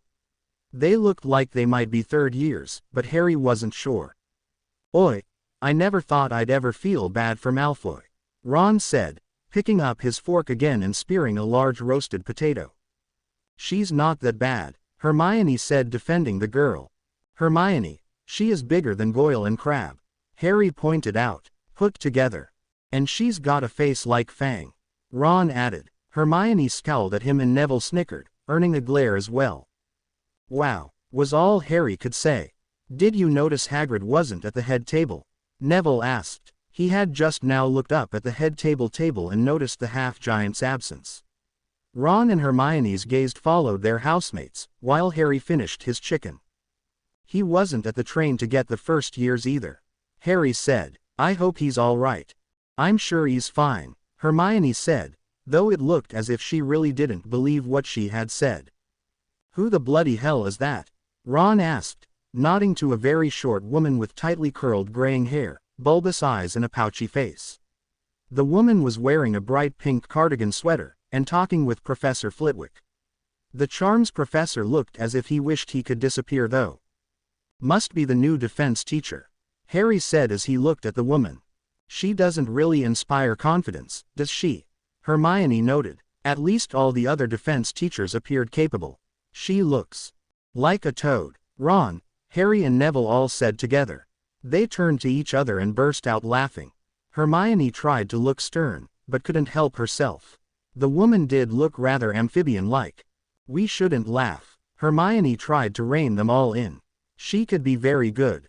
She could be as good as Professor Lupin was." The 4 Gryffindors finished their dinner, along with healthy helpings of Hogwarts' finest desserts before the plates cleaned themselves, and Professor Dumbledore rose to address the students. "Now that we are properly fed and watered, I beg you attention for a few start-of-term notices before we all head to our waiting beds. First, as always, I must inform you that the Forbidden Forest is exactly that. Forbidden. If you are hoping to try out for your house Quidditch team, please see your house team captain and find out when tryouts will take place. I expect this season will be most exciting. Our caretaker, Mr. Filch, has asked that I remind you that magic is forbidden in the halls. Finally, I would like to introduce Dolores Umbridge, who will be taking up the post of Defense Against the Dark Arts professor, as well as..." Hem. Everything seemed to stop and every pair of eyes went to the woman with the pouchy face and pink sweater who was now standing. She came around the head table to where Dumbledore stood. "Thank you, Headmaster, for that warm welcome," she said in a high breathy falsely girlish voice that grated on Harry like nails on a chalkboard. Harry saw Ron give him an incredulous look that spoke volumes. Looking around, Harry saw the same look on a lot of faces. This woman was not making a good first impression. It is so good to back at Hogwarts, and to see so many smiling young faces, all eager to learn all that we, you professors, have to teach you. I am sure that we will all become very, very good friends. As she finished, she gave a throat-clearing little cough and all the breathiness in her voice disappeared as she continued. The Ministry of Magic has always considered your education to be of the utmost importance. Magic must be nurtured and honed through careful instruction in order for you to reach your fullest potential as witches and wizards. It is our great responsibility as teachers to pass on to you the treasure trove of knowledge amassed by our own ancestors lest we lose these wondrous gifts forever. Professor Umbridge began to address the students, and Harry found his mind starting to wander almost at once.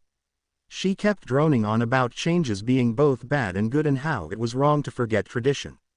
It was all going in one ear and out the other so far as Harry was concerned, yet he felt that whatever she was talking about was important somehow, especially given how Hermione's face began to contort into anger. However, Harry's inattention came to an abrupt halt when he heard Umbridge mention the Legacy Preservation Act. To those lucky couples, I will be acting as a counselor to help them adjust to their new situation and their duties. I ask on their behalf of them for the rest of you to be understanding and sensitive to their circumstances. I will also be available to any student who needs someone to talk to for any reason. I am sure by the end of the year, we will all become very good friends. Thank you, and I look forward to seeing you in classes. Dumbledore began clapping and a few more of the teachers followed his example. There was a smattering of clapping among the students, but not much, and it ended very quickly. Thank you, Professor Umbridge, for that most illuminating speech, the headmaster said as he turned back to the students. Now, it is getting late, and your beds await.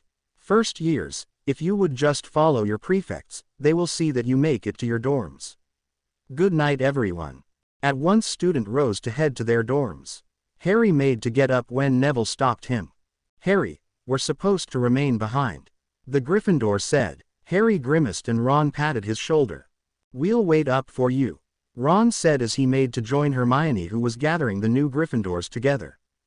Okay, Harry replied and watched as Ron and Hermione led the curious and nervous first years to Gryffindor Tower. So what do you think they want with us now? Harry asked Neville, who shrugged. When the hall was clear, save for all those who were now betrothed, Professor Umbridge asked them all to assemble by the door. She quickly ushered them out of their seats and to the great oak doors. Harry noted how sour Malfoy looked as Millicent Bulstrode took his hand happily.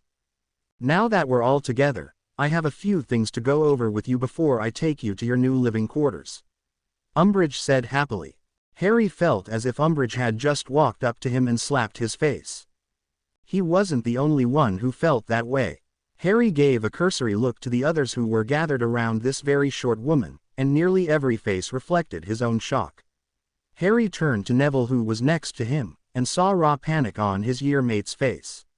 Harry felt someone take his arm, and turned to find Daphne next to him. Her face was blank, but Harry just knew in his gut she had only just schooled her expression. Now, beginning tomorrow, you will no longer be eating meals at your house tables. There will be a new table in the Great Hall for you. Secondly, beginning next week, I will be making appointments for each couple to come and visit with me. We will be meeting together so that I may help you all adjust to your new lives and responsibilities. I will also be available anytime for you to come and see me with any problems. I am here to help you, so don't be afraid to ask me anything. Finally, you will all find small catalogs in your new apartments. The ministry encourages each couple to choose an engagement ring for the ladies as soon as possible in order to show your intentions to uphold your betrothal. Now, if you will follow me, I will take you to your new quarters. Harry followed behind Pansy Parkinson, who had her arms folded firmly over her chest and a permanent scowl on her face as she walked next to Montague, who Harry recognized from their matches on the Quidditch field. Harry could see Millicent Bulstrode a few people ahead of Pansy, and felt a bit bad for both Parkinson and Malfoy. He just couldn't imagine being with someone before this law and having to break up all because Fudge wanted people worrying about something else rather than preparing to protect the populace by listening to Dumbledore. The group of students were led up 2 flights of stairs and into a long corridor with doors on each side. Umbridge stopped about halfway down the corridor and turned to face them, holding a clipboard in front of her. You will need to come up with a password for your apartment for your security and privacy. Once you are in your room, simply tap the knocker 3 times and speak the password. Then all you will need to do is speak the password when you grasp the door handle whenever you want to gain entrance. Now. Umbridge called out couples' names followed by a number.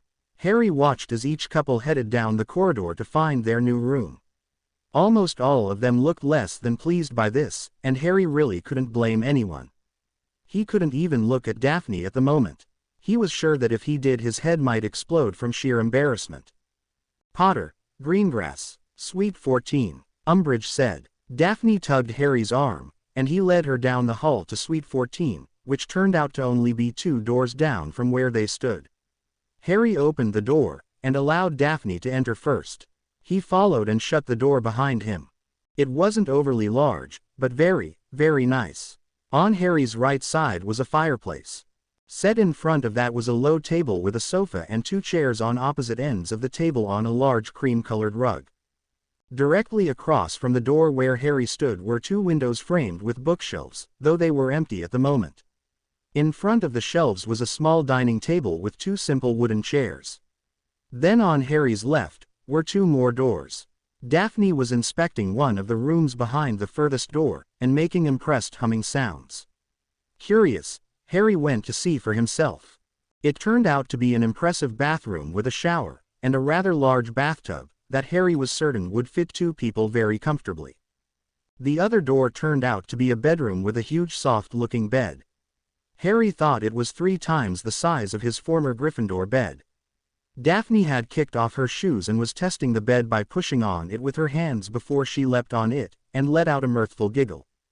She then sat up, and upon seeing him standing in the doorway began to blush and fidget a bit. Harry knew exactly what she must be thinking because he was thinking the exact same thing. We should probably decide on a password, she said, hopping off the bed. Harry nodded, and noted their trunks sat next to each other on the wall opposite the bed. It should be easy to remember, but hard for someone to guess. Daphne said, brushing past him to get to the front door. Something that unites us. The problem is finding something we both can agree on that would be easy for us to remember, Harry said, and Daphne nodded. How about Emerald Plains? Daphne suggested. Isn't that just a way of saying Greengrass? Harry remarked. Daphne smirked but shrugged. Yes, but it could be a reference to your eyes and my name, Daphne stated. Harry rolled his eyes. Okay, clearly you're not a fan of it. What about Snowy Plains? Your owl and my name. That I like. Harry smiled. And Hedwig will be flattered. Well, that's it then. We have our own window, so I think she could perch in here if she wants. Then if you need to send a letter you won't have to walk all the way up to the Ollery, Daphne said, motioning to the window before turning to the door to set the password. Harry saw the door glow blue for a moment as it accepted the password. She might like that as well.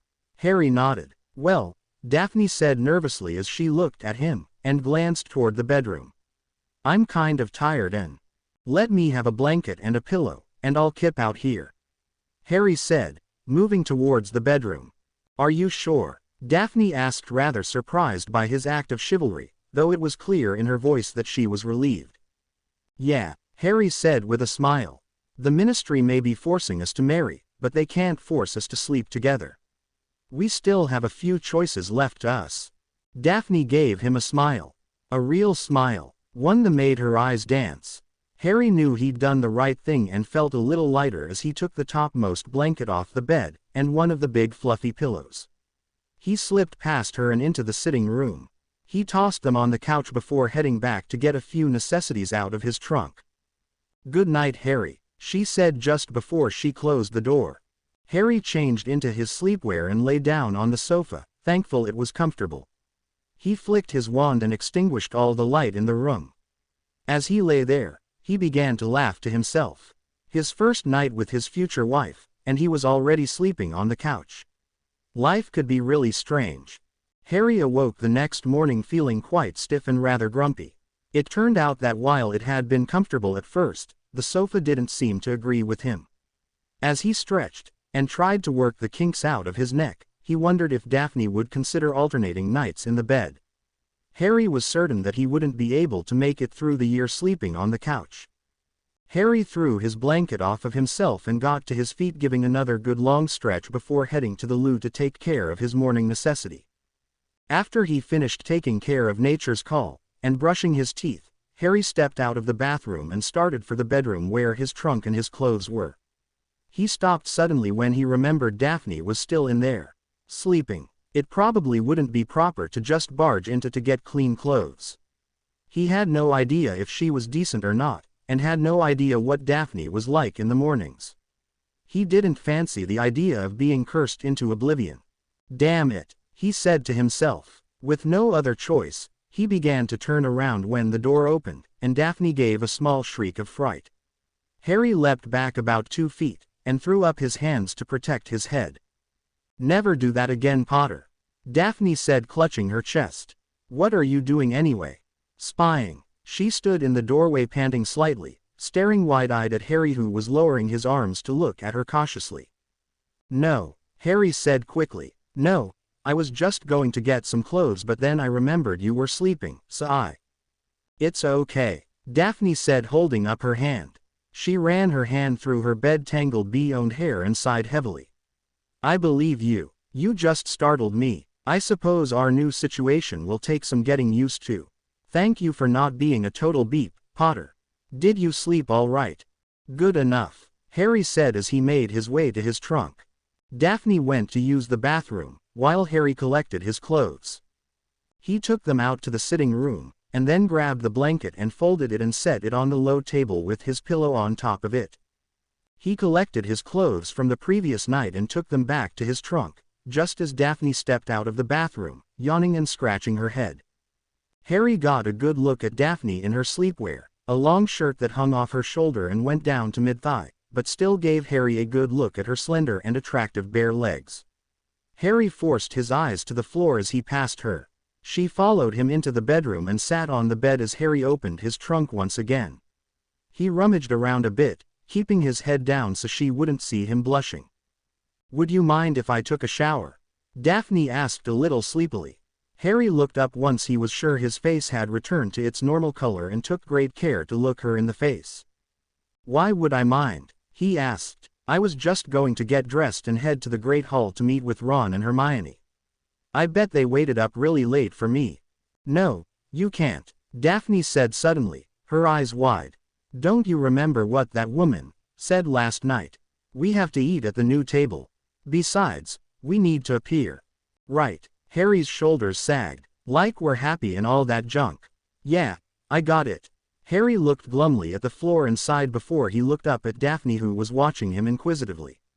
"I know you said that it would make people back off eventually, but it sort of feels like—" "What?" Daphne asked, her eyes narrowing slightly as she folded her arms across her chest as if daring him to finish his thought.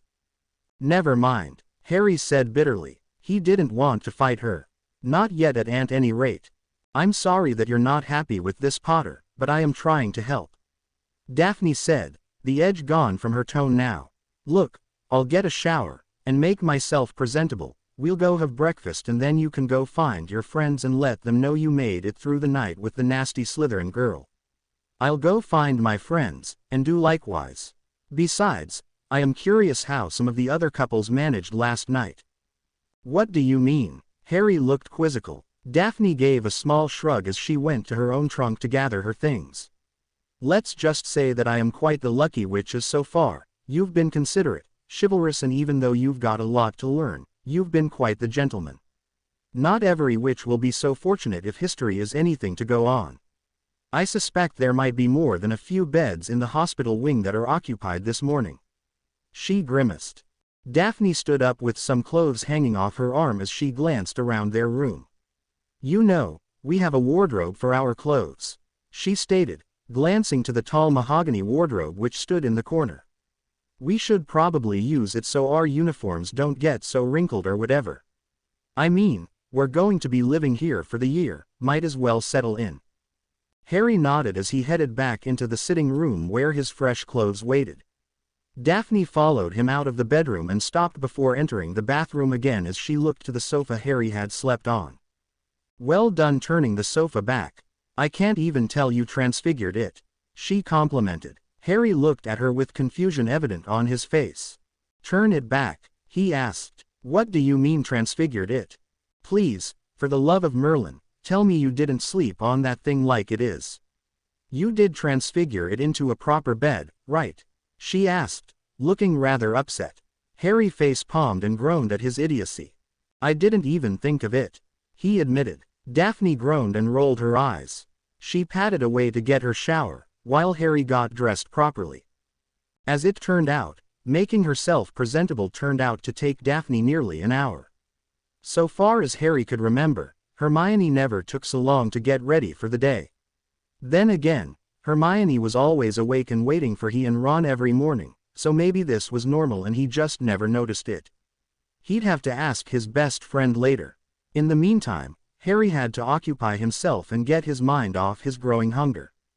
Harry decided to inspect their quarters in greater detail while Daphne got cleaned up. In truth, it really was a really nice set of rooms, and quite comfortable.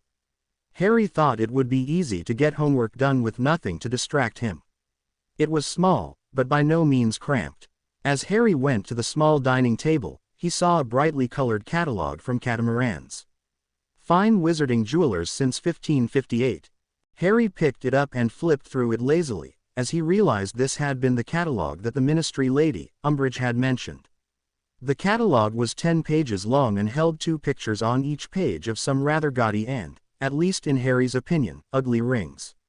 This was what the Ministry wanted the girls to wear to show they were submitting to this new law. Harry wondered. These are stupid looking, Harry mumbled to himself. I can't imagine any girl wanting wear this stuff. What's that? Came Daphne's voice. She had finally emerged from the bathroom, and Harry now saw the time she spent in the bathroom had been worth it. She wore form-fitting jeans with a dark green blouse. Her honeybee-owned hair hung in loose waves down her shoulders, though she had donned a black headband to keep it out of her face, which she had made up lightly, focusing on her eyes and her lips which were now a soft rose pink. Once again, she was stunning looking. The jewelry catalog that Umbridge lady mentioned. You know, for your ring, Harry replied, setting the catalog back down. Daphne gave a stiff nod of acknowledgement as she sat on the sofa. Where's it from? She asked. Catamarans, Harry replied. He saw Daphne make a face of disgust as she slipped on the ankle boots she had worn on the train yesterday. I'll look at it later, Daphne said darkly. Okay, I'm ready. About time, Harry mumbled. What's that? Daphne asked sharply. Harry just shook his head and started for the door. Look, Potter, unlike some people, I care about my appearance, and it takes a bit of work to make myself presentable. And if we're going to keep people out of our business, then you're going to have to get used to waiting on me. You're just lucky that this wasn't a social event. Now be a gentleman and escort me to breakfast. Daphne scowled. Harry offered his arm and the two left their quarters. They had barely walked 20 feet when they were halted by a loud shout of Daphne. Harry and Daphne turned and saw Neville along with his betrothed walking towards them holding hands.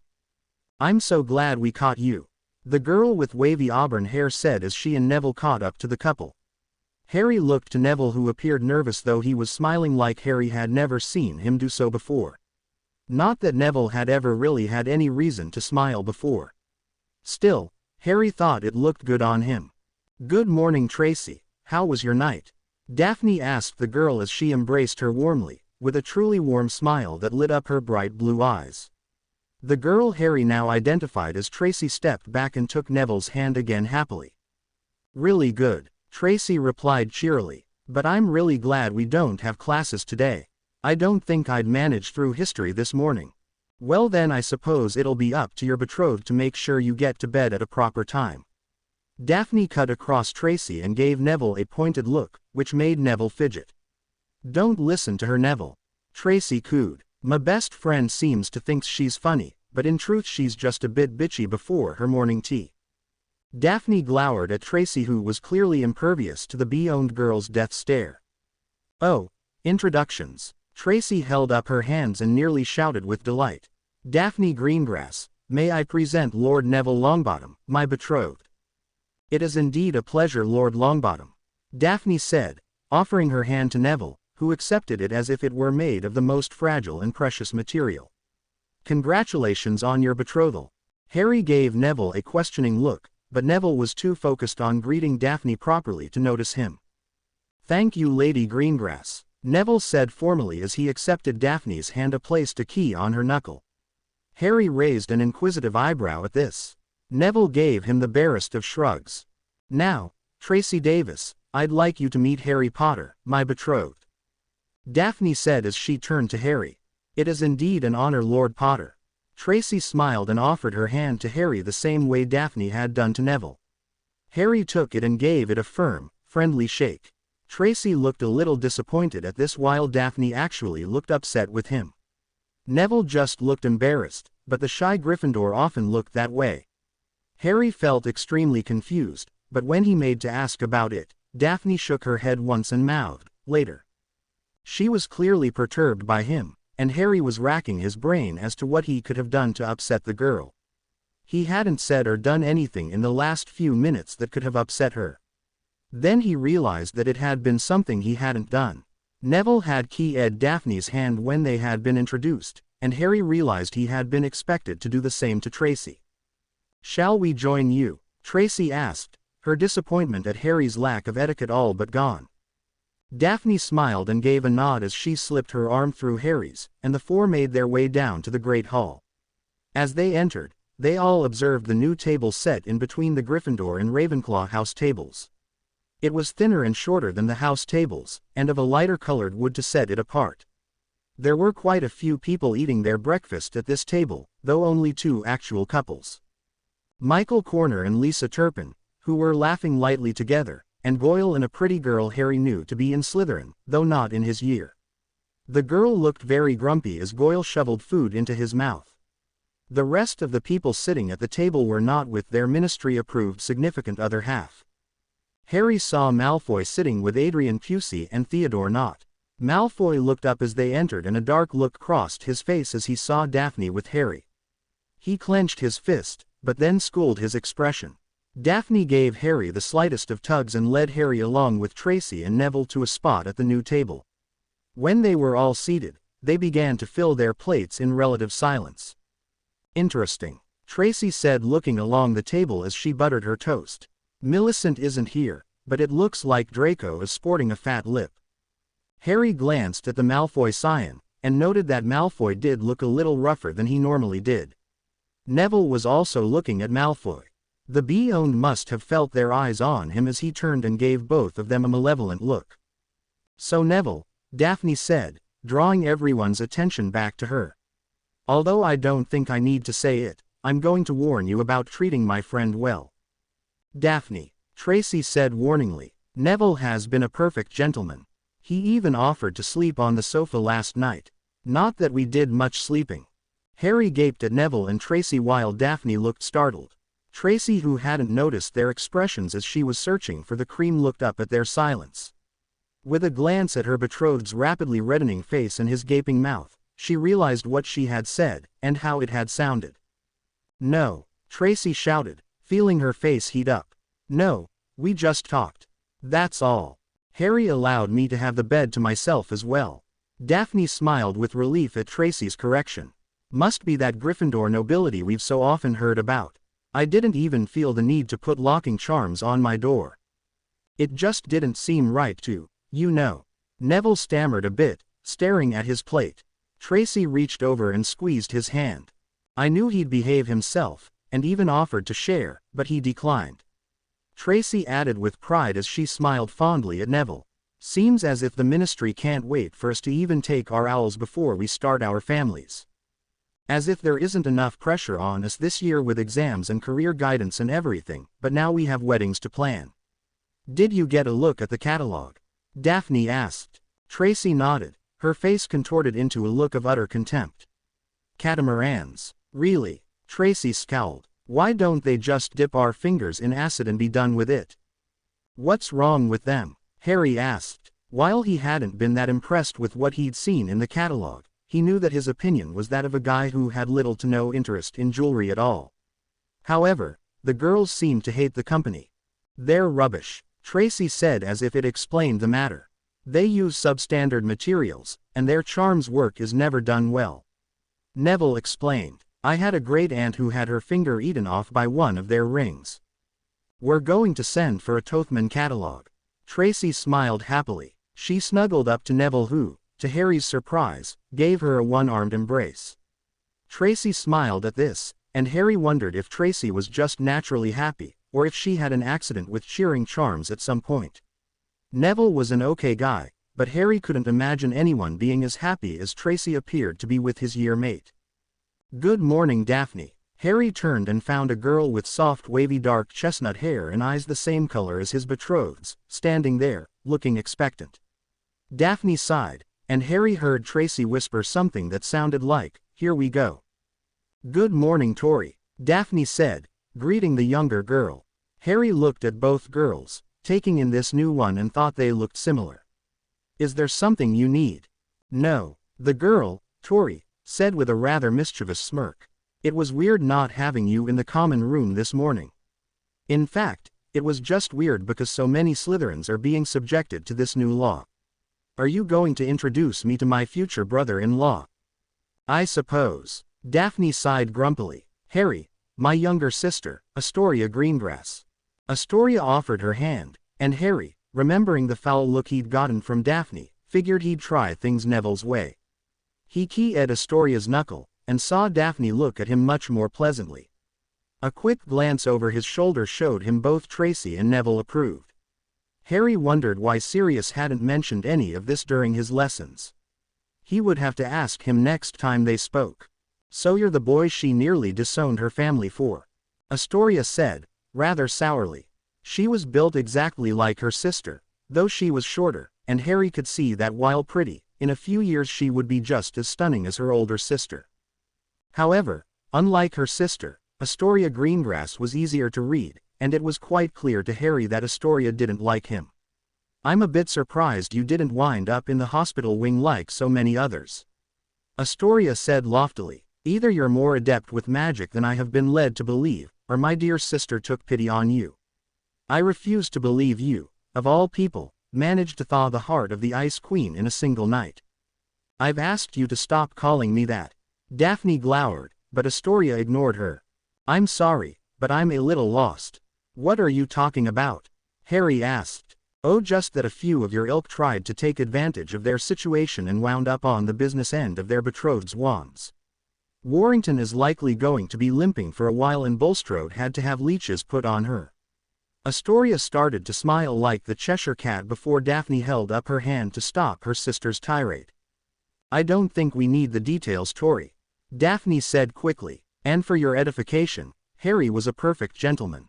You don't need to worry about my virtue. As if you ever had any." Astoria rolled her eyes. "I should be off. We'll speak later." "Of course," Daphne replied. Astoria smiled to her sister, Tracy and even Neville, but gave Harry a sniff of displeasure. It was the exact same sniff his aunt used when he was around.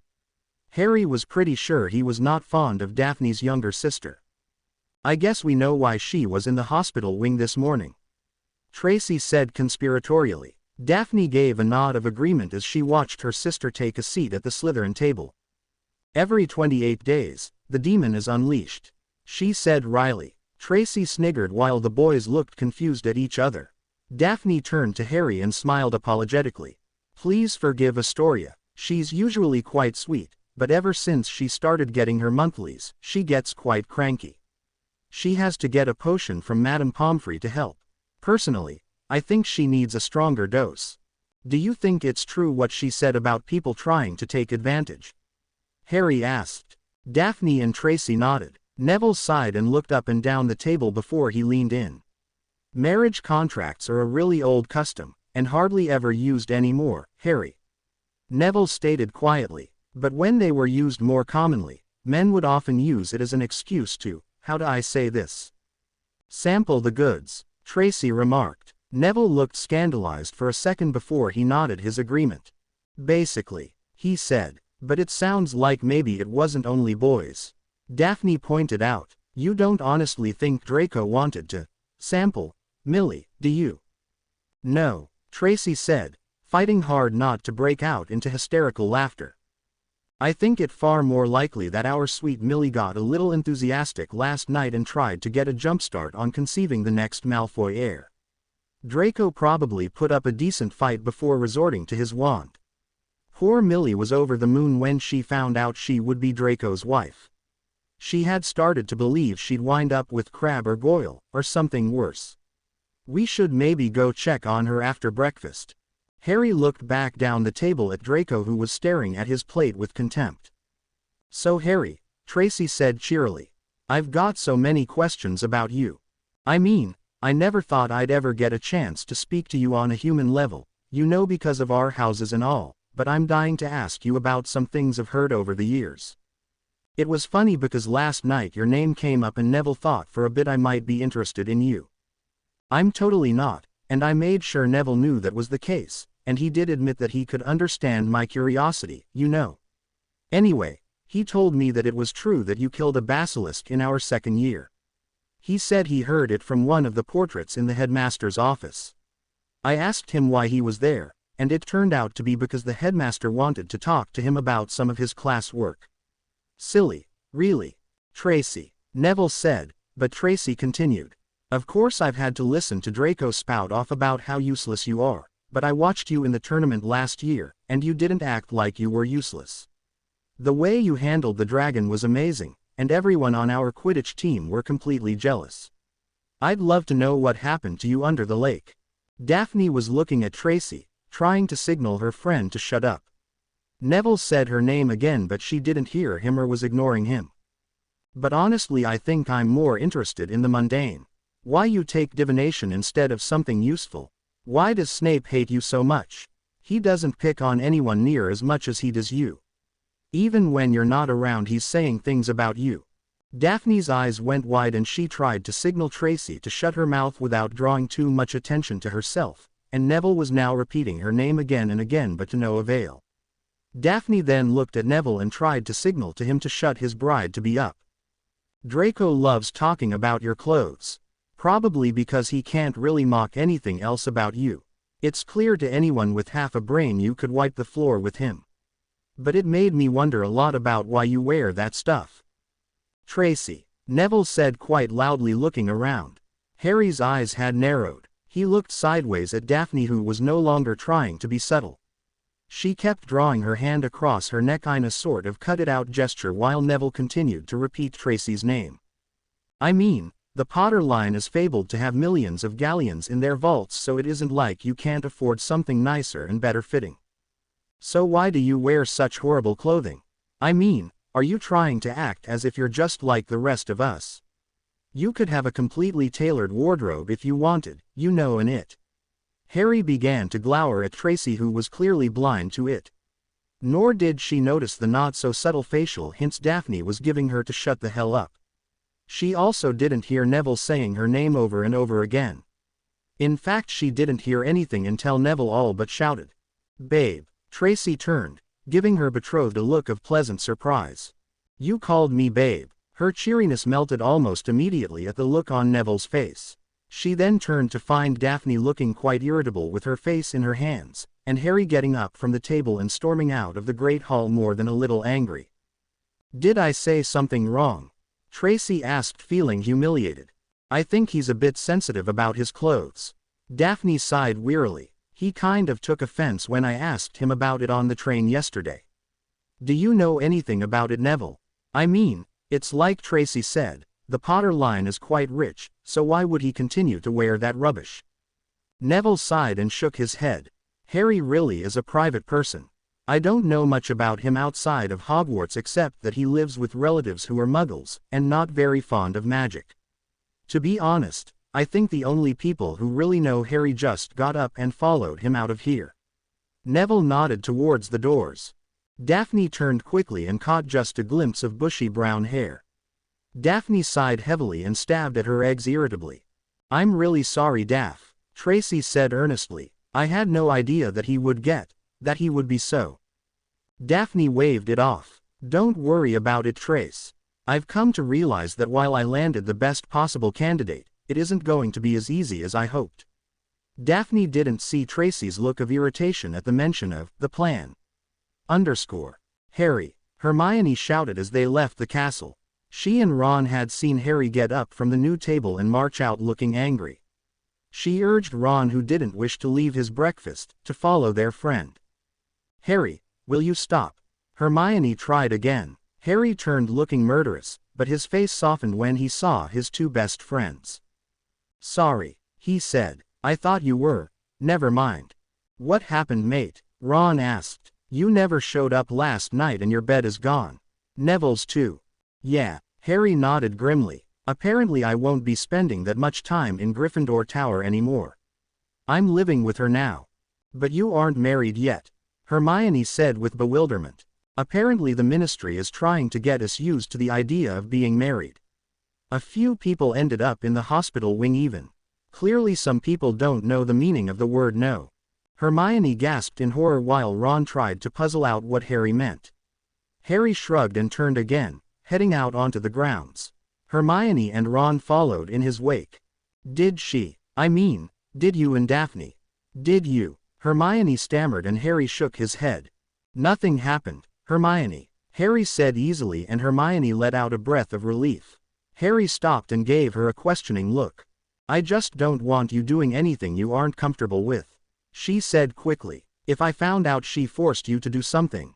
I appreciate the thought, Hermione, but it's a little late for that, don't you think? I mean, hello, being forced to marry this girl.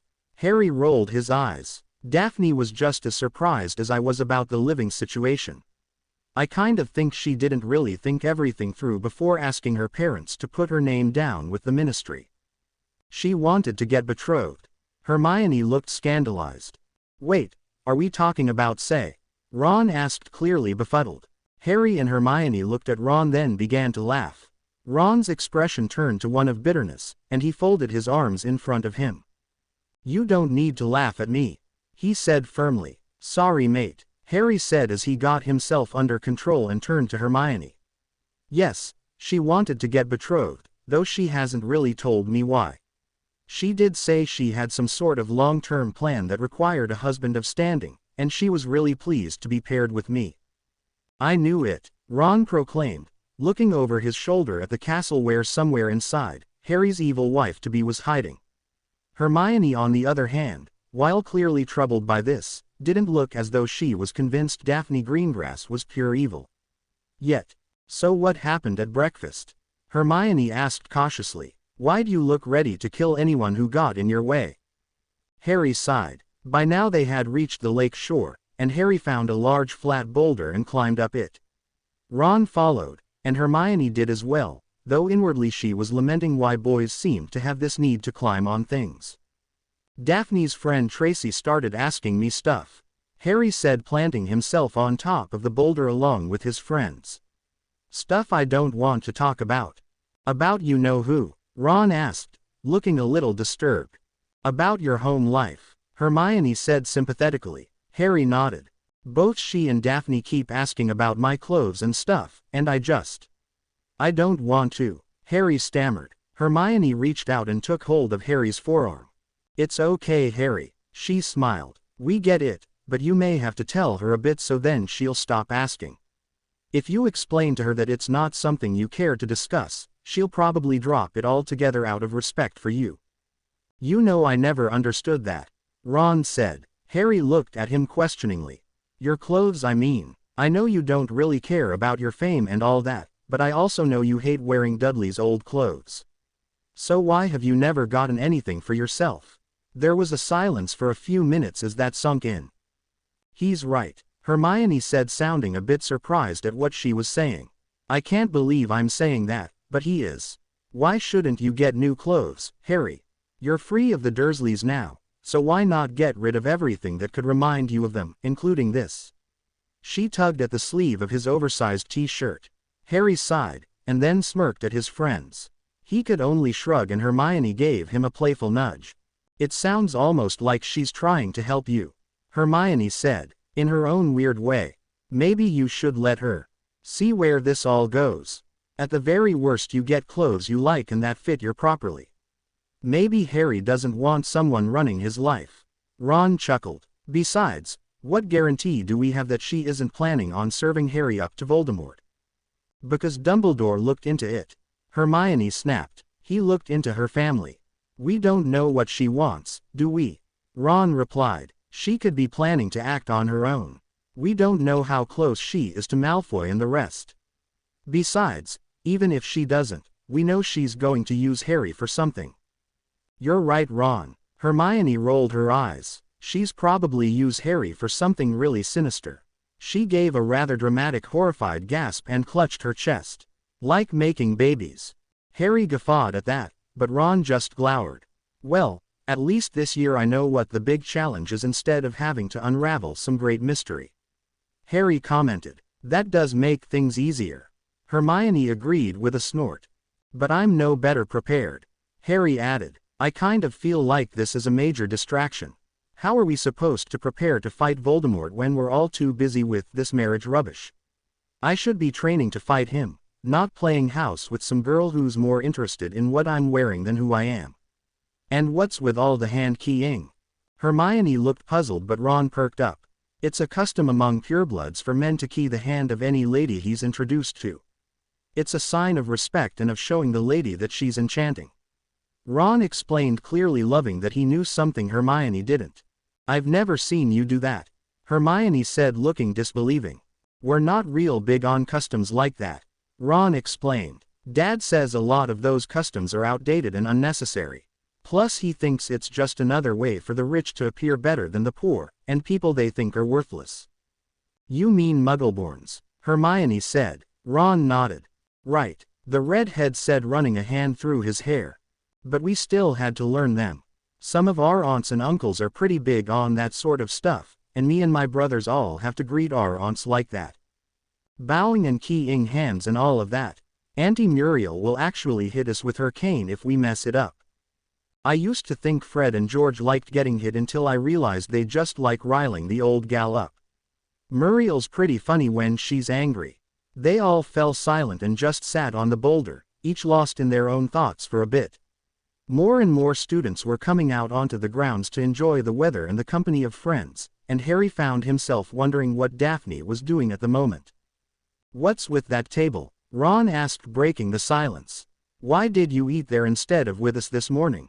"Apparently I have to eat with my betrothed at the table at all meal times," Harry replied sourly. "Both Daphne and I think we're being isolated. But I can't figure out why. I mean, I know Fudge wants me so I can speak out against Dumbledore and all, but this feels like something else." "You could be overthinking it," Hermione suggested. "I mean, I think you're right about the Ministry trying to isolate you, but I don't think it's for any other reason than to make you and Daphne focus on each other. But at least you have Neville to talk to. He'll understand what you're feeling." "Why wouldn't I talk to you guys?" Harry asked. Hermione sighed and looked at him sympathetically. "To be honest, Harry, I don't know what good we'll be to you. Neither Ron or I have any idea what you're going to be going through. I haven't even dated a boy, much less contemplated getting married. How the hell are we supposed to help you through any of this?" Hermione asked. Harry reached out and grasped her shoulder. "By being there when I need you," Harry said earnestly. "Or babysitting when the kids come along." Hermione laughed at this and Harry followed suit, though Ron just frowned. "I'm not changing nappies," he grumbled, which made Harry and Hermione laugh even harder. The three joked back and forth a while longer about Harry's kids and how well he would do at raising them. They all nearly split their sides when Harry came up with a car seat type apparatus for brooms and whether or not it would be a rule violation to bring his kid along during a Quidditch match. Harry explained to his friends about his new living quarters, and both Ron and Hermione were intrigued by it, and exclaimed they'd like to see it sometime. Harry also asked Hermione about how long girls took to get ready, and Hermione revealed that it usually took a bit of time, but that she had never cared that much about her appearance.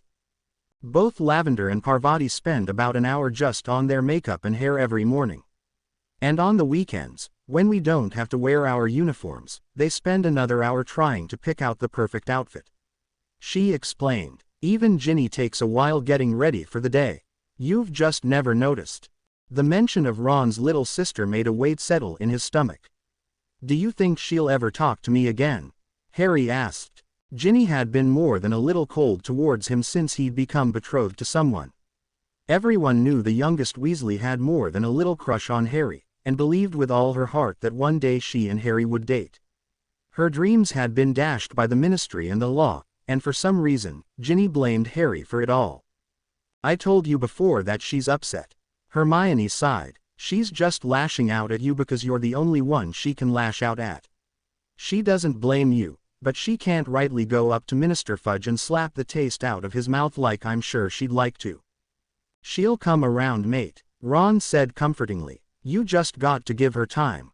She'll find a boy and start dating, and then she'll get over it, and you guys can be friends again. Hermione said confidently. I'm getting hungry. Do you think they might serve lunch a bit early? Ron asked, looking towards the castle. Let's go to the kitchens. Harry suggested, getting to his feet. I really don't want to eat at the couple's table, and we could see Dobby and Winky. Oh, Hermione perked up. That's a very good idea. Hermione made hats for the elves. Ron said grimly. She thinks she can free them if they want to be free. Well, no one should be anyone's South Avenue, no matter what species they are. Hermione huffed. I think you're going to make them angry. You just don't understand them enough to try and help them. Ron said unhelpfully. Oh, and you do.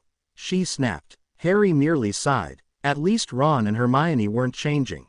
If he could count on one thing in his life, it was that his two best friends would always argue. Neither Ron nor Hermione said anything as they all headed for the kitchens.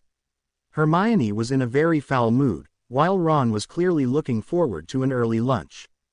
The trio were greeted by roughly 20 elves who were more than happy to fix them all something to eat. Ron began rubbing his hands together in anticipation as Harry and Hermione sat at a small round table tucked away in a corner. They had barely gotten comfortable when Dobby appeared and greeted them extremely cheerily as he hugged Harry's leg. Oh, Dobby is so happy to be seeing Harry Potter and his friends. Dobby is missing Harry Potter so much over the summer. It's good to see you too, Dobby, but could you let go of my leg, please? The house elf did as requested with a slight blush. Harry patted the little guy's shoulder and beamed at him. Dobby, where's Winky? Hermione asked, looking around. We'd like to say hello and see how she's doing. Dobby's ears fell and his shoulders slumped. Dobby gave a great sniff and shook his head. Winky is not liking being a free elf and refusing to find a new family or bonding to the headmaster and the school. She is drinking far too much and her magic is fading. Winky passed on a month ago. Oh my God, Hermione gasped, covering her mouth. Ron slumped a bit, his mouth falling open, while Harry reached out and clasped Dobby's tiny shoulder. I'm so sorry, Dobby, Harry said. Dobby is trying over and over to get Winky to bond to Hogwarts, but she is refusing. She is saying she misses her master too much. Then she is finding out her old master is dying and she is blaming herself. Dobby is thinking she wanted to pass on because she is refusing to even think of seeking a new family. Without bonding, Winky is losing her magic and house elves is needing wizard magic to help sustain their own. We is unable to live without it, Dobby said. Hermione looked as if someone had just run over her puppy as tears fell down her face. So, when someone gives a house elf clothes, they're basically killing them. Hermione asked for clarification. Dobby nodded grimly. Wait, Dobby, you've been free for 3 years. Harry said. Dobby suddenly looked embarrassed, and began fidgeting with his hands. Did you bond with Hogwarts? Ron asked. Dobby shook his head, and began eyeing one of the nearby cast-iron ovens. Harry, sensing that Dobby was thinking of punishing himself, made ready to pounce on the little elf if needed. But if you didn't bond with Hogwarts? Hermione said, now looking to Harry as the light bulb in her head began to brighten. How have you managed to survive? Dobby is choosing to bond to a new family, though he is not telling them. The elf said, now taking a step towards the oven, his hands fidgeting much more. "Oh, Dobby," Hermione sighed. Harry also let out a long groan. "Stop, Dobby," he said, and the elf immediately halted, looking very guilty. "Why didn't you just tell me?" Dobby is not knowing how to tell Harry Potter because Dobby is knowing how noble and selfless Harry Potter is and thinking he would turn Dobby away or give him clothes. So Dobby is choosing to serve Harry Potter in secret, though Dobby is unable to serve him while at his nasty relatives. Dobby is not wishing to get Harry Potter in trouble, so Dobby is staying away and living at Hogwarts during the summer. Dobby explained. "Well, at least you made one smart decision," Harry grumbled. "Wait, can you really do that, Dobby?" Ron asked in shock. "Yeah," Hermione said curiously. "Wouldn't Harry have to accept you for the bonding to work? Don't you need to make some sort of, I don't know, permission? A free elf may choose which family he is wishing to serve." Dobby stated. "No consent is necessary for a bond to form. A free elf may simply pledge their life to that wizard or witch in their blood." "So if you're Harry's elf, why have you been working at Hogwarts all this time?" Ron asked. Dobby is not bonding with Harry Potter until last year when Harry Potter is in the hospital wing after the Tri-Wizard tournament. Dobby is thinking Harry Potter needs looking after, and Professor Dumbledore is agreeing with Dobby. Dobby then asks if he still be staying at Hogwarts so he can attend to his new master, and Professor Dumbledore says he would have it no other way, and insists on continuing to pay Dobby as there is still much to do in the castle. Dobby is trying to argue, but Professor Dumbledore is insisting, and saying Dobby may use his wages to help his new master. "Dumbledore knew?" Harry asked, sounding upset now. Dobby gave a nod and Harry groaned irritably. "What all have you been doing for me, Dobby?" Dobby brightened a bit and puffed out his chest. "Today Dobby is making Master Harry Potter and his ladies breakfast and then is cleaning their quarters. Dobby is making lunch and dinner for Master Harry Potter and his lady." "His lady?" Ron looked puzzled. "He means Daphne," Hermione explained. "As if my life wasn't already complicated enough." Harry grumbled as he rubbed his temples. "Does Master—" Dobby began, but Harry held up his hand to silence the elf, who immediately looked away, ashamed. "Dobby, if you're going to work for me, then we need to get a few things straight. First, and this is very important, you are never ever permitted to punish yourself. If you make a mistake, we will discuss it and figure out how to prevent it from happening again. Are we clear?" Harry asked. Dobby just stared in wonder with his bright green tennis ball-sized eyes. He gave a slow nod of understanding. "Next, you are never to call me Master. You can call me Harry, or Mr. Potter, or whatever, but never Master." Again, Dobby nodded with a growing look of disbelief. Hermione noted that other elves were staring in wonder at Harry as he spoke. "And third, the next time you want to do something huge, like bonding with me, ask me first, okay?" Harry concluded. The elf nodded again, and Harry offered his hand. Dobby stared at it with tears forming in his eyes as he reached out and shook it. Then, to Harry's surprise, Dobby leapt up and hugged Harry gratefully, and Harry hugged the little elf back, feeling rather happy that Dobby was now a part of his life. "You've been a good friend to me, Dobby, and I am very pleased to have you as part of my family," Harry said. This had the effect of making Dobby bawl like an infant, though he refused to be comforted, saying that he had much work to get done, and needed to make sure all was as his moss, his Harry preferred. "You know, I think I just made a really good decision," Harry said, rather proud of himself. "Yeah," Ron agreed. "Now he'll have to ask your permission before he tries to save your life." To be continue. I hope you enjoyed this story. Also remember to subscribe and like this video. See you in the next video.